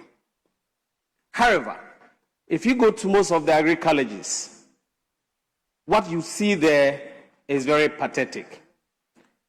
Most of the institutions do not even have the practical demonstration fields that students can actually acquire the needed knowledge or skills that is expected of them to be able to deliver services to our teeming farmers. And that is very unfortunate. Meanwhile, these colleges provide practical training to the graduates who attend these institutions. And so, Mr. Speaker, I support strongly that not only should we or should government consider upgrading the Ohio College, Agriculture College, to a fully fledged university, but other agriculture institutions in the country that are running various courses that support our agricultural subsector. And so I rise to support my colleague and pray that government takes this up very seriously. Once these institutions provide the needed knowledge that our farmers so much desire, we should, act as a matter of urgency, support the institutions with the needed logistics and upgrade so that they can provide best of services to our graduates who are churned out of these institutions, so that they can provide best services to our farmers to promote agricultural production in the country. Thank you very much, Mr. Speaker. Thank you very much, Minority Leader.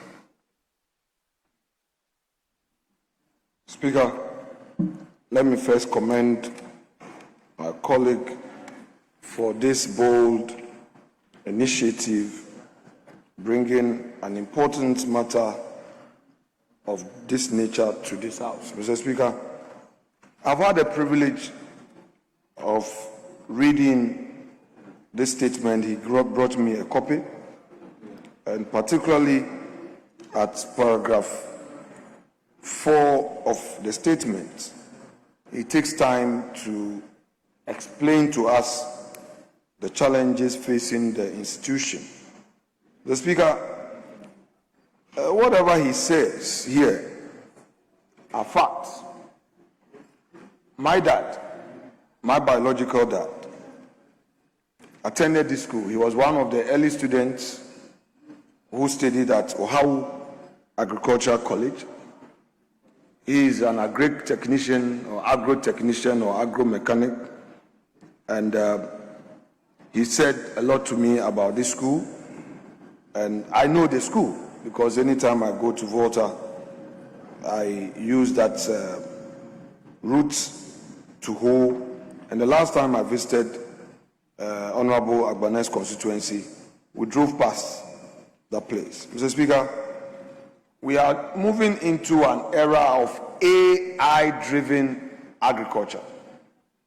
It is sad that the whole of Ghana, we don't have any public university training our children on AI. There is no first degree program or a master's program that is powered by AI. So we appear to be far away from the advancement that others are experiencing in our world today. So the call to upgrade this institution to a university is a right call, especially coming from a member of parliament from the Volta region. I think that those of us who have leanings, he is from Volta region, he's from the region, his constituency is from the region, from that region. The Speaker, grammar is not easy. Speaking Brofiedu. No, that's where I come from actually. Grandma comes from Brofiedu. Plenty. Mr. Speaker, I think that those of us who are coming from Volta and Oti should take this very seriously, and beyond this statement, come together and present a paper not only to the Ministry of Agriculture but to the Ministry of Education, because if there should be an upgrade to a university status, the right path is the Ministry of Education. Fortunately, the member for Akache North is the chair of the Education Committee. So, Infanti Yabaka de Fufu Atonkwem. Eti Fufu Ma Atonkwem. Eti Fufu Ma Atonkwem. In law, if I want to say it in ever, you know.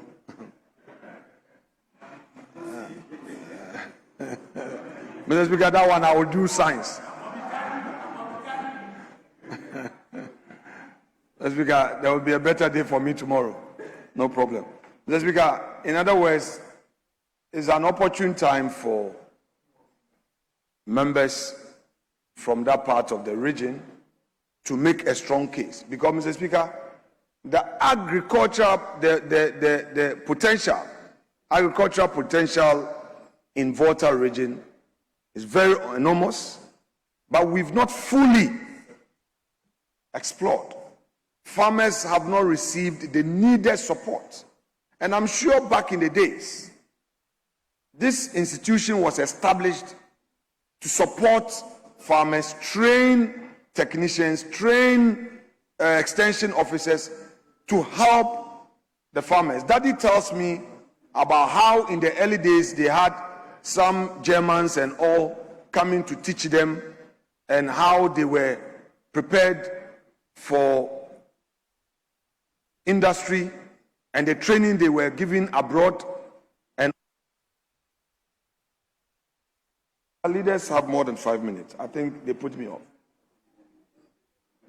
Mr. Speaker, I know about this institution And I don't want this to be one of the statements that we make on the floor and we just end it there.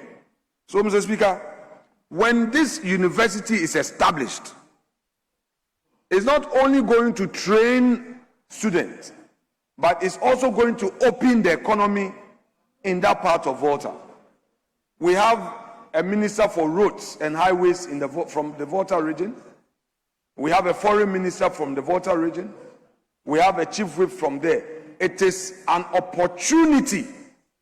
This statement must not be taken as just a two-pager statement. It is a major door opener for the economy in Volta. Not only agri, but it would affect the entire value chain. Animal husbandry, food production, and create opportunity for the youth. Mr. Speaker, many a times we talk about job creation and becomes mere political talk. This is a practical job creation opportunity we must embrace, so that people will not begin to look elsewhere.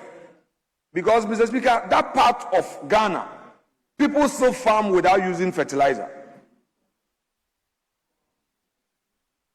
Proper organic farming takes place there.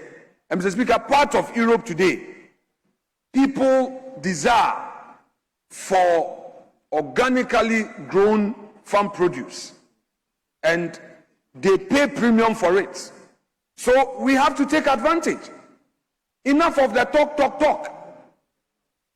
We have to take advantage. So, Mr. Speaker, we should not take it for granted. I will give him my support. But in opposition, you can only say, you cannot do. So for those of you who are in government, you have the capability of doing the do. Fortunately, some of your leaders are in cabinet. Take advantage. Take advantage. You may not have this opportunity again tomorrow. Prove to the people of Volta region and OT that they sent you into this chamber, you spotted an opportunity, you took advantage of it. And that would have a positive effect in the whole national economy. And when I'm coming back home, I'll come proudly that when the time came, thank you, I contributed. Thank Mr. you. Speaker, I contributed for this to be considered. Mr. Speaker, that said, let me thank Adam for bringing this to our attention, and may this never be kept under any desk. It should go to the ministry so that, Mr. Speaker, action is taken. The president must be informed about this so that quickly cabinet takes steps to deal with this for the people of Volta region to also benefit. Mr. Speaker, that said, let me thank you. Thank you very much. So are you yielding to? Yes.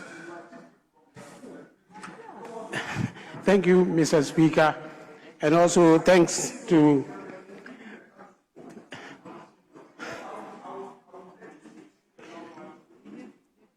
Mr. Speaker, and thanks to the Majority Chief Whip for giving me the opportunity to stand in his stead to express my comment on the able statement made by Honorable Eric Adam Magbana on the upgrading of the Ohio Agri College into a full-fledged university.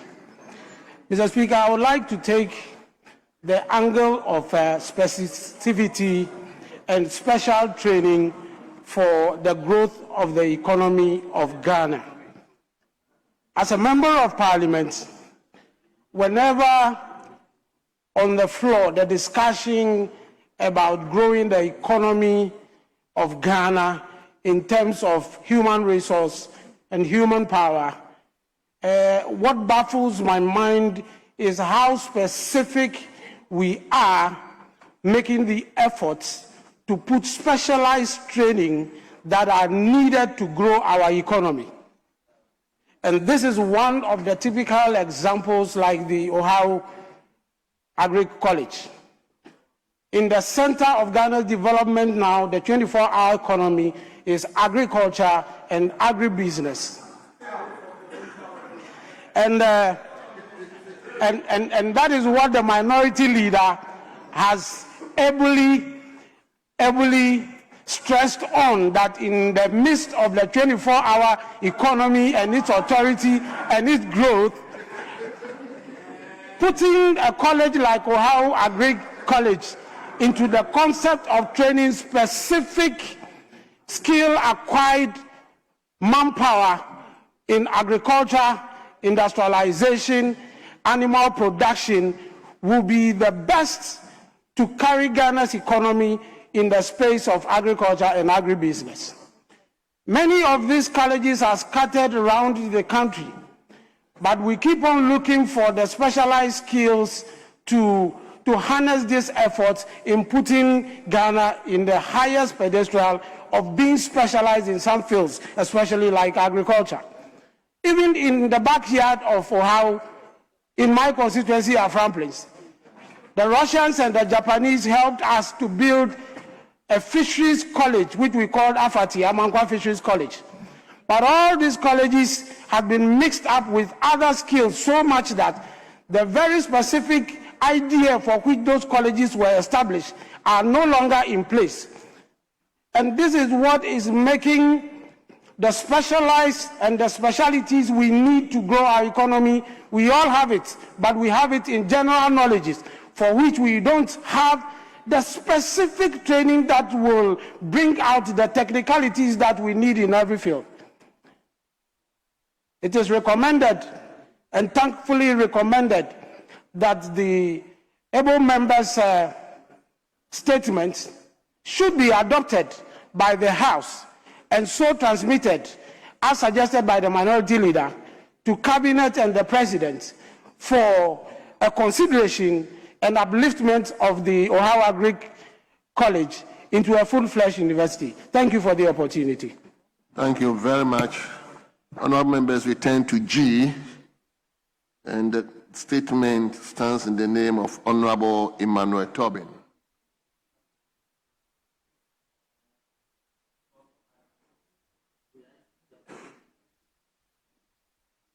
Hold on, Honourable. Yes.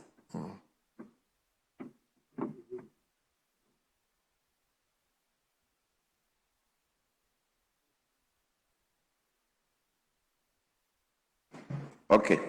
Speaker, the Ohio Agri College, I recall that the former Minister for Agric, the Honorable Dr. Akoto Osei, or Efri Akoto, had a policy of upgrading it. I personally saw the program here, but it may not have been carried through. So I'm very happy that Edem is raising the matter.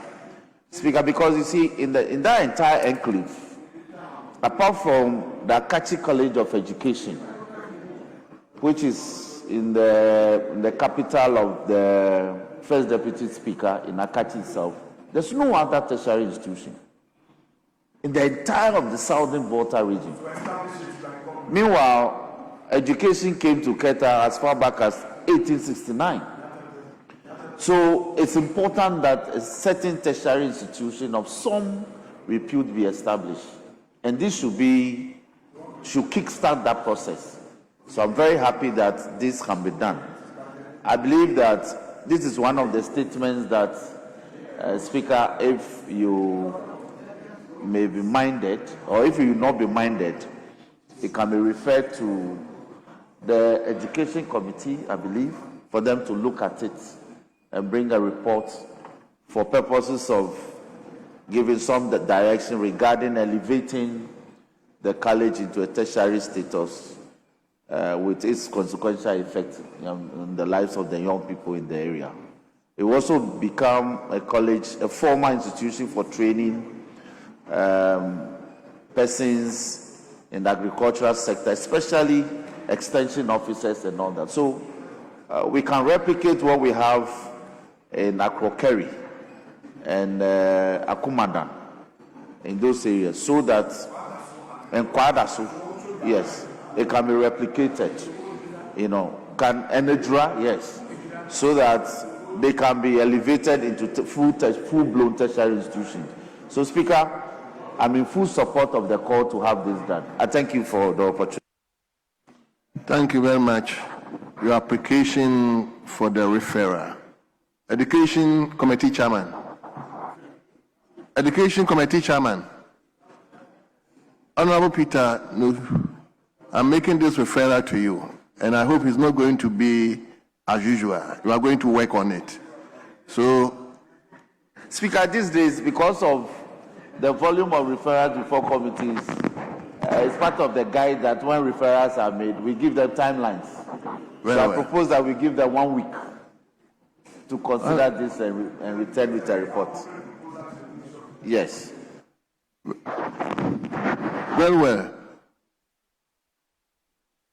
Education Committee Chairman, you are indicating to me 1 week can do.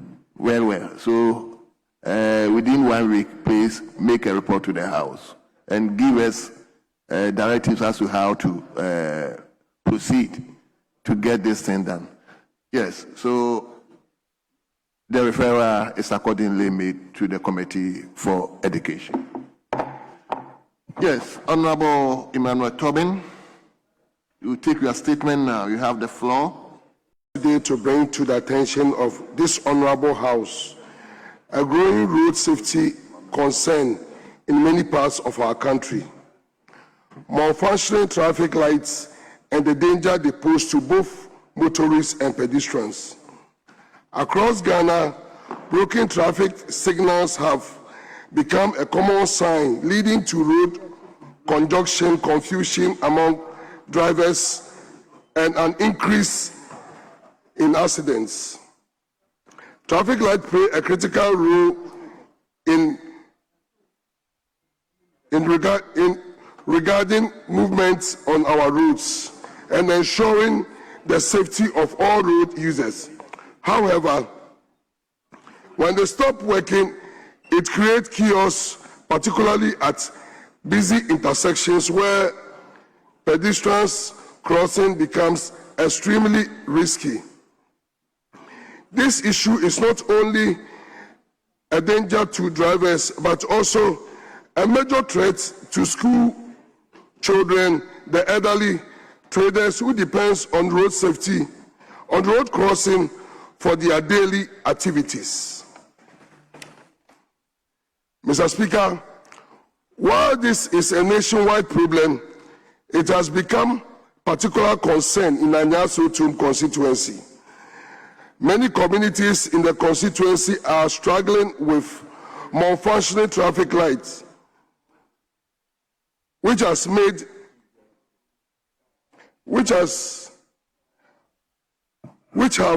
led to frequent accidents and traffic conjunctions.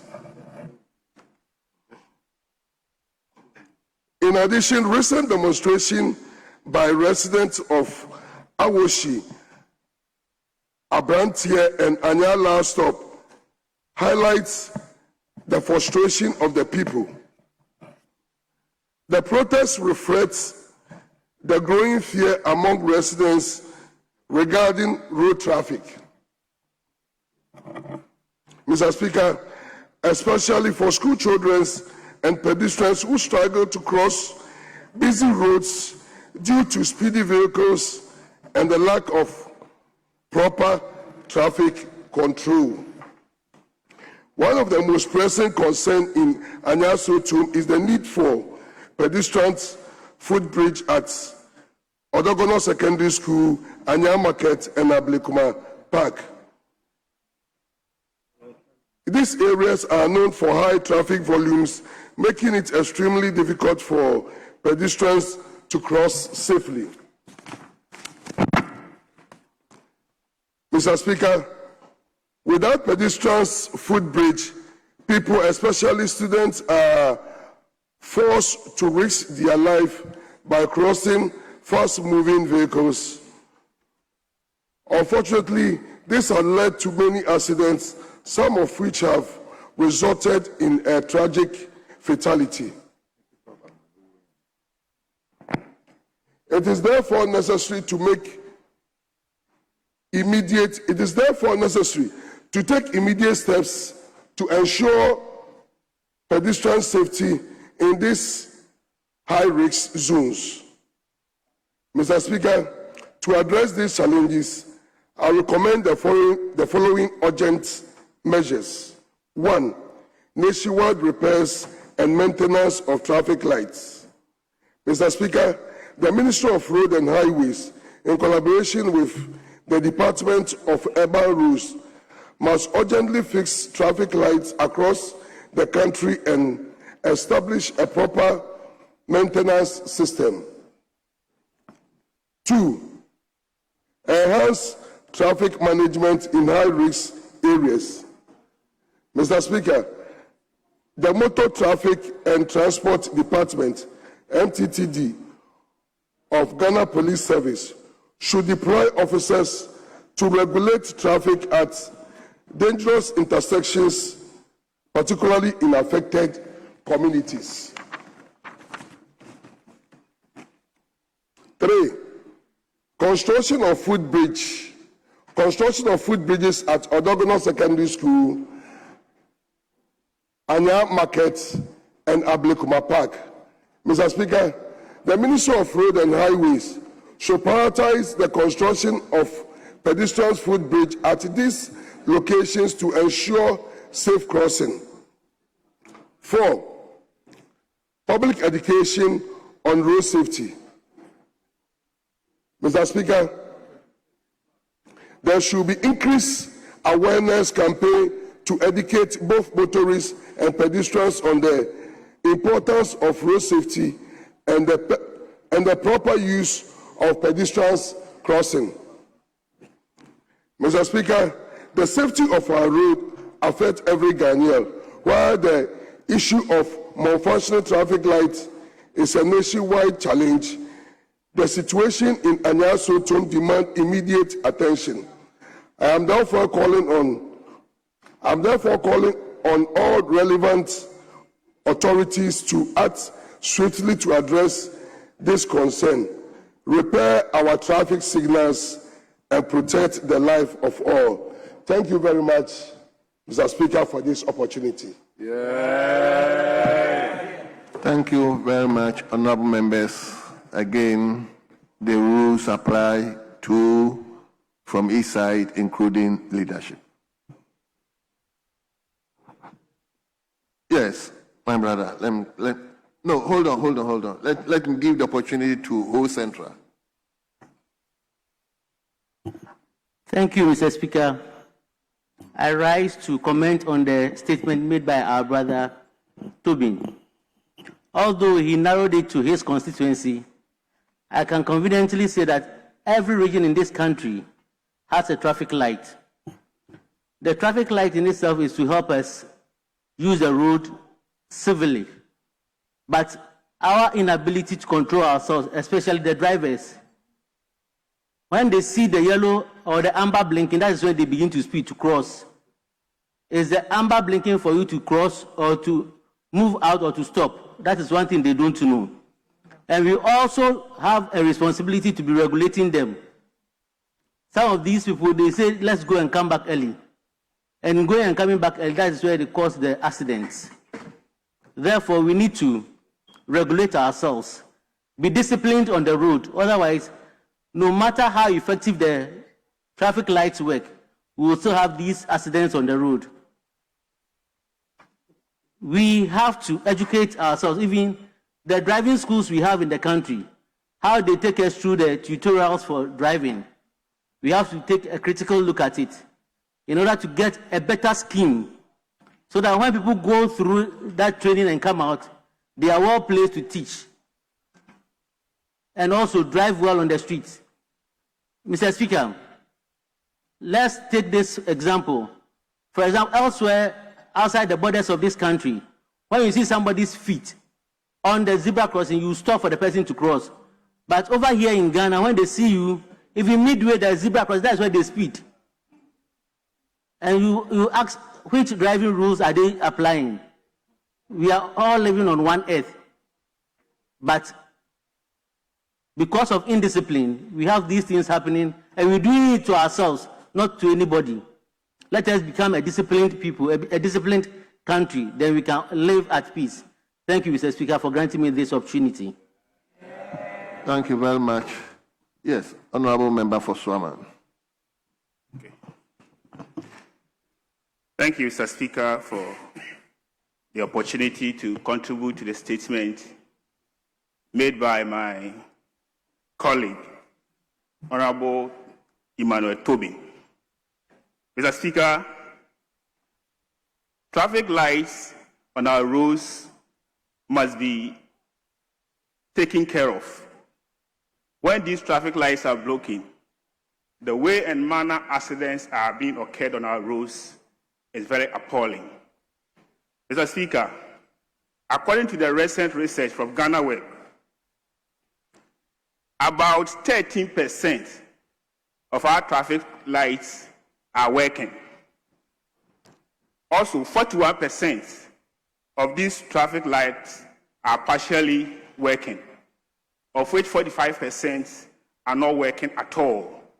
Mr. Speaker, sometimes when our students, our school children, when they close from school and they are to even cross the road, it imposes a lot of dangers.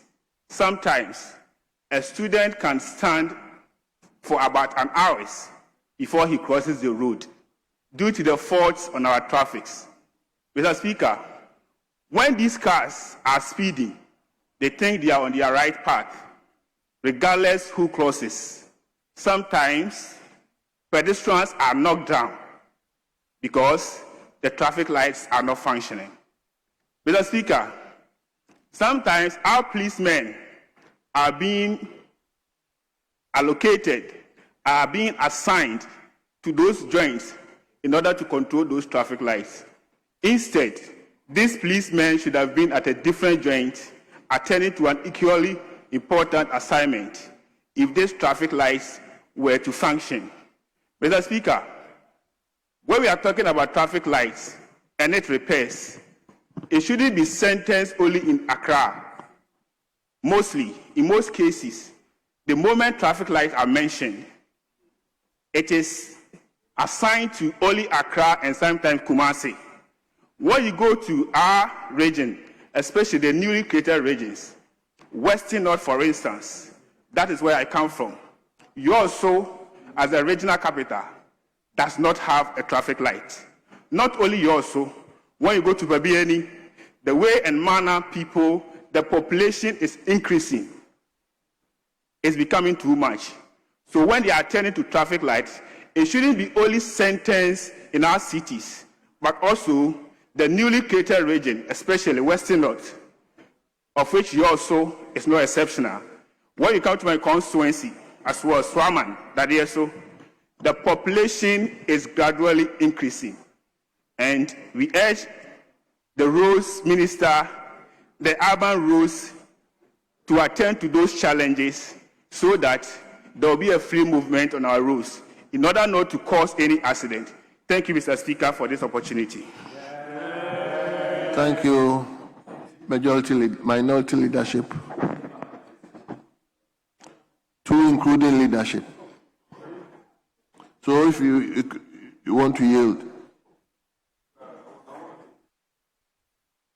let's hear you.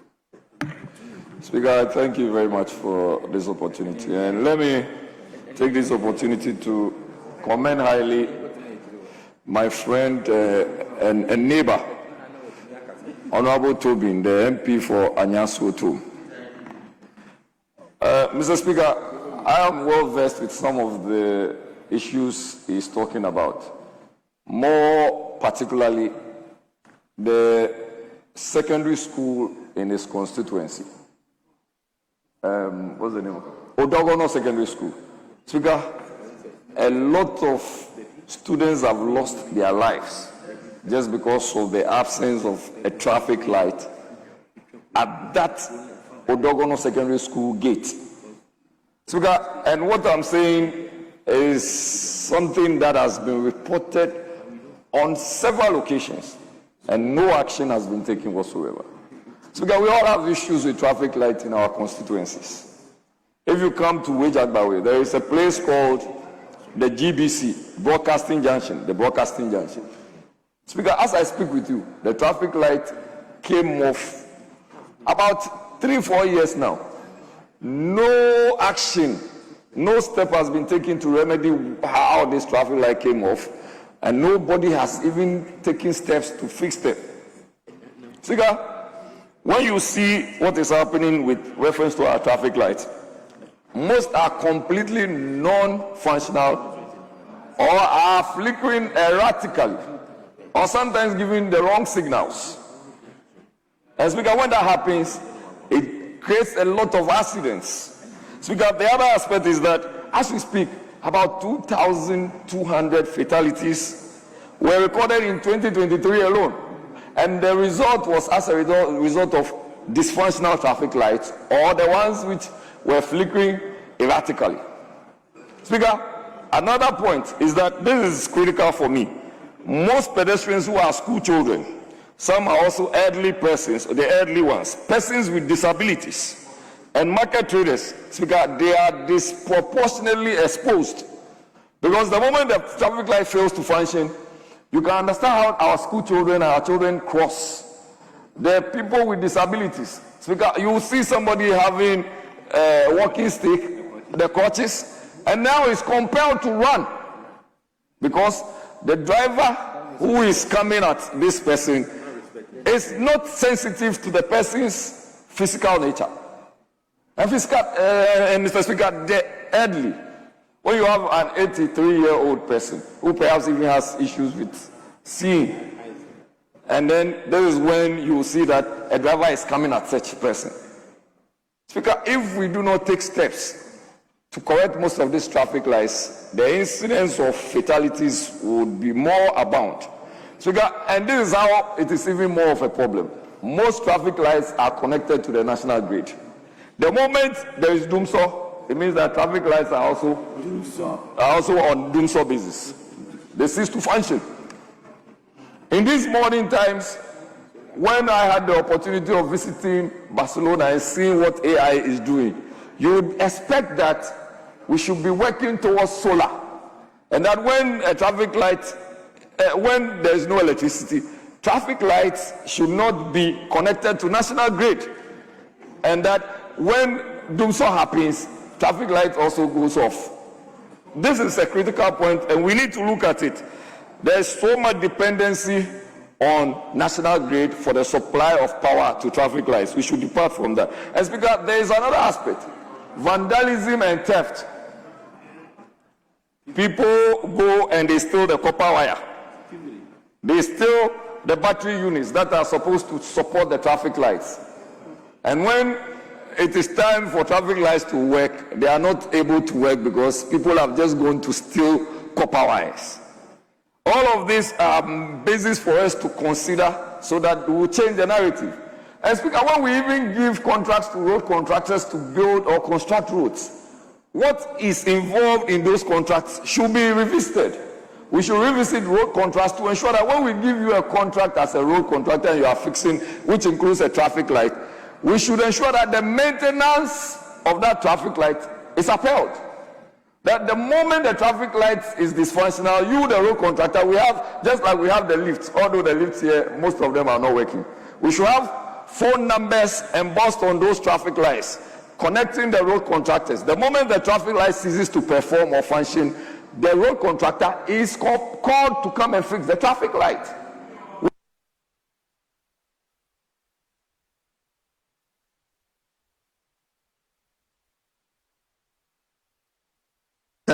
Okay, wind up. Speaker, thank you very much. I think that traffic lights it's a matter we should consider seriously. We should not look at it from only Honorable Obin's point of view, or Honorable Tobin's point of view. Every district should have a system or a structure managing its traffic lights. We should empower road contractors, ensure that contracts that are signed with reference to traffic lights are ensured, we ensure that they are managed and maintained properly. Speaker, let me go back to Honorable Tobin and Odogono Secondary School. It is a major problem, Mr. Speaker. Odogono Secondary School. Speaker, please, let us take action on this matter. No student who has gone to school should go and lose his or her life just because of the recklessness of a driver and the absence of a traffic light. Speaker, with this, I want to take this opportunity to say thank you once again. Thank you very much. So, Honorable Majority, Chief Whip. Speaker, let me commend Tobin for this, because it's such a major crisis on our roads. Speaker, ever often the contracts that we award for the construction of highways, they come with the installation of road infrastructure, which includes installation of traffic lights and street lights and road markings. The road markings are not often done. After the road is done, the street lights are not often provided. It takes the Ministry of Energy to go back and or get MPs to buy poles to install street lights. Then the traffic lights. Sometimes they are installed as soon as they break down in the first instance, that's the end. As I speak to you, the entire eastern corridor, the stretch that covers my constituency from Eskuma to Bevet, that is about 18.9 kilometers. There's no single traffic light. And one of my major communities in Pekichame, where we have the government hospital, it is located to the left of the highway when you are driving from Accra. And the community is mainly sited at the right-hand side. So there's brisk movement of the people across the highway to access the hospital. And as I speak, just a couple of weeks ago, there's been a major accident involving a knockdown of some of the pedestrians from the community, sometimes even patients. And the community has been struggling. We've been calling for the installation of traffic lights. The Ghana Highway Authority is not paying heed to this. The intersection within the district capital, which is Peve itself, there's a need for the installation of a traffic light. It's not been done. And there have been accidents as a result. And when you get to Askuma Junction itself, which is like the nerve center for Eastern region and for the Volta region, we have 2 security barriers. In fact, 3. There's the immigration barrier, there's the customs barrier, and there's the NACOC barrier. Now there's even an installation of the Forestry Commission has brought its checkpoint. And yet there's no traffic light, and accidents continue to happen at the Skuma Junction. So the installation of traffic lights is such a major call. Speaker, what we've forgotten is that it is not the speed ramps that check speeds, and it's not the ramble ramps. It is rather traffic lights. Because ever often, every reasonable driver, when you see that it's red, they will stop. They will slow down and stop for green to come on before they continue. Because if you see traffic light from afar, it is visible, it's illuminated. You are educated about it. But instead of getting traffic lights to work, we want to mount speed ramps. And when a driver is a first time on such a major road and is not aware that there's such a major speed ramp, they rather get involved in an accident because they rush into it, they crash into it, and accident occurs. So, Speaker, this is one of, it's a very simple statement, but it's such a major statement that I think, Speaker, if you accept my prayer, it should be referred to the Committee on Roads and Transport for them to look at, so that where it is critical that these traffic lights are replaced, there will be a major call from Parliament directed at the Ministry of Transport or Roads and Highways to, as a matter of urgency. And in consideration of this statement, if it's determined that it is the metro assemblies who should have some responsibility. Then the assemblies can be directed. Because it appears that we don't even know who should sponsor the installation of the traffic lights. And therefore the maintenance, we think that the assemblies will do it. The assemblies think that the road fund people will do it. The road fund people think that Ministry of Transport will be responsible. Or the Department of Road Safety Authority, they will do it. So the traffic light breaks down and we don't know whose responsibility it is to go and maintain it.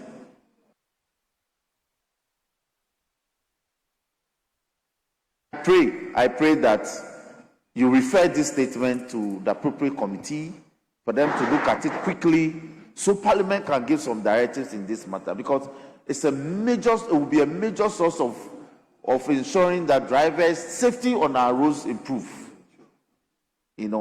So, Speaker, I thank you for the opportunity. Thank you very much. The Road Committee Chairman is not here. The ranking is not here.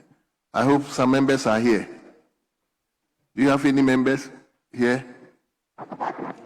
Well, Speaker, we give them a week. Well, I just wanted to see whether I can find some of the members here. Oh, Speaker, it's what is important is that the Anyway, referral is made. We will bring it to the attention. Leadership will bring it to the attention of the committee leaders. So, table, please bring it to the attention of the committee members, the chairman and the ranking, that they should look at this statement and report back to the House by a week's time. I so direct. Honorable members, we will take 2 more statements. Yes.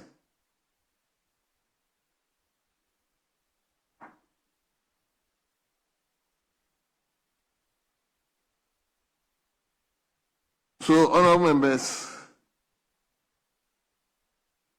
one of our former member has passed on to eternity. I would therefore invite the Member of Parliament for that constituency, that is Ododo, Honorable Ni Afenyo Kote Ashi, to make a statement in memory of Honorable Ni Okanje Adamafio. Honorable, you have the floor now. Thank you, Mr. Speaker. Mr. Speaker, with a heavy heart, I rise to thank you for the honor done me to, on behalf of the good people of Ododo, read this statement in memory of the late Honorable Ni Okanje Adamafio. Mr. Speaker, the late Honorable Ni Okanje Adamafio was a distinguished statesman, a legal practitioner who played a significant role in Ghana's transition to the Fourth Republic. Renowned for his steadfast commitment to the then NDC and the National Democratic Congress, Honorable Adamafio devoted over 3 decades of his life to public service.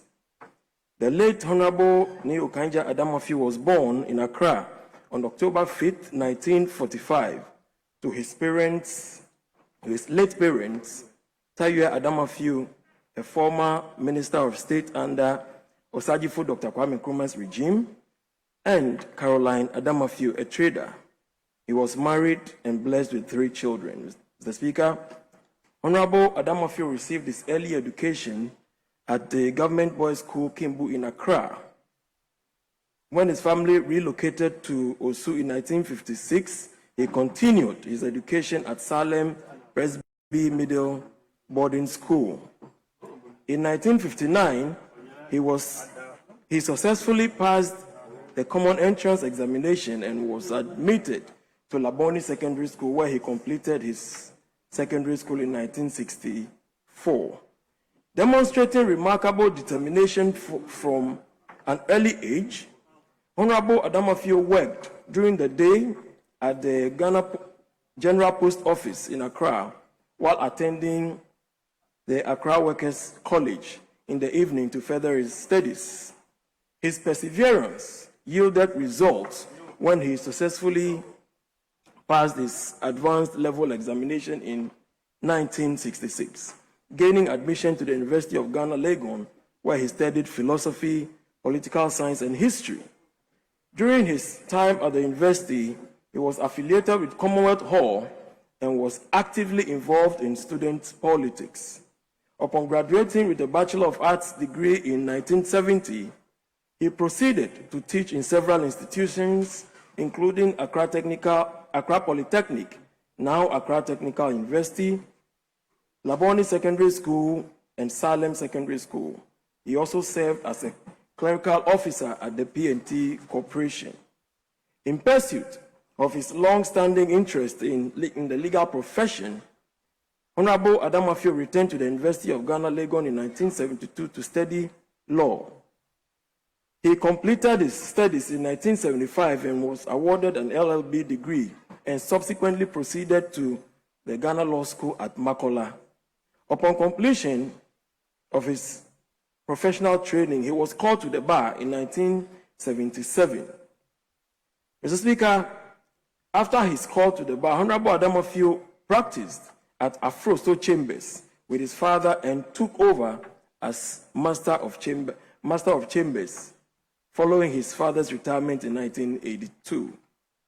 Renowned for his sharp intellect, commanding courtroom presence, Honorable Adamafio earned a reputation as one of the most formidable criminal advocates of his time and a respected force in the legal profession, within the legal profession. Mr. Speaker, in addition to making significant strides in his legal career, Honorable Adamafio was a prominent and influential politician, playing a key role from the PNDC era until his passing.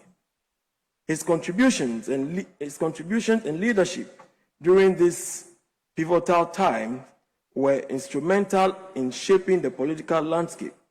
Within the PNDC, Honorable Adamafio held several executive positions, including the Greater Accra Regional Secretary, Coordinator for Revenue Commissioners, Acting Secretary at the Ministry of Interior, and Deputy Secretary at the Ministry of Interior. He also held other positions during this era, including member of the Peace Council, member of the Prison Service Council, chairman of the Greater Accra Coordinating Council, and chairman of the Regional Security Committee. In 1991, when the PNDC government announced a return to constitutional rule, Honorable Ni Okanja Adamafio played a key role in the formation of the Eagle Club, a social club that facilitated political mobilization and included notable figures like the late Samuel Teko Kwashi, Mr. R.O. Akainete, many of whom were of Ghana origins. The late Honorable Adamafio was regarded as the link between the revolutionary foundations of the PNDC and the democratic principles of the NDC. He was respected for his discipline and ability to navigate political landscapes.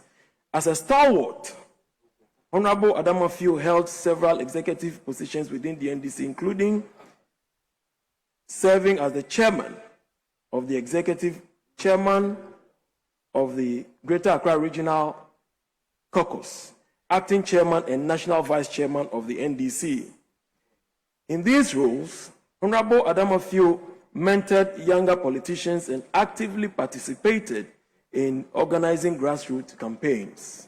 Representing the Ododo-Diodio constituency, a key political battleground in the heart of Accra, as a member of parliament from January 1997 to January 2001, Honorable Adamafio was known for his sharp, often confrontational, but highly intellectual debating style.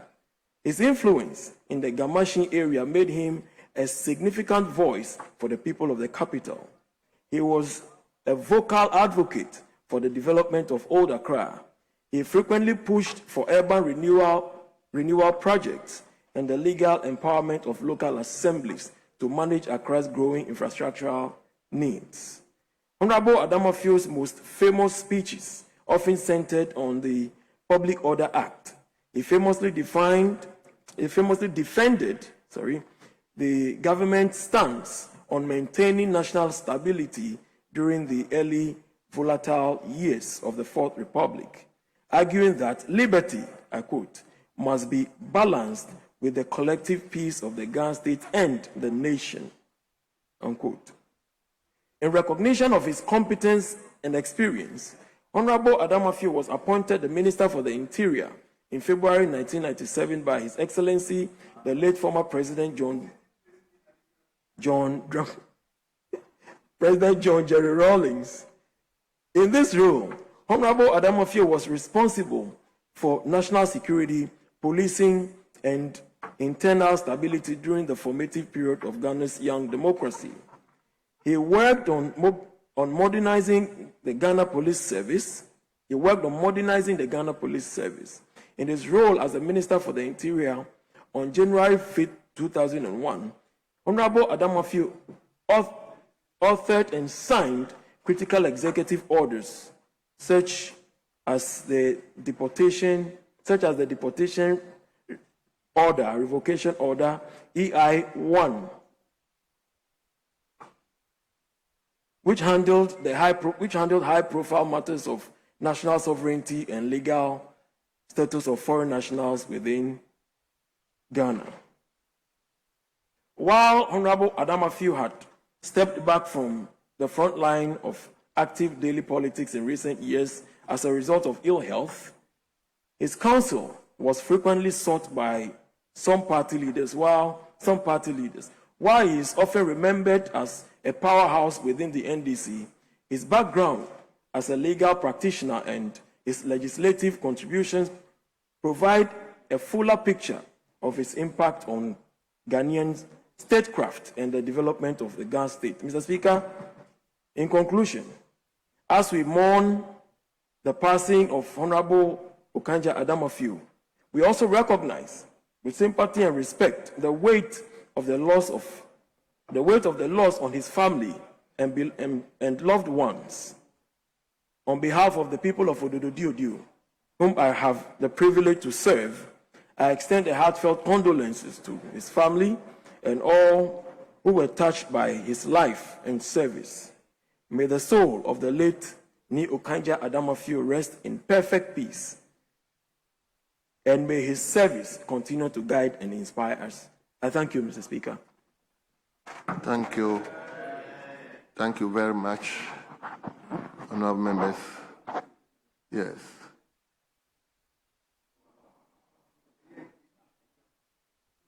Okay.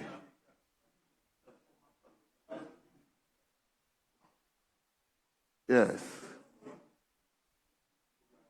Yes.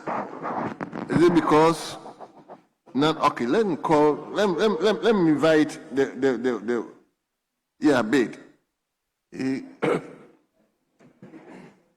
Thank you very much, Right Honorable Speaker, for the opportunity to pay tribute to my very good friend, the late Ni Okanja Adamafio. Ni Okanja Adamafio was a lawyer and a politician. Indeed, he bounced onto the political scene during the era of the NDC, when he was first appointed as the Secretary for Interior. And that was when I met, and we related very well. Subsequently, he was appointed coordinator for tribunal.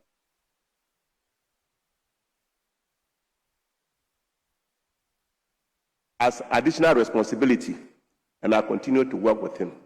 Indeed, Mr. Speaker, in the run-up to the 1992 elections, when political parties were being formed, Ni Okanja, as a strategist, a political strategist, he came up with the idea of the Egle Club. And then we started operating. In fact, I was part of the Egle Club, the initial Egle Club, and we started operating in the various regions. We worked hard, then the NDC won the 1992 elections, and were ushered into government. He was subsequently appointed as presidential staffer, and he continued in that position until 1996, when he contested the Orodiodio seat and won it and came into parliament. Mr. Speaker, he did 4 years, and unfortunately, in the 2000 election, there was a tsunami, and that tsunami affected him, because that was the year in which we had in the NDC what we call the imposition of MPs. And the MPs, the parliamentary candidates, their names were announced from the castle. And then there was so much uproar about it. And the wind came and blew off as many as 100 parliamentary candidates. That's how come the NDC went into opposition. Mr. Speaker, after the 2000 elections, NDC had to reorganize itself. And so, as a result of the reorganization, Niokaja Adamafio offered himself as a contestant for the National Vice Chairmanship. So he stood and he won. I also stood as Deputy General Secretary, and I also won. So we worked together at the national headquarters. And we were so effective that the Kufuor government really, initially, they thought that they were going to have an easy ride. But by the end of 2004, they were so scared that the then chief of staff had to rush to the castle to go and announce the results of the 2024 elections ahead of what the electoral commissioner would do. That is how much scare we put into them. And I'm saying that we worked very well, and unfortunately, we didn't win the 2004 elections. And subsequently, we had challenges, which is now history. But Ni Okaja Adamafio continued to be my friend, and we continued to relate. And we related very well. In fact, when he fell sick, I visited him on a sick bed and then had a discussion with him. We thought that he would come back. We thought that he would recover and then come back. Unfortunately, that did not happen. And today, we have to pay tribute to him for the loss of his life. Mr. Speaker, on this occasion, I'd like to pay my respect to Niokaja Adamafio, convey my condolences to the family, to the bereaved family, in fact, to the NDC as a party, and also to all his friends. We were friends and we all worked together, and I must say that we have lost a great man. This was a great politician. He was a strategist. He was somebody who could think, and Mr. Speaker, let me add that, in fact, he provided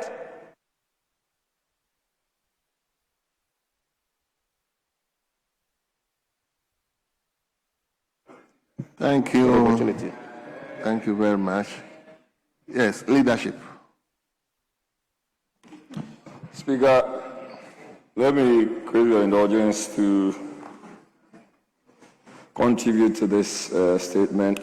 Speaker, once I do so, respectfully, if I'm permitted, let me come under Order 63 and speak a bit of Ghana to my Ghana people. Speaker, with your permission, Ni Okajija Adamafio. Question has not been granted. Very well, Speaker. Anyway, you go ahead. Thank you very much, Speaker. Ni Okajija Adamafio. Meneke woche wonuncho echebwe oge ya wojuba. Ya wojuba eyake ohani gama muefe na ake oba no basomo. Ochunoni sa, ochunoni wa.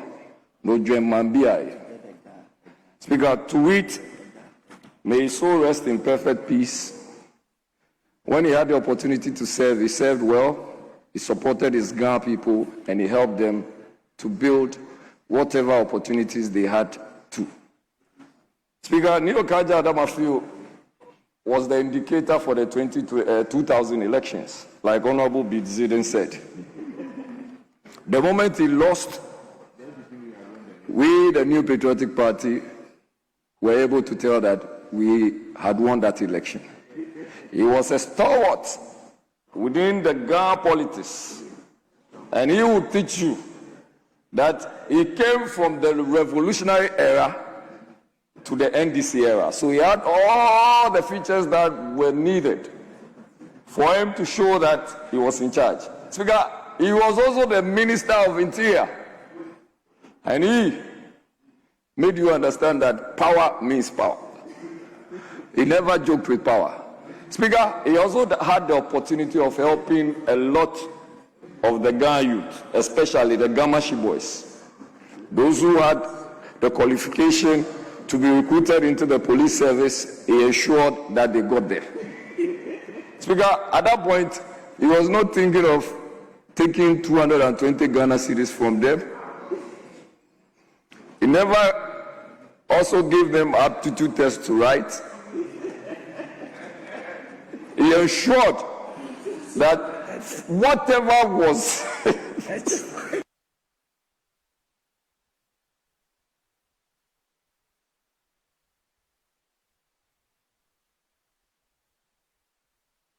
Speaker, he ensured that whatever was due them, he helped them to get there. And fortunately, today some of them have become senior officers in the police service and other security services. Speaker, today, if Neo Kaja Adamafio is no more, when you go to the Lands Commission, he also served as the regional chair of the Lands Commission. And he put a lot of solid structures in place, to the extent that you wouldn't find people taking government lands without reference to proper structures. Speaker, today we are here to say that a lot of Ghana young men have taken a cue from Honorable Neo Kaija Adamafio, a very humble but straightforward person. He was also very strict. Speaker, when I was growing as a young man, anytime I saw Neo Kaija Adamafio come in, I found another route, because you never know what he could do to you. If you know those times, then most young men will be wearing their jeans and they call it Totofista. You can't do that in front of Neo Kaija Adamafio. He was a strong disciplinarian and a stout party person. That was where he sometimes fell short, because for whatever it is worth, he wants to consider his party people largely.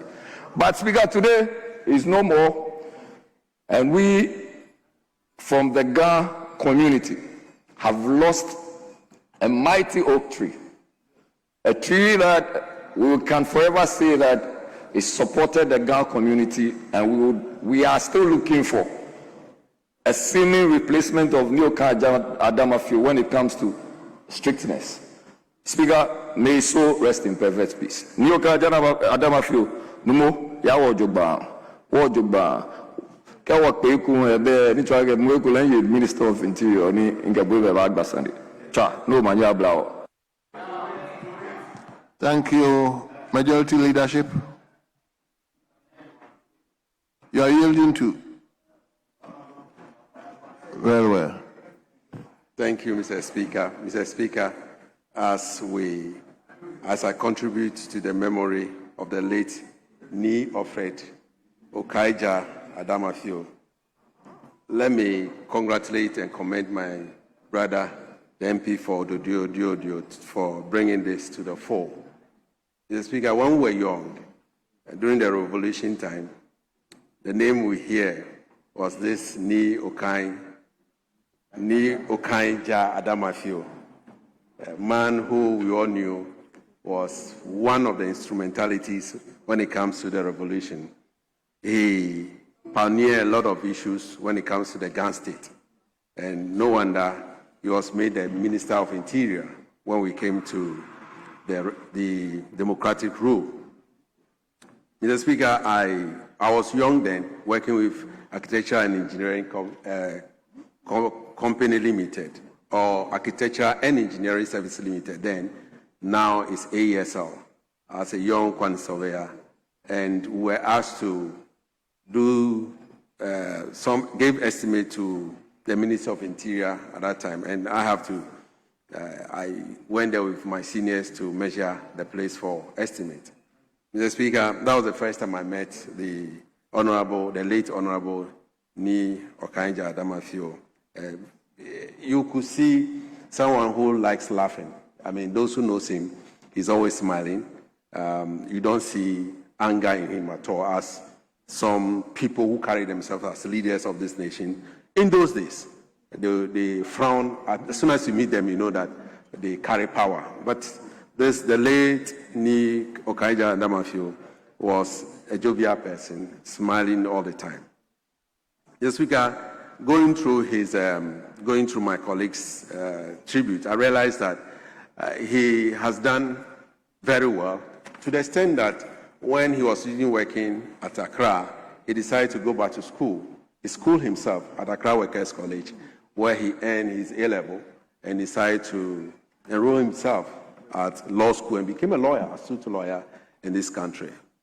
The young people should learn from this, that if you are not able to go through successfully to your A-level system or the current WASI or senior high school level system, that's not the end of life. You can be working as well, enroll yourself, and give yourself time to become what you want to be in life. The late Okaija Adamafio gave himself opportunity to become a lawyer, and I believe one of the reasons why the late Jerry Rawlings appointed him as, first of all, Greater Accra Secretary, and later on Interior Minister, Deputy and then Interior Minister, was the fact that he schooled himself and became a lawyer in that era. Today we commiserate with the family. We said, may his soul rest in peace, but we should also learn from the steps that he has left. I'm sure the Ghana state has lost a great man. The nation has lost a great man. The NDC fraternity has lost a great man. And all we can say is that may his soul rest in perfect peace. May the children and those that he has left behind remember that their father has paid his due. He has played his role as a statesman in this country. He has contributed his quota to the nation Ghana. Thank you, Mr. Speaker, for the opportunity. Thank you, honorable members. May we respectfully rise and give a minute silence in prayer to his memory.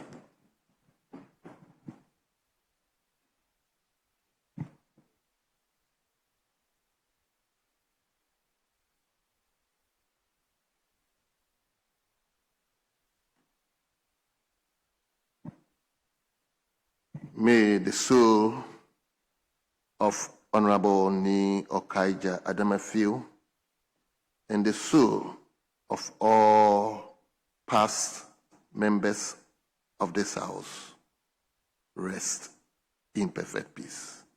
Amen.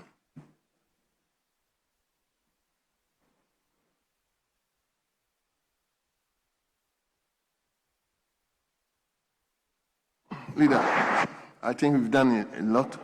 Speaker, we have two more statements. That's one for Honorable Suhini, and then Kuma is here. Then Honorable Zuira. No, you can't take all of them. Okay. In fact, Speaker, on the other paper, Speaker, on the other paper, we ought to have taken Honorable Zuira first. But at the time that we began, she has stepped out on some other duties. So we began with 7B. Yes. Yeah, 7B. So she's been patiently waiting to have a bite. Speaker, in the meantime, before we do that, if I may bring to your attention this matter in respect of a referral made on the 5th of November 2025. Speaker, on that Wednesday, 2025, November last year, the annual statement, the annual report of the Audit Committee of the Ghana Geological Survey Authority for 2024 was laid in the House, and procedurally it ought to be referred to the appropriate committee. But inadvertently, the referral was made to the Committee on Communications. However, in pursuance of Order 240, the committee that has mandates to consider this report is the Committee on Lands and Natural Resources, because it's an entity under the Ministry of Lands and Natural Resources. So my prayer is that that referral be reversed so that a fresh one be made to the committee responsible for lands and natural resources for their consideration and report to plenary. Mr. Speaker, I humbly pray. Very well. Your prayer, I think, is in well place. So that referral is withdrawn, and same is accordingly referred to the Committee on Lands and Natural Resources for consideration and report. Speaker, consequentially, the advertised meeting by the Committee on Communication in respect of this matter slated for tomorrow will have to be. It has no effect. Yes, based no on effect. this. Yes, as a result. Yes. So the committee leadership should take note. Very well. So are we going to take the two statements? The sense of the House is that we do take them. Speaker, but before we take the two statements, may I pray that we lay two papers under items number 8, item numbers 8C and 8E, Mr. Speaker, just to lay the reports of these two committees. So first one by the chairman for the committee responsible for education. Very well. Honorable members, let's turn to page 4, item listed 8C. AC, the chairman of the committee for education. Yes, table. Report of the Committee on Education on the Education Regulatory Bodies Amendment Bill 2026. You read again, you didn't hear. Report of the Committee on Education on the Education Regulatory Bodies Amendment Bill 2026. Honorable members, the report has been duly presented. I direct that the report be distributed to honorable members. So we turn to page 5. Yes, item number 8E. Yes. Thank you. Chairman of the committee. That's committee on subsidiary. That's what Mr. Speaker. Yes. Yes, respectfully, the chairman. Yes. So the ranking member. Yes. So go ahead and do so. Report of the Committee on Subsidiary Legislation on the Education Regulatory Bodies National Teaching Council Regulations 2025. Honorable members, the report has been duly presented. The direction is that the report be distributed to honorable members. Speaker, we therefore have to come back to item number 7A, Mr. Speaker. Very well. So, Honorable Zubira Mohammed Ibrahim, you may take your statement, but again, hold on for me to suspend the House for 2 minutes.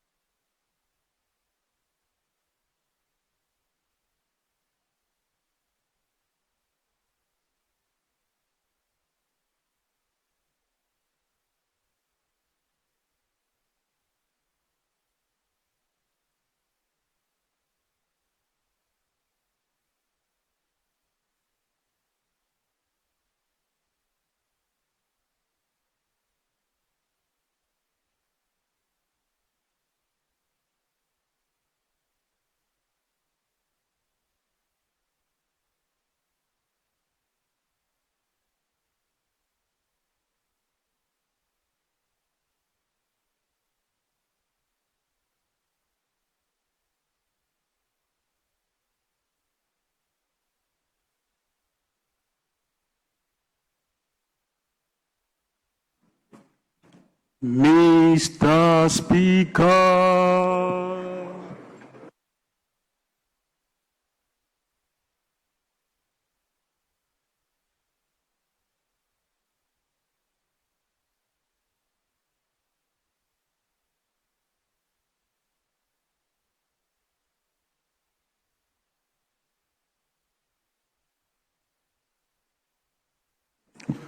Thank you very much. You may resume your seat. So, Honorable Zurua, you may take the floor now. Thank you very much, Mr. Speaker. Mr. Speaker, I rise to read this statement in memory of one of the female trailblazers in politics from the northern part of Ghana. Permit me, Mr. Speaker, to preface the statement with admonition from the Almighty Allah that indeed to Allah we belong and to Him we shall return. Inna lillahi wa inna lillahi raji'un. Mr. Speaker, I rise with a heavy heart, yet profound gratitude to pay tribute to the late Honorable Hajia Mary Salifu Buforo, former Member of Parliament for Savlugu constituency from 1997 to 2013, who departed this life on 13th of December 2025. Mr. Speaker, the passing of Honorable Hajia Buforo represents not merely the loss of a distinguished parliamentarian, but the dimming of a beacon that illuminated the path for women's leadership in northern Ghana.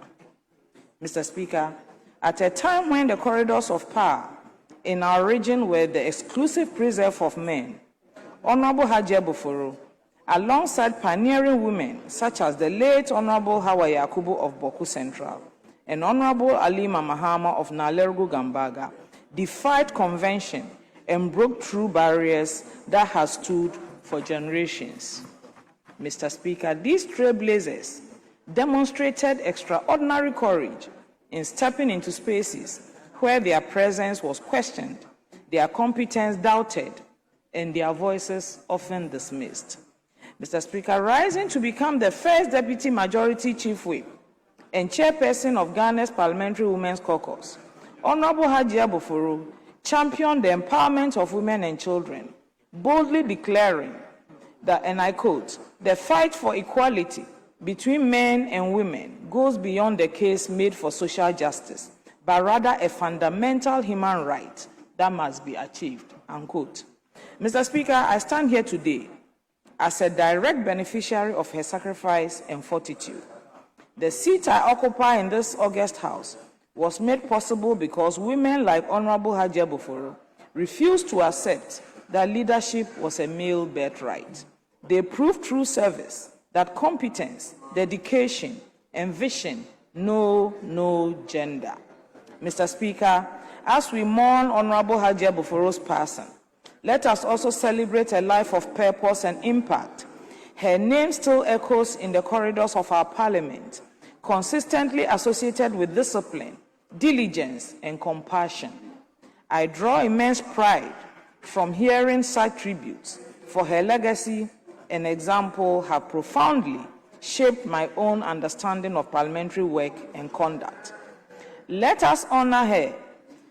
Let us honor her memory by ensuring that the doors she helped open remain open, and that more women from the North, and indeed from across our beloved nation, continue to ascend to positions of leadership. Mr. Speaker, she was a household name throughout the northern region. As a young student working in community development, Savulugu was among my project areas, and there I witnessed firsthand the transformative impact of her service. Every grinding mill I encountered bore witness to her dedication to the women of Savulugu. Every borehole carried her footprints, installed to ease the burdens of her constituents. The women were her priority, and she gave expression to this commitment through tireless action. Her connection to her constituency was both special and admirable. May Allah subhanahu wa ta'ala grant her soul Jannatul Firdaus. Thank you, Mr. Speaker, for the opportunity. Thank you very much. So, Honorable Kobi Dako. Thank you very much, Mr. Speaker. Mr. Speaker, for this opportunity. Mr. Speaker, for those of us that have been in this house for some time, we have the special privilege of interacting and engaging with Hajia Boforo. For us on this side, she had always been someone who had time for us. In fact, a usual chocolate sharing in this house was very spectacular. Hajia Boforo, we all know, was the MP for Savulugu. And I had my constituency executive, who hailed from Savulugu, and they used to speak so well of her. We also know that she empowered a lot of women in her constituency. We know that a lot of the infrastructure like boreholes, electricity connections, and the rest were done through her effort. Mr. Speaker, for the likes of Hajia Boforo to rise to the level of first deputy chief's whip, I believe that it showed consistently that Ghanaian women can do so much for our country. I know that my own predecessor was the deputy leader in this house for some time. We've had other women who have also done so well for this parliament, like Cecilia Dapa, Madame Frema Opare, and the rest. And I believe that her effort in this house and her ability to stay here show that there's nothing beyond any woman to be able to serve her country. Mr. Speaker, one other thing about Hajia Boforo was that she was always smiling. That made it easy for those of us on the other side to connect. We knew she had a good heart. And like you know, there's always a season for everything. And when she lost her seat, a lot of us were shocked that the NDC could not keep her to keep a seat to come back to the House. With this through, Mr. Speaker, we say rest in peace, Hajia. Rest in peace, Hajia Boforo. Thank you very much. Thank you very much. Yes, let me come to Sanjay Nanja.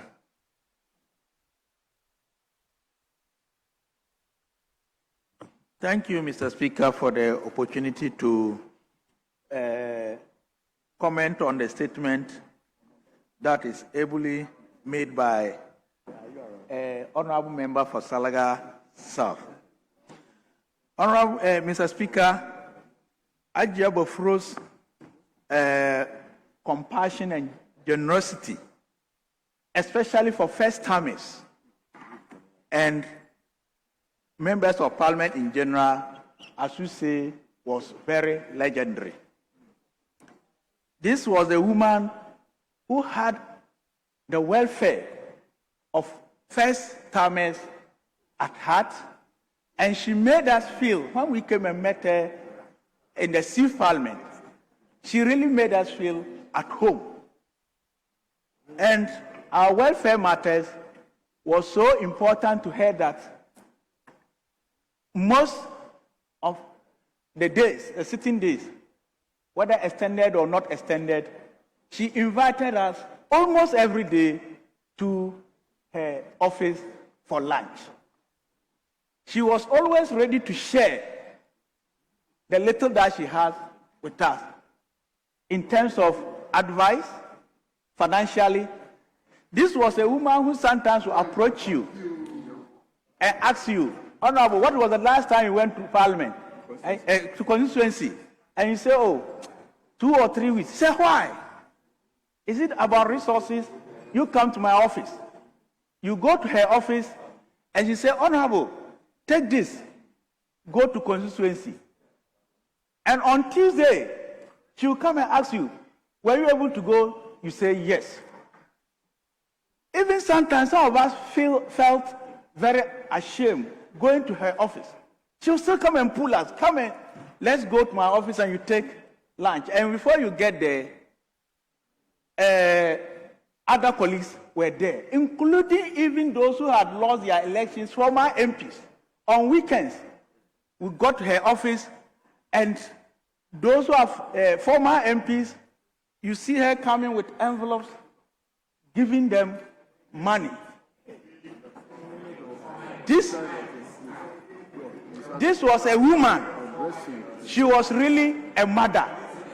Mr. Speaker, I wish Parliament could do something to immortalize Hajia Bofro. Hajia Bofro will always remain in our heart. Thank you, Mr. Speaker. Thank you very much. Yes, I guess you were taking the leadership of. Okay, you let me give you, because you are an old timer and you might have encountered it. Thank you, Mr. Speaker. Mr. Speaker, let me commend my sister Hajia for this tribute on behalf of the good people of Savulegu, and in the memory of our late sister Hajia Boforo. Mr. Speaker, myself and Honorable Kobi met her in 2009 in this house. That was about almost 18 years ago. And for a woman to have gone through parliamentary, times, 5 good times, I think she has broken the record. I haven't heard of any woman who has broken that record. The highest so far we've had so far is this 5th timer, who is Hajia Boforo. And no woman in this house has broken that record. All the women, the other end, at the 3rd term or 4th term. Currently, we have 4th timers who are women. Coming from the region that we all know, Mr. Speaker, as Northern region, where it is more patrilineal than matrilineal, where women are not seen in the front of leadership. But Hajia Boforo has been a member of parliament for that number of years, raising all the odds, beating all the men to have won 5 consecutive times, clearly shows that it's a woman of substance. And our young ladies should learn from that of her experience. Mr. Speaker, just as my other colleagues mentioned, we've met her in this house, and she's very, very generous woman.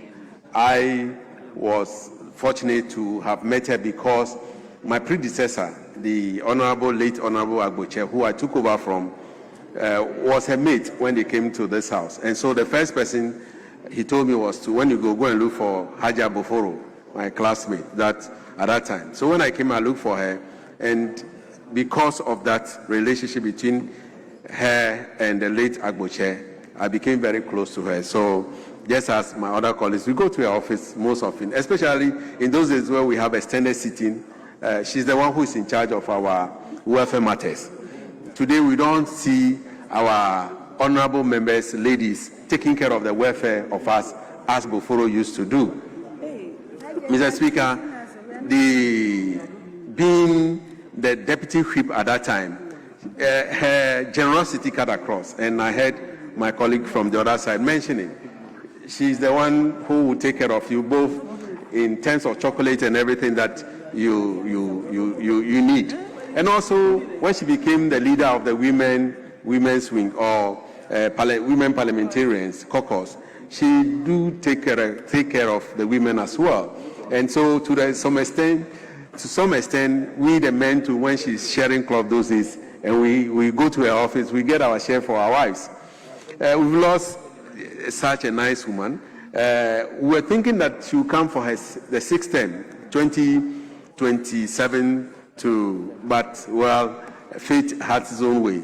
Even though Hajia Bufuru was old in age, when you look at her, very, very active and very, very proactive.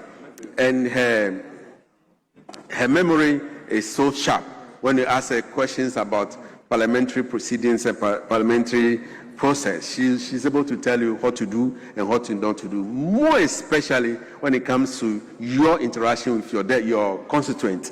That has been her strongest strength, that if you really want to maintain your seat and come back to this house, you need to be in touch with your constituent.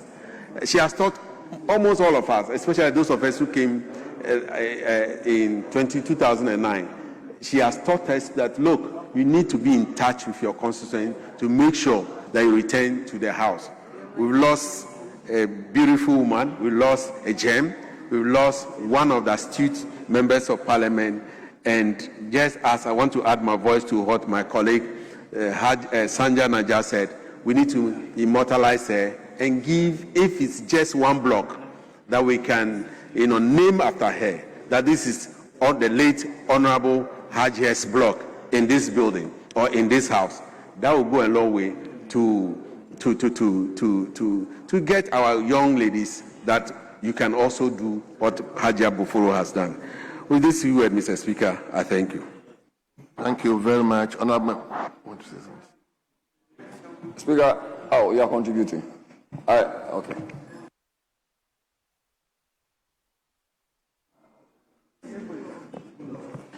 Mr. Speaker, thank you very much for the opportunity. And let me also thank Honorable Zuela for the tribute she just read. Mr. Speaker, I join colleagues to eulogize Honorable Bufuru. I entered this house in 2013. Mr. Speaker, at the time, members had no office space. So we used to hang around the foyer. You go to the mess room, you pick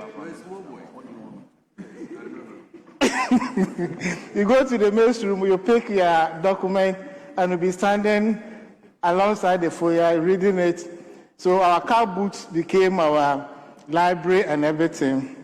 Those days, her office used to be on the first floor on the new block. So every lunch time, we used to go there. She would serve us. It got to a point I became a registered member in the office. Even if I don't go for lunch, she will send somebody to come and call me that, Honorable Richard, why are you not eating today? Whether I like it or not, I have to take whatever was available then. Mr. Speaker, if you enter my living room, I have a very beautiful picture with Hajia Bufuru. And if you don't know my wife, you may suspect she's the wife. So beautiful. If my wife initially was fighting with me, well, how can we? No, the way the picture is so beautiful, and how the cameraman took the picture, so beautiful, and I'm still keeping it in my living room. Now, Mr. Speaker, something happened on the floor here. At the time, Honorable Minister Husseini was the road minister.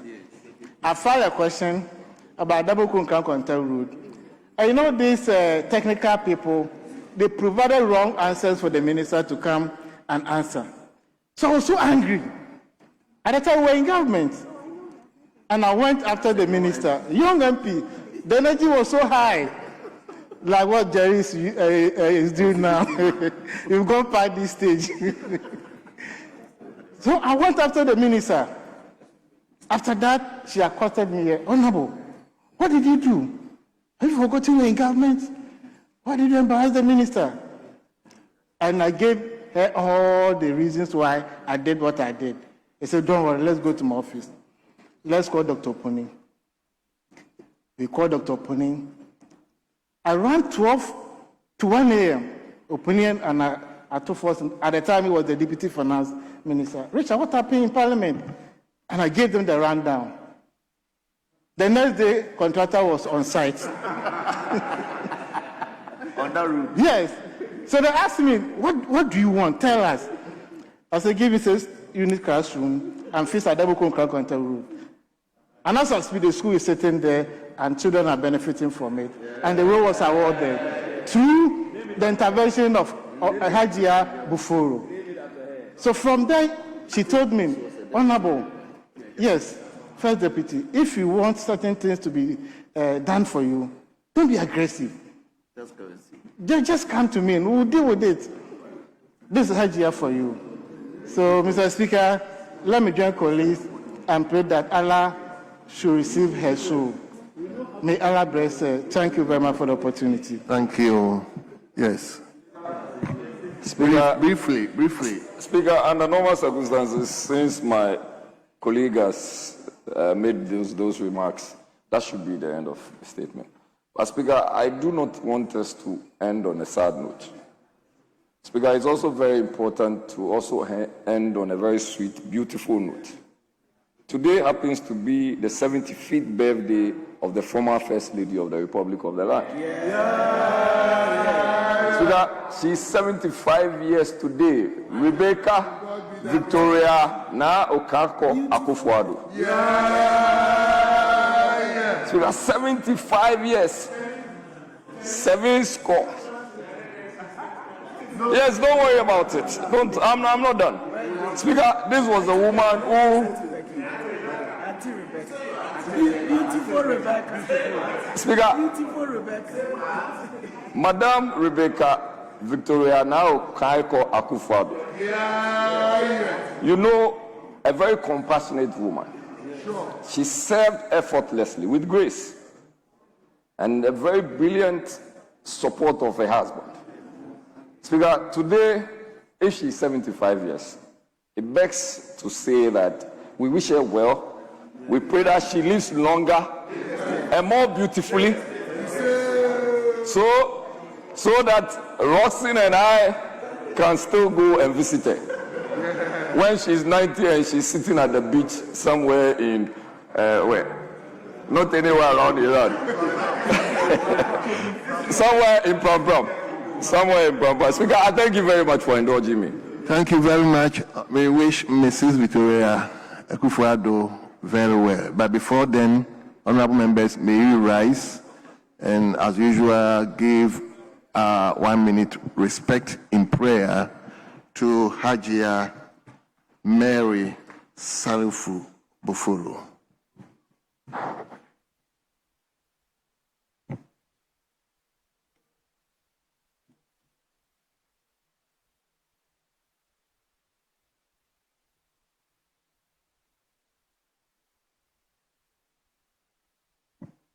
May the soul of Hajia Mary Salifu Bufolo and the soul of all departed, especially those who serve in this chamber, rest in perfect peace.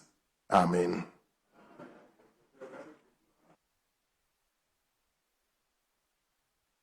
Honorable members, we take the last statement, and that one I will take only one comment from each side. And the statement is coming from, yes.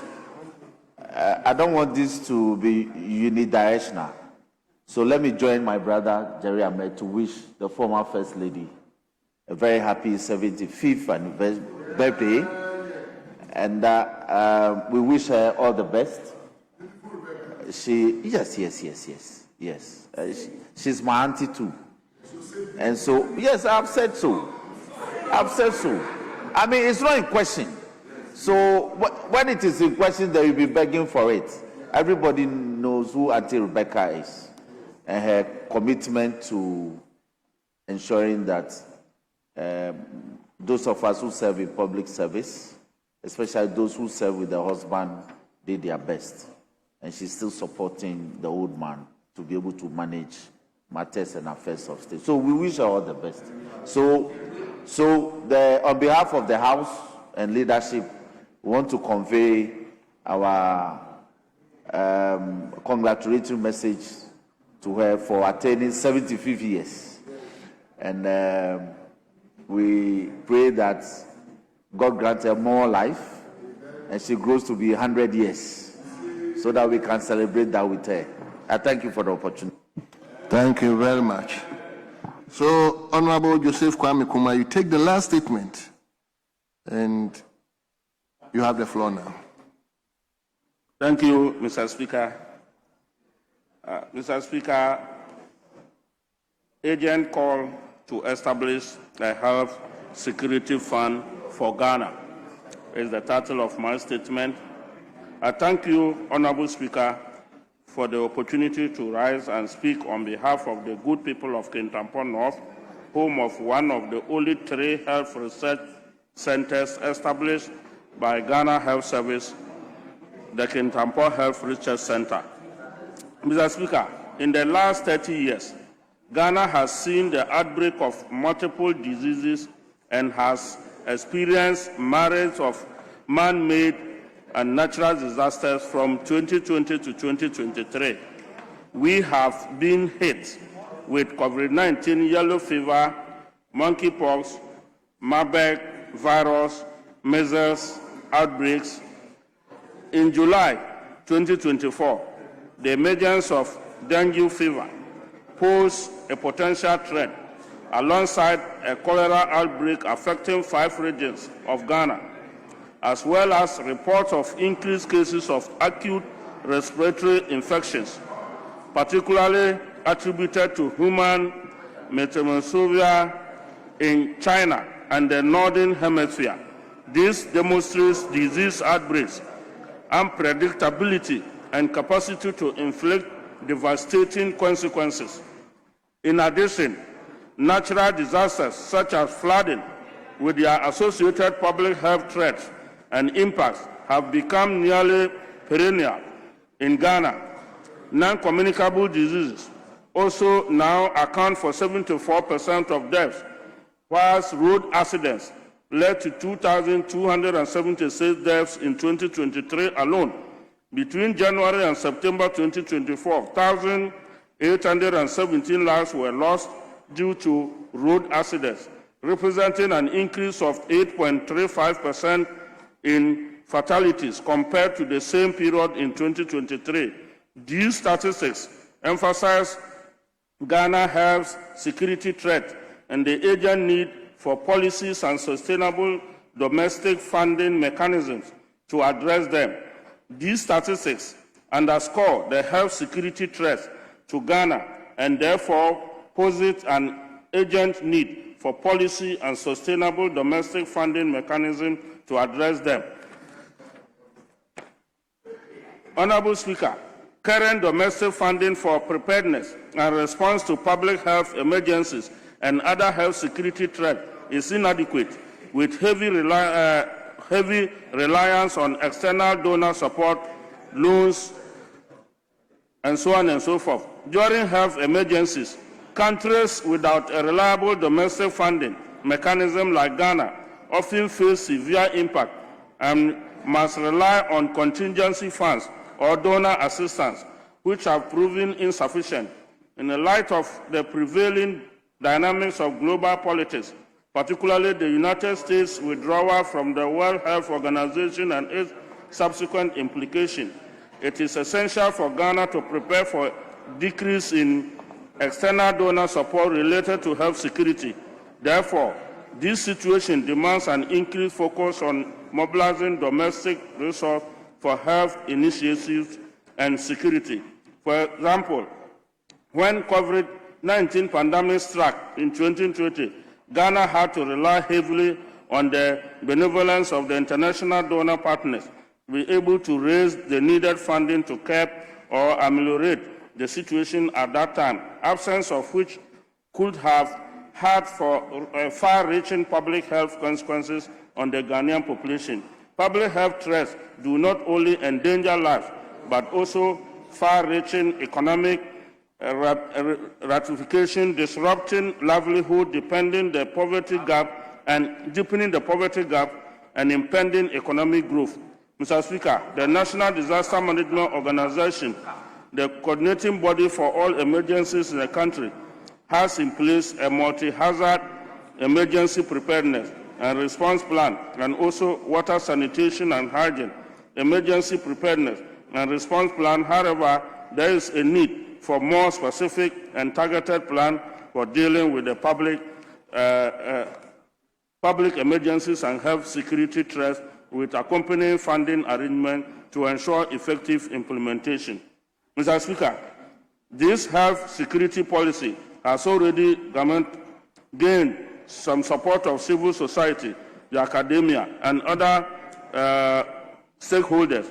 I therefore urge my colleagues here to support the health security bill when it arrives in Parliament, since it will go a long way to safeguard lives and promote good health as we seek to build a better Ghana. After all, as the saying goes, a healthy nation is a wealthy nation. Your support is therefore essential in ensuring that this bill is passed so that Ghana gets the resource needed to prepare for and manage health threats as when they arise. I am very grateful, Mr. Speaker, for the opportunity to make this statement. Thank you very much, Mr. Speaker. Thank you very much. So I'm taking one each. So let me listen to Honorable Azeboama first. But the comment should also be brief. Thank you very much, Mr. Speaker. And let me commend Honorable Kwame Nkrumah, Member of Parliament for Kintampo North, for this timely statement on health security fund for Ghana. Mr. Speaker, as he said, the Kintampo Health Research Center is well known for its research into health services or health-related diseases. And I wonder the state of the Kintampo Health Service today. If you take the services that it used to render for this country, I think the Ministry of Health needs to take particular notice and attention.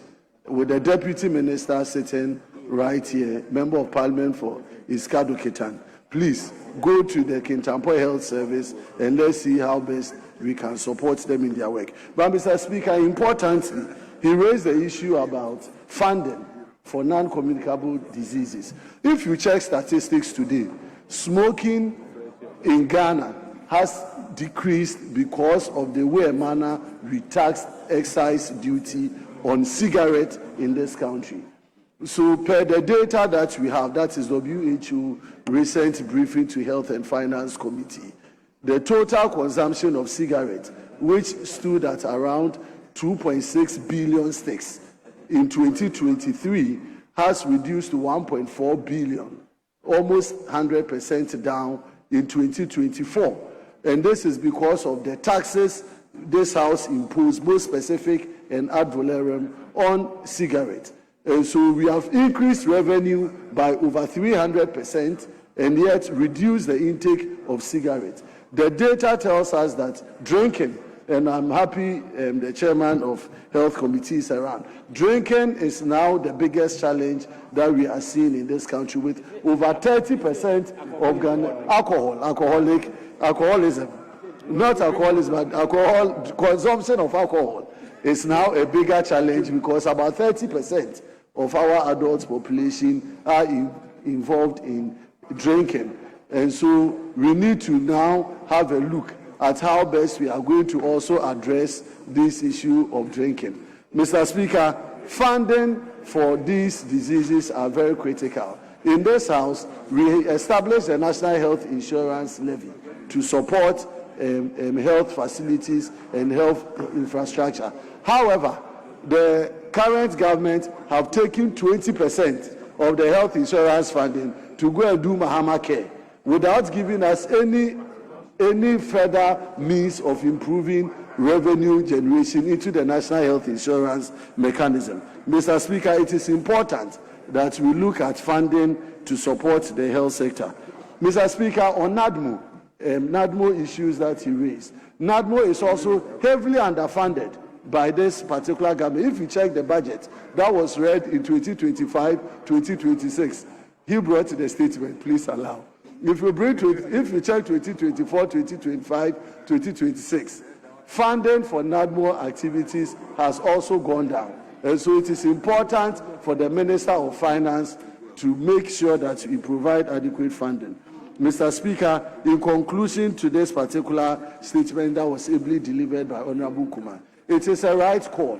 It is a right call that we look at how best we are going to provide funding to support these particular areas and health service delivery in this country. Because as he said, a healthy body is a wealthy body. That gives us a wealthy nation. I thank you, Mr. Speaker, for the opportunity.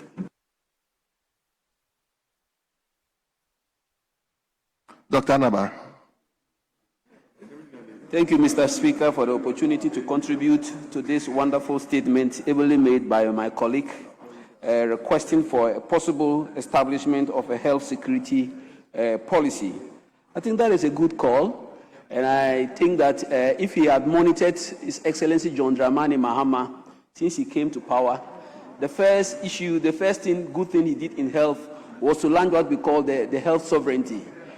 Encouraging all African leaders, his colleagues, to ensure that we actually invest in our health sector instead of depending heavily, like you said, on what? On donor partners. As a result of that, you could realize that in last year's budget, there was funding made available for the sudden cessation of U.S. aid to Ghana, which enabled Ghana to procure vaccines and other essential drugs that were dependent on donor contributions. That's to tell you that, yes, the country is already in motion and encouraging other countries. He invited a lot of countries to come for the launch of the health sovereignty in Ghana, Accra, last year, and this is what we are heading towards. We are no longer depending heavily, like you have mentioned, on donor funding to run our health sector. One thing that you would also notice is that we have something called the sin tax in Ghana, which is taxes that we impose on commodities that we consume that leads to development of what? Chronic diseases. And this sin tax is taken from what? Alcohol, cigarettes, and drugs that are very dangerous, and then the rest. And these taxes that some of us would propose, that when we collect these taxes, we should use it to augment the taxes that we get, the levies that we get from the National Health Insurance, at least to gear towards treating non-communicable diseases and diseases that are generated from these commodities that we consume. Some of these commodities include cigarettes, alcohol, and latest of them is the shisha, or how do they call it? Shisha. People who use shisha develop lung diseases. And I think that government should be working hard to ensure that we have a tax on shisha in Ghana, to ensure that that money is kept aside to take care of people who depend on shisha for fancy lifestyles and then the rest. Another commodity that we are proposing, and some of us think that government should be taxing, is this whitening creams, these whitening lotions. Bleaching, whitening lotions, some of them contain mercury. We are all here fighting against galamsey. Meanwhile, our women want to impress us. Oh, some few men do it, I know. But generally, our women want to impress us. Look, I have the black color. And it's very beautiful. Have your black color, because some of these creams that contain mercury to whitening you would give you kidney disease. Some of them contain steroids. And those steroids will affect your liver. Those steroids would affect your kidneys. And those steroids would give you hypertension. They'll give you heart diseases. So let's also put taxes on these creams or lotions that we import into Ghana to give for the women to use to bleach themselves. One other thing I will say is that even the WHO itself is now encouraging third world countries to try to find the funding sources, developing countries to try and find fundings within, to spend prudently, like JM has done, has uncapped the National Health Insurance. Yes, he has uncapped the national health insurance, and the money is going into the health sector to an extent that we have even gotten more money, to an extent that we've used some for the Mahama Care, which is the Ghana Medical Trust Fund. Thank you. In addition to that, some of the money is now even going to primary health care. That is supposed to be used to pluck the low-hanging fruits, manage the people, ensure that they know what to do to prevent themselves from getting those diseases. That will give us the burden of having to look for money for health emergencies. To this end, Mr. Speaker, I thank you very much. Thank you very much, honorable members. I'm not admitting any comment again. We have spent more than 7 hours, and therefore I will proceed to adjourn the House. I will proceed to adjourn. No leadership comment.